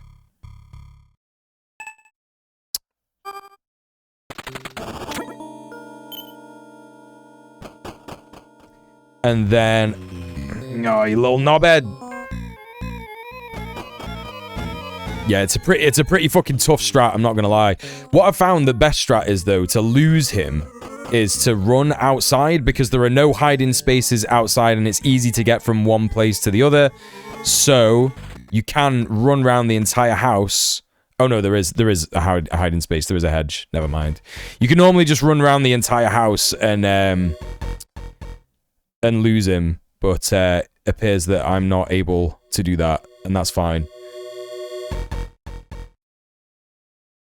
The thing is, though, is that once you lose one hiding space, it's then gone. Once you use a hiding space, it's then gone for the rest of the game. So you can't hide in, like, in the same place multiple times. Alright, well, while I'm here, I might as well put this jewel in. Oh, what is it now? Ruby is fall? Ruby is summer? Okay, fair enough. How did you live again, or no in-game lore reason? There is an in-game lore reason. And basically, I'll run through the story when I've finished the game. Because the story is, like, it's pretty sad. Abby says hiding spaces are not lost for the rest of the game. No. Hiding spaces are not lost for the rest of the game. It's just that some hiding spaces can't be used again. Like, for example, like, if you go into the living room here... where is it now? So, like, in the living room, you can hide behind the curtains, but then they're, like, gone when you try and hide again. And, like, if you hide in places that have a plant, the plant will be gone. I think you can hide behind the mannequins for most of the game. I say this about every horror game, but this is giving Resident Evil. Yeah, it's almost like Resident Evil permeates every aspect of our culture. Every single aspect of our culture. I don't know. Maybe Abby's right. I don't know. I thought that if you go behind one, it's not when you hide. Sorry, I'm getting it wrong. It's not if you hide behind one place. It's then gone forever. It's if you hide and then get caught, then you can't hide there again. That's my bad. You are right, Abby. Yeah, you are completely correct.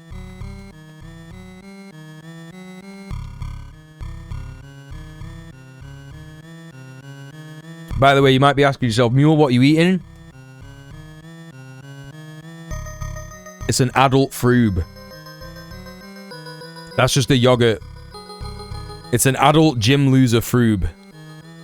That's what it is.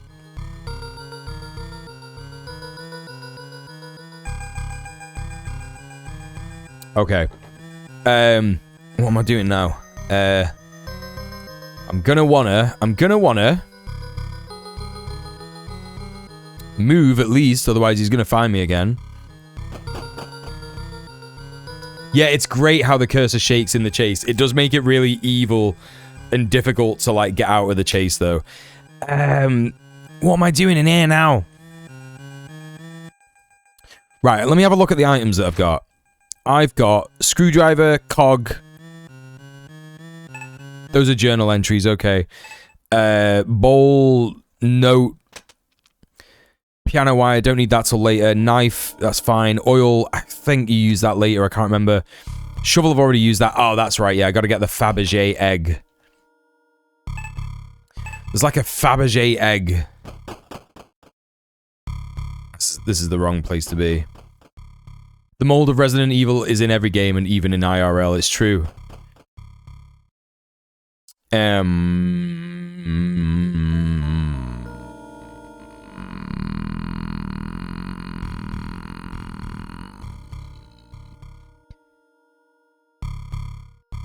It's this room. Yep, you got a crowbar. This is the only way that you can get this item, and it immediately alerts the guy to your presence. No, come on! You cunt! God, that's so annoying. Oh, it's so annoying. Okay, I'm just gonna go to the fucking attic. We'll just hide in the attic, it's fine.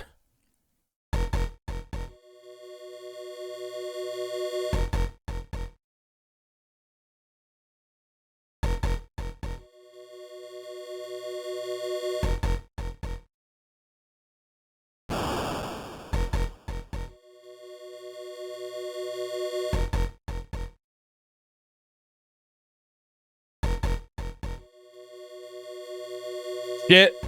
Oh, shit. Oh, that was close. I mean, it doesn't matter because, like, you get infinite lives in this game, so it's not like a huge deal if you die. It just means you don't get the good ending. It's just kind of annoying. Right, so.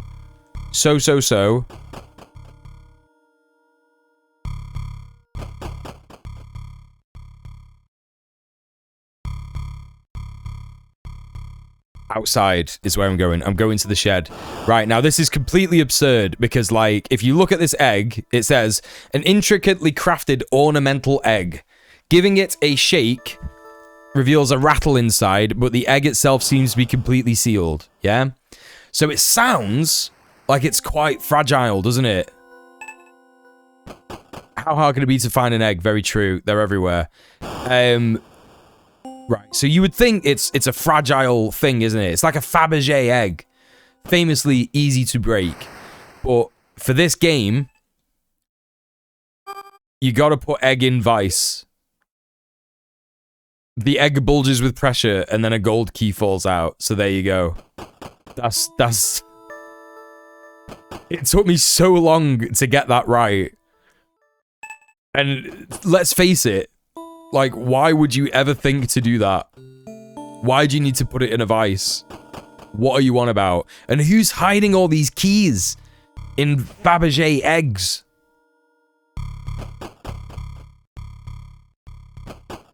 Also, when I was a kid, I thought that you said Fabergé egg like Faberge.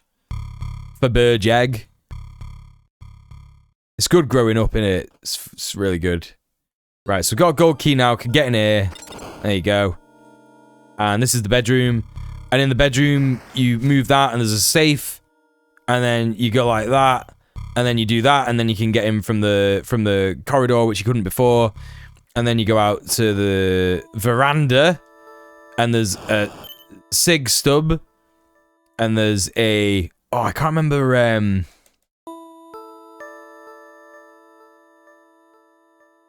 I can't remember how I sever that. I think it's with the garden shears. Try cutting the rope with the head shears, but it's too thick. Oh, is it hacksaw? Yeah, it's the hacksaw. That's what you use it. I think you break the hacksaw as well. Oh no, you can still use it. All right, fair enough. Fabergé egg is when a doll was a femme twink before she came out as a woman. That's a pretty good one. Right, and you can make a shortcut like that, which is nice. And there's another journal entry there. And I can't remember if there's anything else in here, but there is a little study room in here. And in here, there is a magnifying glass, a journal entry, and then a recipe on the computer. Oh, I need the password, and I've forgotten how to get that. What's the password again? There's tea tree oil.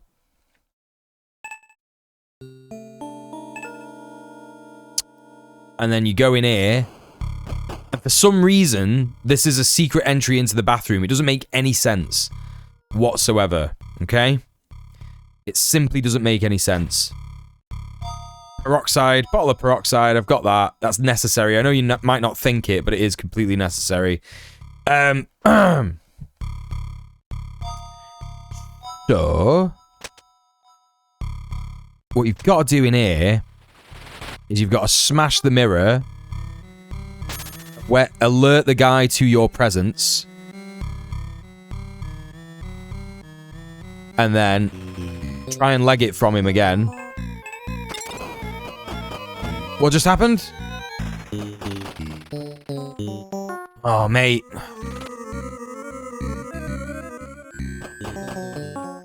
I knew he was going to be there. I knew he was. Great. That's great. Yeah, Vibbington game logic. It's simply Vibbington game logic.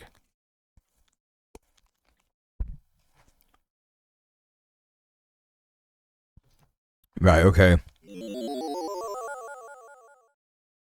I can't remember what 229.8 is. I can't remember if it's the... I can't remember if it's the... Is it the safe? It is. It's the safe combination. And then you get a diamond from the safe.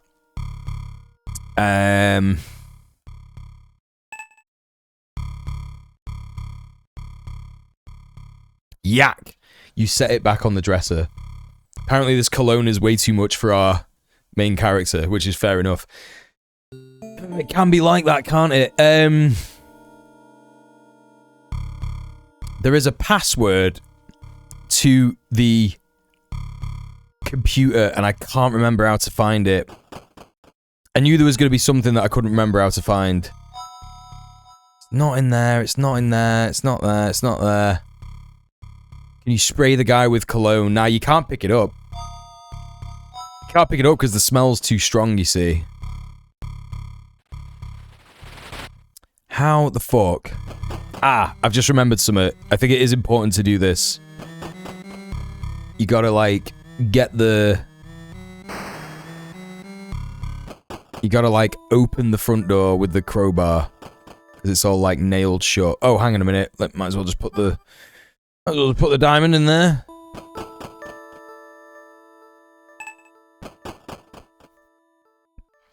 Oh, that's right.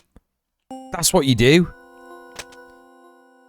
You use the knife to chop it all up.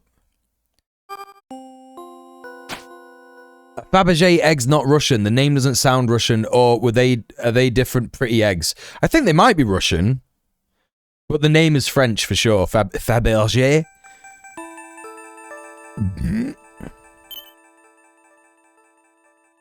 Yellowstone. Hell yeah. Hell yeah, brother.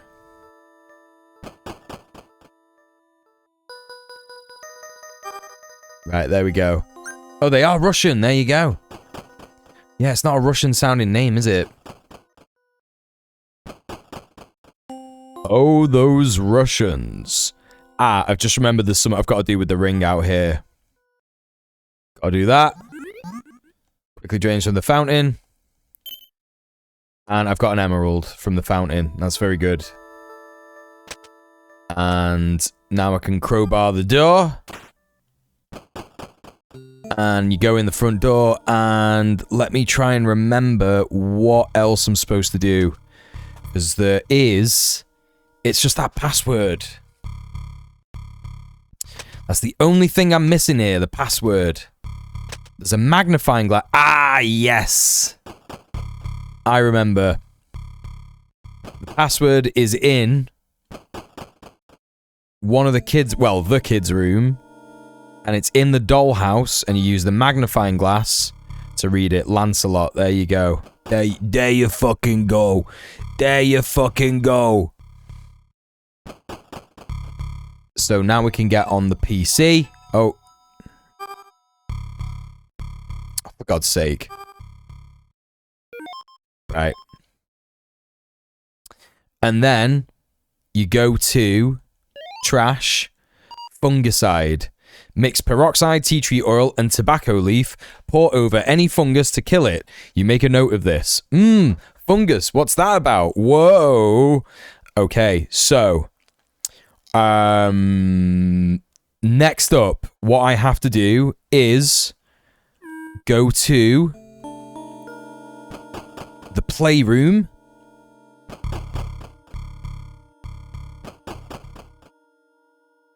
Kids' playroom. It's not that exciting. Which I believe that's the bedroom. I think that's the playroom. Yes, it is.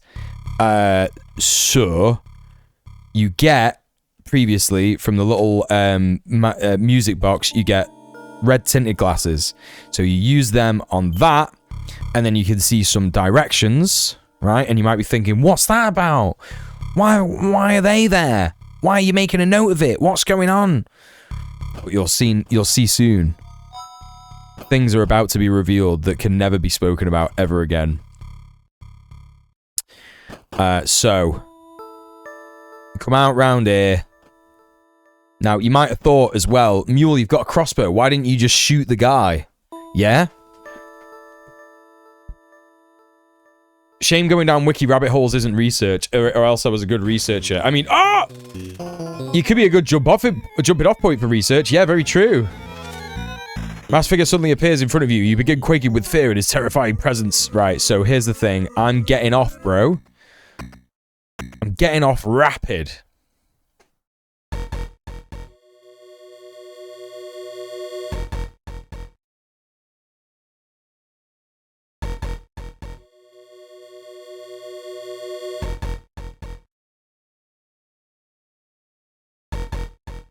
Oh, that was a pretty good one, to be fair.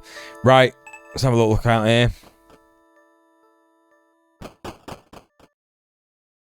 What you do is you get an emerald and put it in there. Now, Sophie's put in the chat, getting off Rapido style in the chat there. And I wonder if this is because I told her a story the last time I saw her. I think I did, which was my birthday. Like a few weeks ago. God, it's crazy that my fucking birthday was like a month ago.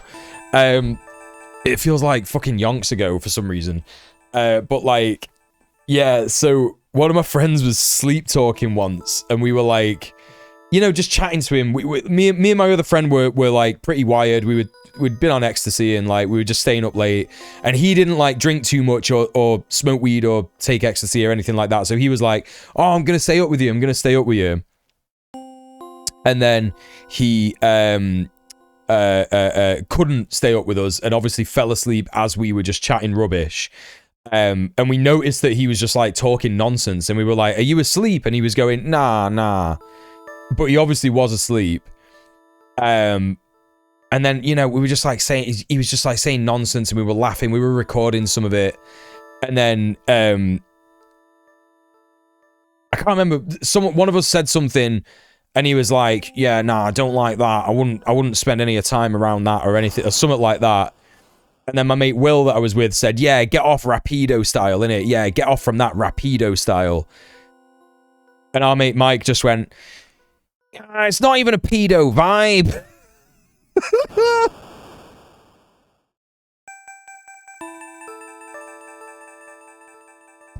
That was the best bit. He was chatting some absolute rubbish. It was something like, yeah, Scallies from college. It was like, oh, there's loads of Scallies at college, and he was like, oh yeah, I can't be arsed with that. And Will was just like, yeah, get off Rapido style, and he just went, yeah, not even a pedo vibe. Anyway, you had to be there. It is a funny bit, chat. You will enjoy it. Yeah, he said like a bunch of like ridiculous stuff, but that was like that's the thing that I remember the most. Oh yeah, no, I just said that, Lorcan. Yeah. Well, I didn't just say it. I said it like a bit ago. 9 Inch Nails have released tour dates and dates that tickets are going to go on sale. So that's very exciting. I'm very excited for that. Love going to see my favorite band of all time and crying. After wandering the maze for several minutes, you realize that you've returned to the entrance of the maze. Okay. Okay. What you got to do is you got to get the directions that we got earlier and use it on the maze so you get to the right place. And you get a solitary statue ensconced amongst the hedge walls. A quiet stillness hangs in the air. You take a bolt from the hands and then you load it into the crossbow. And then he appears, and then you get the crossbow, and you shoot!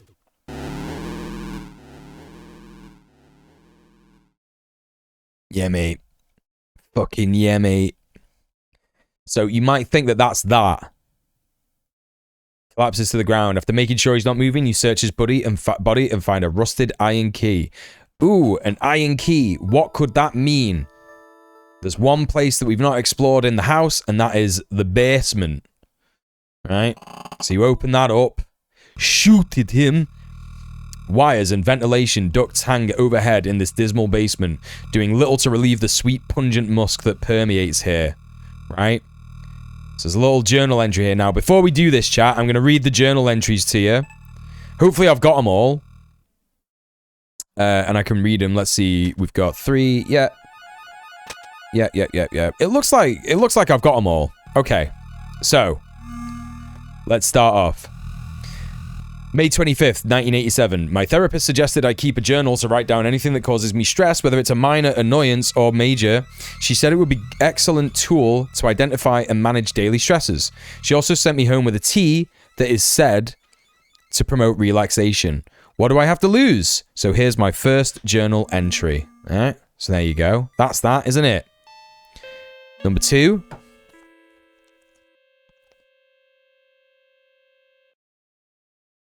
Things have been tense with Cheryl since losing my job with the firm. Sorry, let me just eat that froob. A pungent fungus, mayhaps? A pungent fungus? A pungent fungus? Anyway. Things have been tense with Cheryl since losing my job with the firm. I had to calmly explain to her that our financial situation is not in jeopardy. She could continue working on her fashion design projects without having to worry about anything. That's why there's so many mannequins upstairs. Fungus. A fungant pungus. She could... Still pretty... what is this? Continue working on a fashion design projects without having to worry about anything. I'm still pretty irritated, so I think I'm going to try a cup of tea. Cup of that relaxation tea now.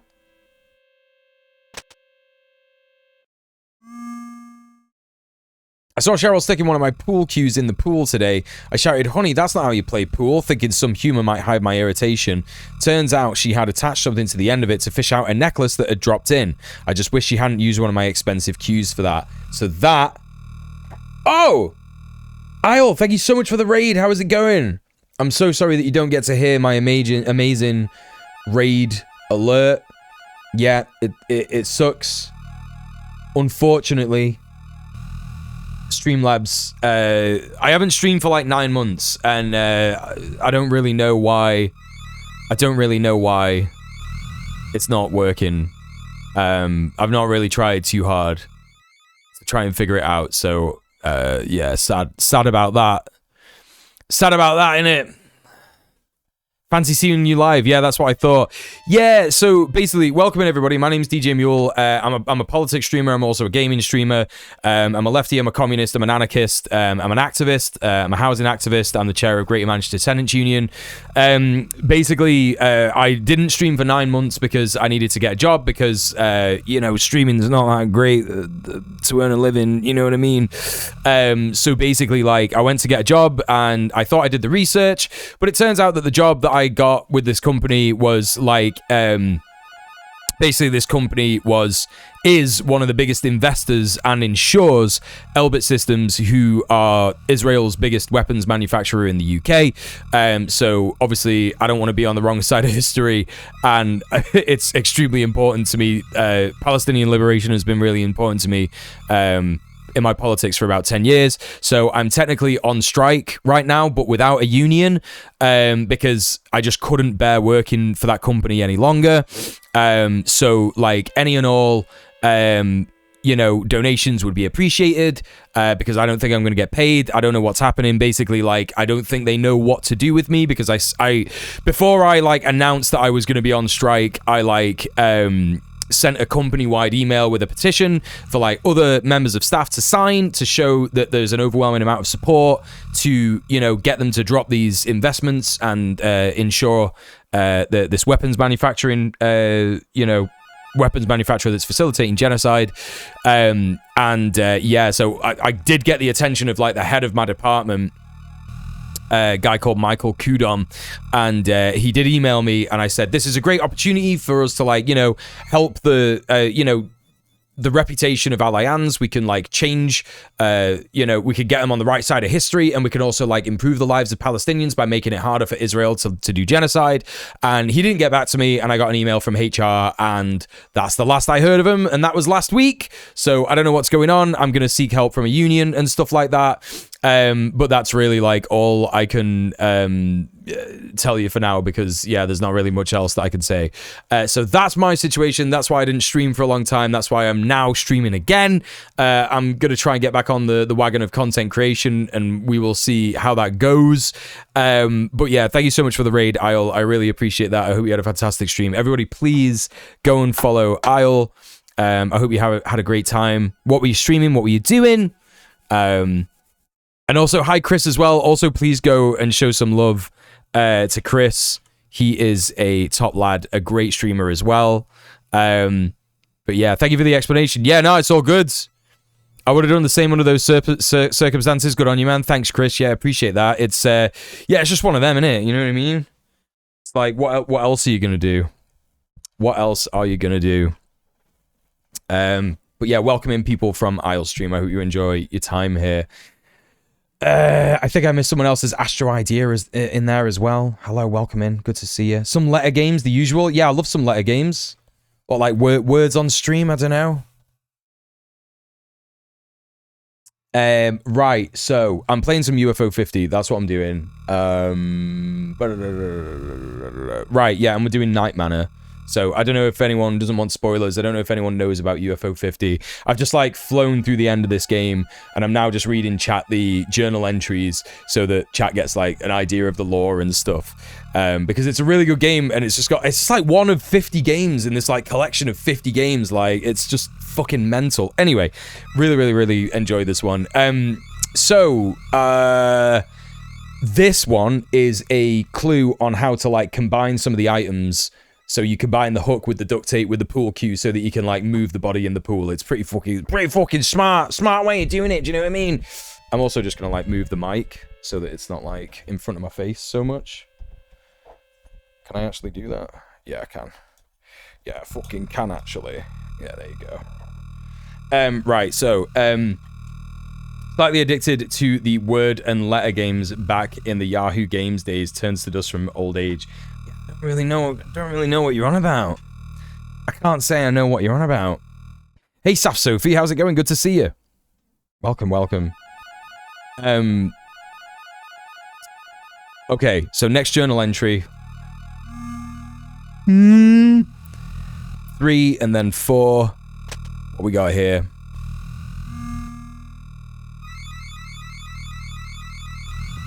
July 18th, 1987. Today I was in the sunroom enjoying a cup of that tea. It has a unique musky aroma that's really starting to grow on me. Sadly, my piece ended when I noticed that the kids had gotten handprints all over the glass. We can only afford to have the housekeeper here once a week now, so I guess I'm the one who's stuck with cleaning it up. And 5. God forbid this guy has to do any reproductive labor, by the way. That was 3 days after your 10th birthday? What? It's been a hot minute. Oh yeah, well I just did a huge explanation as to why I've not been live for like 9 months. So yeah, you'll have to forgive me if I don't do that again. But yeah, basically I'm technically on strike from my job because I found out that my company is profiting from the genocide of Palestinians. So yeah, I'm out of there. So that's what's going down, basically. I spent the past few days sick in bed. Yeah, no, really. Yeah, really. Yeah, really. It's a company called Allianz. I did a bit of research before I got the job there. It looked like they weren't on the BDS list, but then Palestine Action were doing some actions in November and in October, and that's when I found out. And I'd already been working there for like 3 months, and I was like, oh man, what the fuck? In fact, it was 4 months, and I was like, what the fuck, man? Yeah, it's not good. It was not good. I was just like gutted for 2 months. I did speak to some of my co-workers about it and said like, how do you feel about it? And a lot of them were just very much like, yeah, I'm probably just gonna like get another job because it sucks. And I was thinking about trying to unionize them and go on strike collectively, but I just couldn't bear working for them, man. Do you know what I mean? It was really getting me down. It was really upsetting me. So yeah, I just fucked them off basically. And it wasn't like a good enough job for me to like want to try and do that. Do you know what I mean? It's just like a bullshit insurance customer service job. Anyway, it sucks, but there you go. Anyway, spent the past few days sick in bed with some kind of a flu, headache, nausea, etc. Today I was finally able to hold down some solid food. Funnily enough, my symptoms seemed to disappear the moment I had some of that tea my therapist gave me. She didn't mention anything about it being a flu cure, but I'd like to believe that it helped. What else do we got? Oh no, do I not have 6? I do have 6. Cheryl and I got into an argument over the kids drawing on the walls in their playroom. She thinks that they're just expressing their creativity, but who will have to repaint the walls? Me! And it was me that Becky came crying to because Charlie had scribbled over something important that she wrote on the wall. Aren't kids great? I don't know, dude. Just like, don't worry about this kind of a thing. Was the therapist wearing a lab coat, laughing maniacally by any chance? Yeah, who knows? Who knows? You tell me. Don't remember my Luigi being that stretchy. Right, there's 7. God, there are so many of these notes. Today I was outside enjoying my tea when one of the landscapers bumped into my cup and spilled it on the ground. To my surprise, Baxter ran over and started licking up the puddle immediately. Instead of being mad, I just laughed. Who knew dogs like tea? Who knew it? And then we find out the unfortunate fate of Baxter as per what we found in the garden. Baxter's been vomiting to the point of dry heaving all day. He won't eat or drink anything. The kids are very upset, and Cheryl won't stop blaming me because she thinks it was my tea that made him sick. Unbelievable. Unfortunately, our personal vet is out of town, and all others are closed, so we'll have to wait until tomorrow morning. Uh-huh. Yeah, it sounds good, dude. Baxter did not make it through the night. I just finished burying him under the cherry tree, his favorite spot to sleep. Charlie and Becky are beside themselves with sadness. Fellow finance bullshit job haver. Yeah, that's it, Steph. You know what I mean? That's it, innit? Do you know what I mean? I nearly spilled my tea as you said that. That's it. It's so bizarre how many people who own their homes give a shit about kids drawing or painting on the walls. It's doing no damage, just let them be kids. Yeah, defo. Yeah, defo. It's like if I go to someone's gaff and they've got drawing on the walls and they also have kids, even if they don't have kids, I'm not going to be like, oh, that's disgusting. It's like, you know, if your friends are judging you for that shit, you should just like get better friends, innit? You know what I mean? Doesn't count if there's no lightning. Yeah, true. If I had a kid, I'd let him do that. Their room would look like Meatwad's room. Yeah, it's just like, just fine. Just like, let your kid do that. Beanie Gaby says, a house I viewed last year had a whole wall of chalkboard paint. It was so rad, I want to do that to my next place. Yeah, that'd be cool as fuck. Water-soluble markers as well. There's loads of ways around this. Do you know what I mean? Use some chalk, whatever. It's literally fine. You know? Imagine this guy saw Sophie's living room. Yeah, she's literally painted a whole ass thing on the wall. A whole ass thing.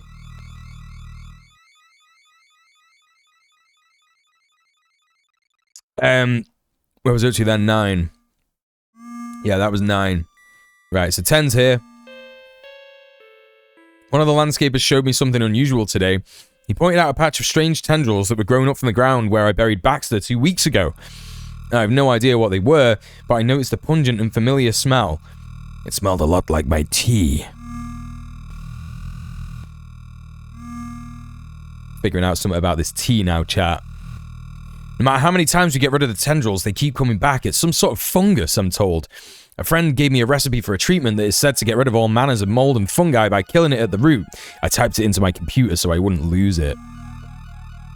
It's fucking right. So that's what the fungicide recipe was for.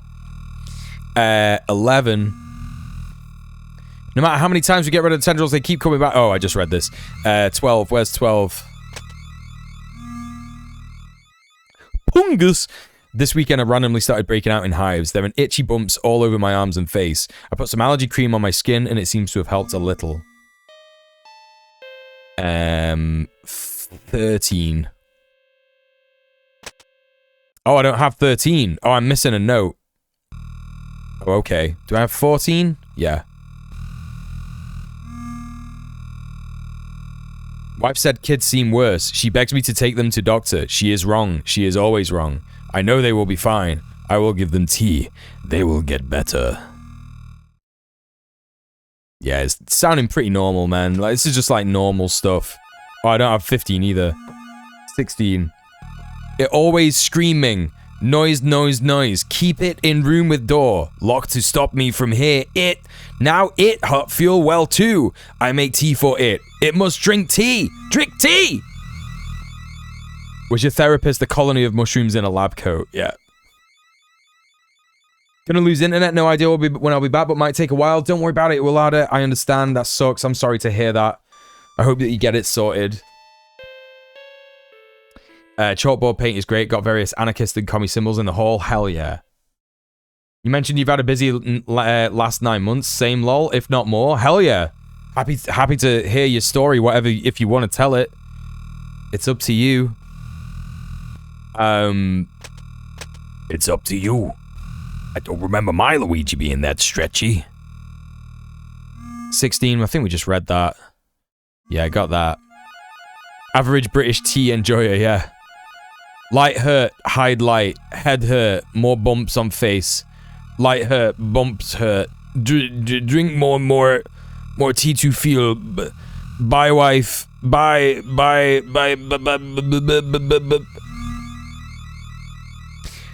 So there you go. This guy drank some tea and it fucked him up.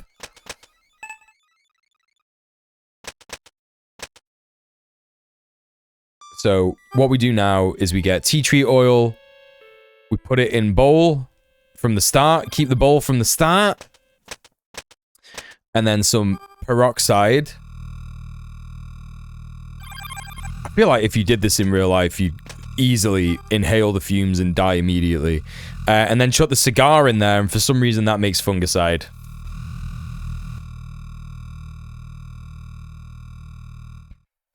Me when I'm going big Tesco's. Bye, wife. Bye, wife.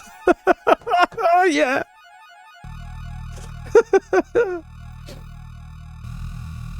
Almost a year ago, I moved into my own new place after a not-so-great breakup with my, at that time, polycule. Oh, shit. I'm sorry to hear it, Sophie.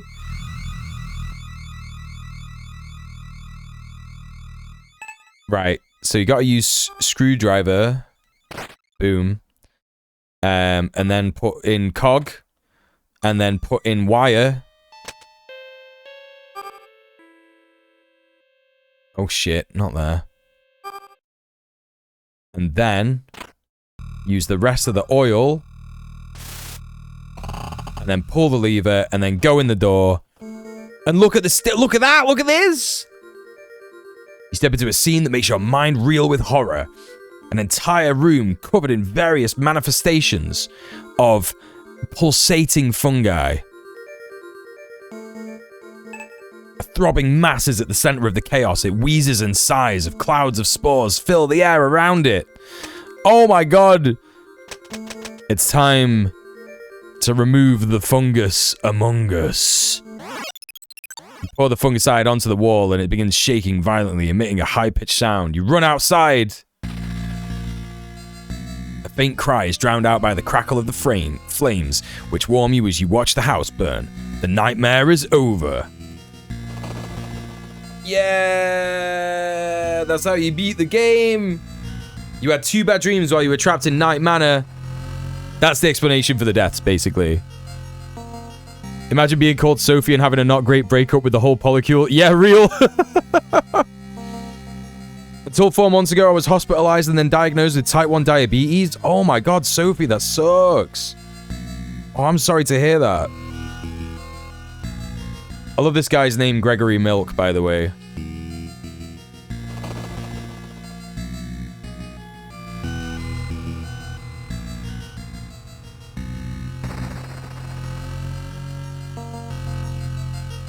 Imagine if your name was Gregory Milk.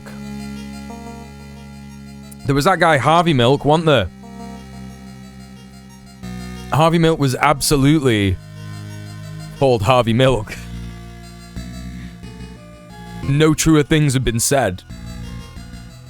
Actually.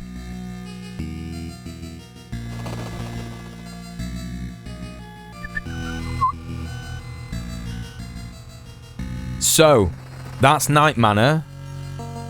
Great Crab says, dang, what did I miss? Well, this is Night Manor. It's a really good game. It's really fun. But you might be able to see in the reflection up there, in the mirror reflection from you driving the car home, you got a little thing. It's going like that. It's going like that. If it's a clear night for anyone seeing this in the Northern Hemisphere, you should be able to see a ton of planets all lined up. Oh, cool. Ah, no! It's fucking mushrooms in your head! So that's not the good ending. So the reason that you get that ending where the mushrooms are growing out of you is because you get killed, right? So if you don't get killed, you get the good ending where you don't die. But that's Night Manor, and I believe that should have been a cherry. Yeah, I got a cherry. So there are 2 ways to win games in UFO 50, to beat games. There's a gold, which is where you just beat the game as it is, and then you cherry it by doing some extra stuff, basically. So let's go back to Pilot Quest and see what we've gained. This game reminds me of the mold problem in my old place. Yeah, it reminds me of the mold problem that literally all the members of GMTU have. Reminds me of the mold problem in my house. Yeah, I love it. Got a gumma seed there. Got a next gumma seed. Oh, I need more gumma seed. All right. Next time I'm up yours, we should stream together and I should get every star in Rail Heist for you. Yeah! Because I'm never going to do that myself. So just do not like that game. Right, so now this person has got a shack and you can get meat from them. Petition to name Night Manor J.K. Rowling Simulator. Unfortunately, it's very cloudy tonight. That sucks. I'm sorry to hear it.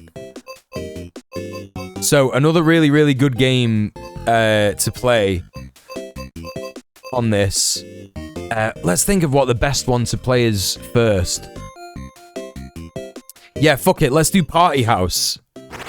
I literally love Party House so much. So this game is really interesting. I didn't really understand what it was, right, when I first started playing it. But this is a deck building game. So you could do like any of these, I think, in any order. But Alien Invitation is like the easiest one to do. So what you do is, it's like random pulling cards, right? So if you press A, you get a person coming to your door, to your party. So this person is called Rich Friend, right? And what they bring is a green 1. You can see in the corner next to it, right? And the green 1 signifies 1 money. So you get 1 money per one of these guys, right? And then this person is a wild buddy. You can see the stats there in the bottom right, yeah? So wild buddy is trouble. That's what the X next to the character means. And it gets you 2 popularity, because a wild buddy, oh yeah, they're really popular, but they do be bringing trouble with an exclamation mark. And if you get 3 trouble characters in your party, the party's over, the cops come, someone has to get banned, right? Someone's got to get stabbed, right? So luckily, this is just like old friend. Pretty standard character to pull. You just get 1 popularity for it. Let's see what's next. Right, so now, get a little notification there. Party's getting out of hand. You got a choice, right? Do you gamble everything? Everything that you could get here, which is 5 popularity, yeah? 5 and 1 money to try and get like a bit more. Or do you just end the party? Me, being a seasoned party house veteran, I'm going to end the party, right? Just gotta go with what you got. You gotta leave the casino early, yeah? Don't be a silly Billy, right? And just leave. Get out of there. Now, what I'm gonna do, this is a Rolodex, and you can get new friends to bring to the party, yeah? Which will increase your popularity and or money, depending on who they are. So you can always get Monkey for 4 popularity, but he brings 1 trouble. So that increases the trouble chance. Yeah? Hey, Leapin' Larry, how's it going? Good to see you. Everybody, please go show some love to Leapin' Larry. Long time no see, comrade. How are you doing, man? Yeah, you gotta check out UFO 50. It's just the best game of 2024, man. Like, I can't think of another game in 2024 that's like anything like this. It's just really, really good, and they spent so long developing this game because it's like 50 good games in one game. 50 fun and good games in one. I've got so many hours in this.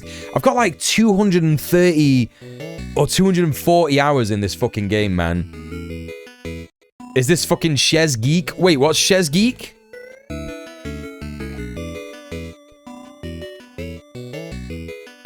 Geek House. Right, now there's loads of different guys that you can get. And they all have various benefits.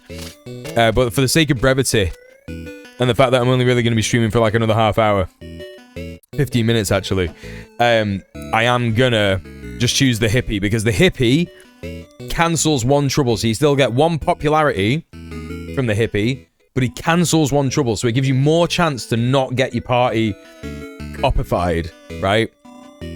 So I'm gonna get him, and then we're gonna done. I'm gonna have another party. Okay, so I already got 1 trouble there, and that's a pretty good party. Shay Geek is a card game where you're trying to build up an awesome house by balancing getting money and having fun friends. Yeah, that sounds like that's literally what this is. Right, and now that I've got 2 money, yeah? Now that I've got 2 money, I can expand the gaff. So now I can get 7 heads in the gaff. And I've also got another 6 popularity, so it makes sense to spend that. Now, most people might think, yeah, get Mr. Popular. He's got 3 popular, and he'll bring another guest. That other guest might be a trouble guest. And you can't control that. You can't control that. It just might happen, right? So it's not worth it. You know, Mr. Popular turns up, he's just going to bring a friend. And that friend could be trouble. And there's no way of predicting that. Yeah? So, right, next up, I'm probably going to go for Comedian, because you get 5 popularity if the house is full. But it does cost 1 money. So I'm taking a bit of a chance here. Because if you can't pay him, I think, like, you lose popularity. So let's give it a go. Oh, boy. This is never a good start. Let's try 1 guy.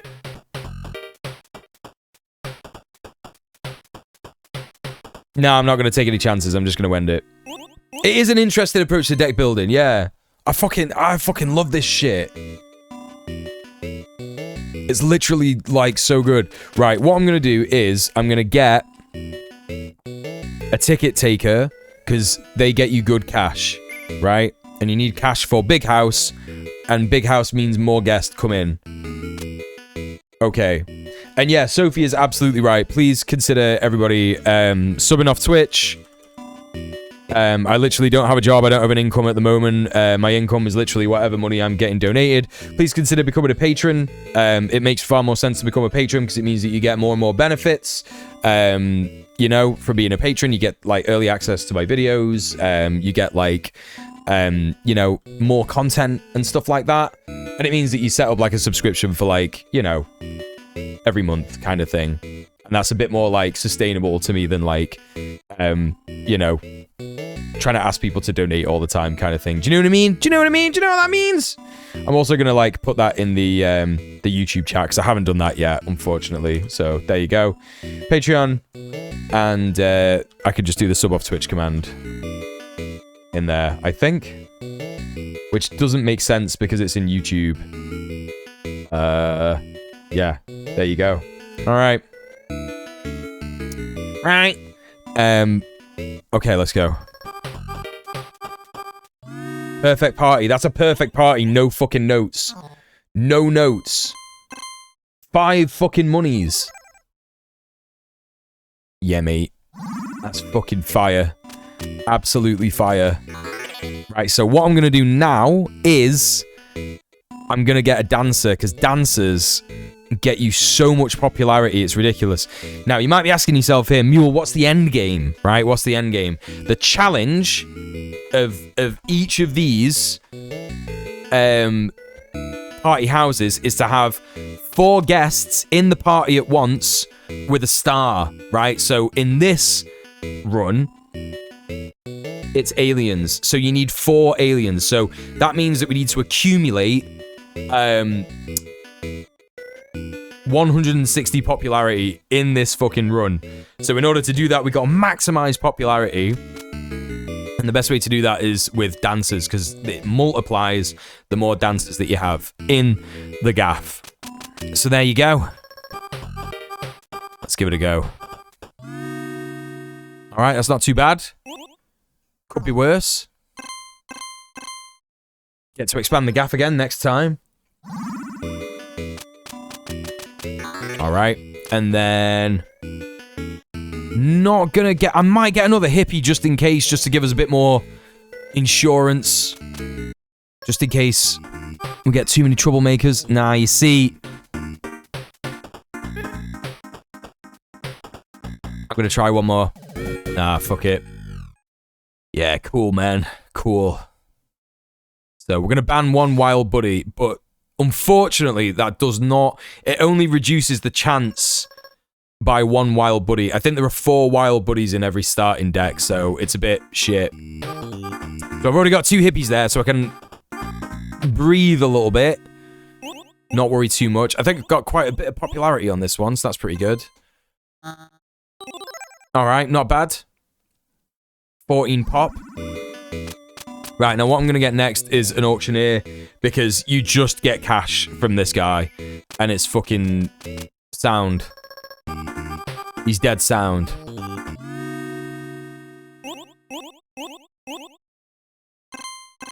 Yeah, mate. Absolutely fucking wadded. Cash out the arse, pal. I'm going to get another dancer. In fact, I'm going to get 2 dancers, because that means I've got 3 altogether. Don't fuck me over, man. Give me a hippie. Alright, okay. Whatever, pal. Whatever, man. Who's calling the cops on this absolutely sick party? Do you know what I mean? Uh-oh. Something happened. Why does my controller just, like, disconnect every now and then?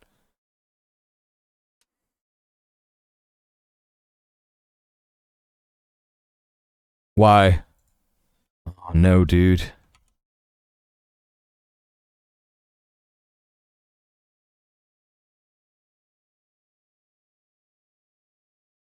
I, like, moved my leg very slightly, and then all of a sudden it's just like, nah.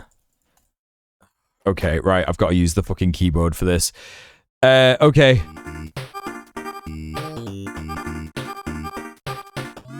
It was a good party nonetheless.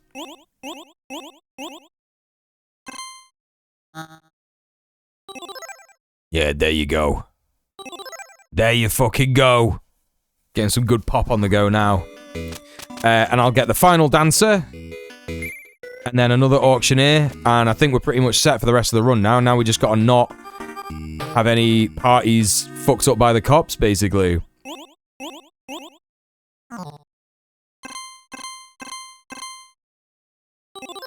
Yeah, mate.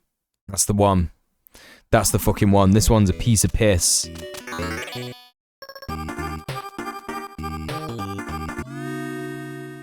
Solid textbook party. Absolutely fucking solid.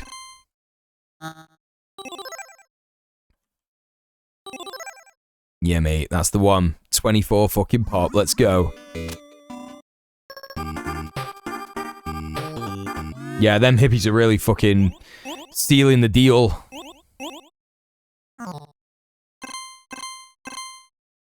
Yeah, the tunes are good as well, aren't they? Like, I actually love the tunes in this game. And when I say this game, I mean all of UFO 50.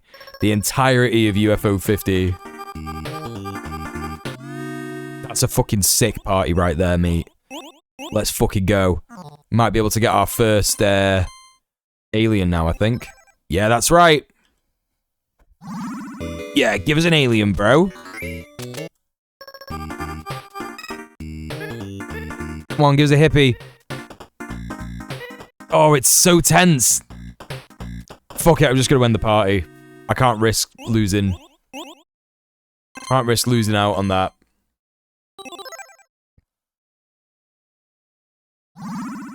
Alright. Alright, okay. I feel like I should get another auctioneer because I'm not getting enough dough, so let's just take a chance on that. Oh, excuse me.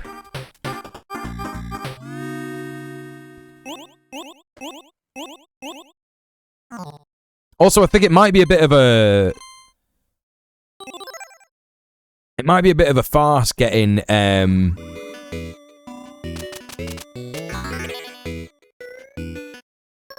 getting the alien before I've got 160 popularity. Because then if the alien jumps into the party like there, they actually don't bring anything to the party at all. It's just like, you don't have popularity, they don't have money. Just need to wait until you've got all of the popularity before you actually get them. Although saying that, you have a maximum popularity of 65. So you do have to get them. So actually, it's more like an inbuilt difficulty factor. Yeah, mate. Makes sense, innit?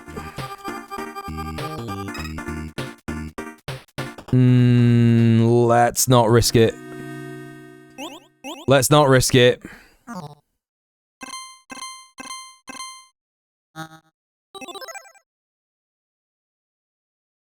Fucking commie aliens not using money, what the fuck?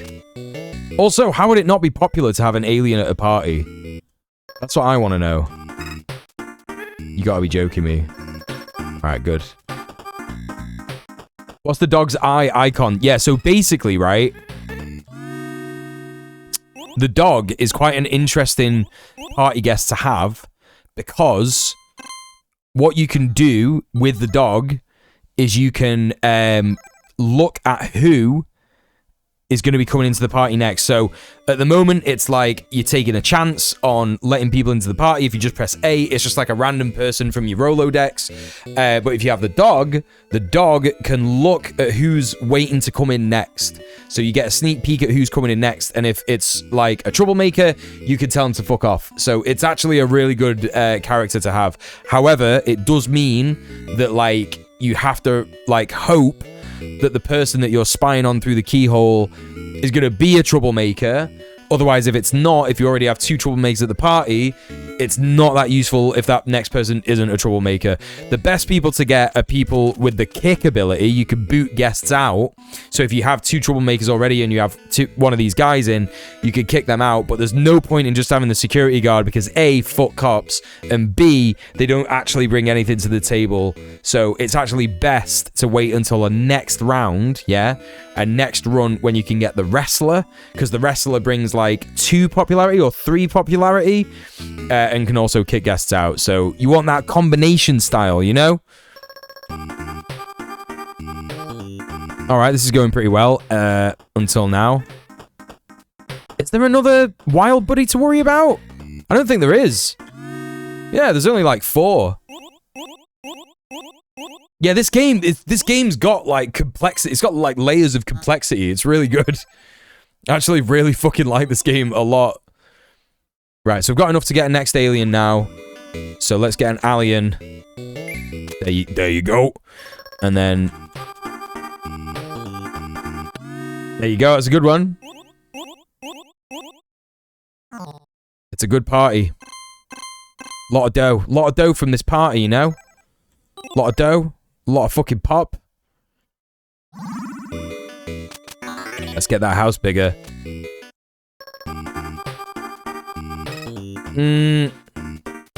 Do I risk it? Foot biscuit? Yeah, go on, one more.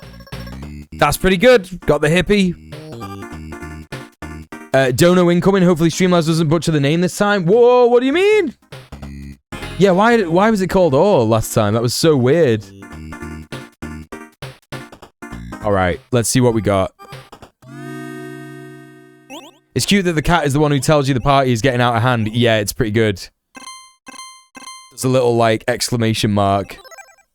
A sweet cat. A sweet child on the roof.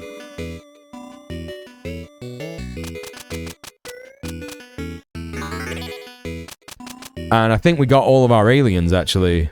Yeah? So we've got 3 turns left, so hopefully... on this fucking turn, I'll get 4 aliens. Or in the next 3 turns, at least. It's a bit of a gamble, you know what I mean? Right, that's 2, that's 3. Oh, it's getting out of hand. Give us a hippie. Oh, I don't want to risk it, man. Okay, fuck it. Fuck it, fuck it, fuck it.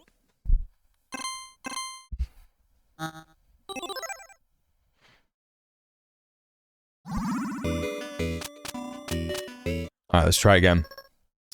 Let's try one more time. That's 1. That's 2. That's 3. Not enough space.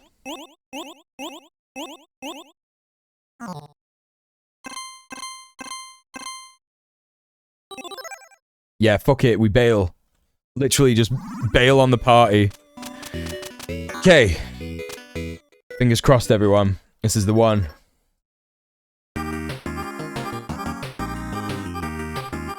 Two. No, what the hell? Oh, well, never mind. I thought it was going to be really easy. Well. Got a lot of popularity, but... You've run out of time. Game over. That's it. That's it.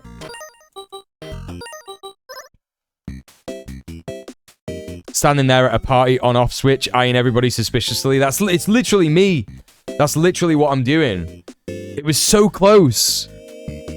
But that's why Party House is so good. It's got a lot of replayability factor. Do you know what I mean? Pretty good.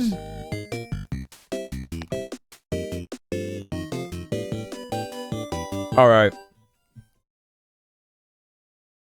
That's enough UFO 50 for one evening. Yeah. Another extremely successful stream, folks.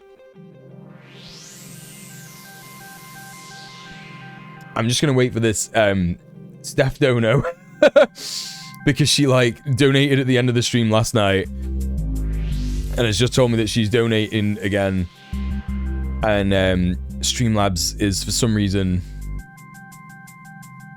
just like not really donating. Oh, there it is. Yeah. Thank you so much, Steph, for the £6.66. The name did work this time. Did it show up on stream? It showed donated the devil amount earlier? Oh, gotcha. I must have missed it. Is it showing it there? I can't even hear it. Did that work? Oh, yeah, there you go. Steph, thank you so much for subbing off Twitch. Thank you so much for supporting the stream. I really appreciate you, love. Thank you very much. Yeah, I gotta sort out these alerts for the next stream. So there you go. There you go. Thank you so much, everybody, for hanging out. It's been really fun, as always. Stay tuned to the YouTube. So make sure you check out my socials. Spelled it wrong. That's really good, isn't it? It's good when I spell stuff wrong. And it doesn't actually, you know, put them in the chat. Please go on the link tree and check out my socials. Please go to the YouTube channel, subscribe to the YouTube channel, check out the Patreon, subscribe on Patreon. What else? Yeah, I'm gonna have a video about Elon Musk coming out possibly tomorrow, so you will see that tomorrow. It's not necessarily about Elon Musk, it's more about like what to do in the face of fascism, why it's not that surprising, why we all need to get a move on and do something about this. And that's the end of that, essentially. In the meantime, let's find someone who can indeed we be raiding, and that will result in everybody having a nice time, won't it? You know what I'm saying?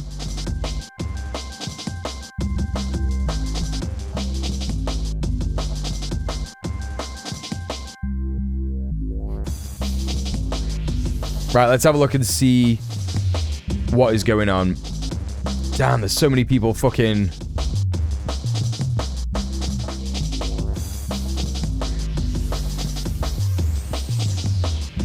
streaming right now. Good God. Some people have changed their name and I don't know who they are. Who is this? Who are these people? I'll tell you what we'll do. Larry's just started. He's playing some Red Dead Redemption, so we're gonna... Damn, there's so many people fucking... Yeah, I mean, there is, right? There actually is. Right, okay, listen, man. We're gonna raid Leaping Larry because he is live right now and doing some gaming.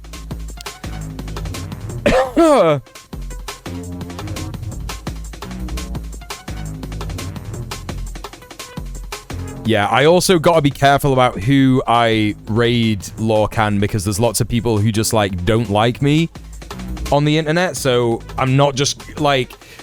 I do actually take recommendations for raids nowadays, but, like, you know, only if I, like, know who they are and they've been in my stream chat or they've, like, indicated to me in some way that they don't think I'm the worst person ever for having opinions that literally hurt nobody. So I can't just, like, randomly raid a person, unfortunately, and I do appreciate that they're doing, like, a charity stream for Trans Lifeline, but, like... I don't want to upset anybody, do you know what I mean? So I'm just going to raid Leaping Larry, but I do appreciate the suggestion.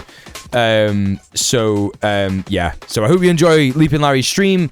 Maybe Leaping Larry could go raid Lottie Scanlines later. But yeah, so there you go. That's what we're doing. Yeah, thank you so much, everybody, for hanging out. Thank you so much, everybody, for donating. Thank you so much, everybody, for raiding. Yeah, just being, like, excellent chatters. You're all excellent. Thank you so much for supporting me. It's, like, another, like, great day because, you know, I'm sat here and I've not streamed in fucking 9 months, nearly a year, and, you know, I got all this amazing community still here, like, you're still here supporting me. It's just, like, absolutely phenomenal, and I promise you I'm gonna make such an effort this year. If streaming goes well and I end up making streaming and making YouTube content my full-time job again this year, you better believe I'm gonna be making such a fucking effort doing this. So yeah, I hope you're all excited for 2025, not just 2025 for Muel, but 2025 for communism, leftism, a new world, anarchism, and actually just being super based. Right, so I'll see you next time, innit? Thank you so much for being here. Peace. Mwah. Bye bye bye bye bye bye bye bye bye.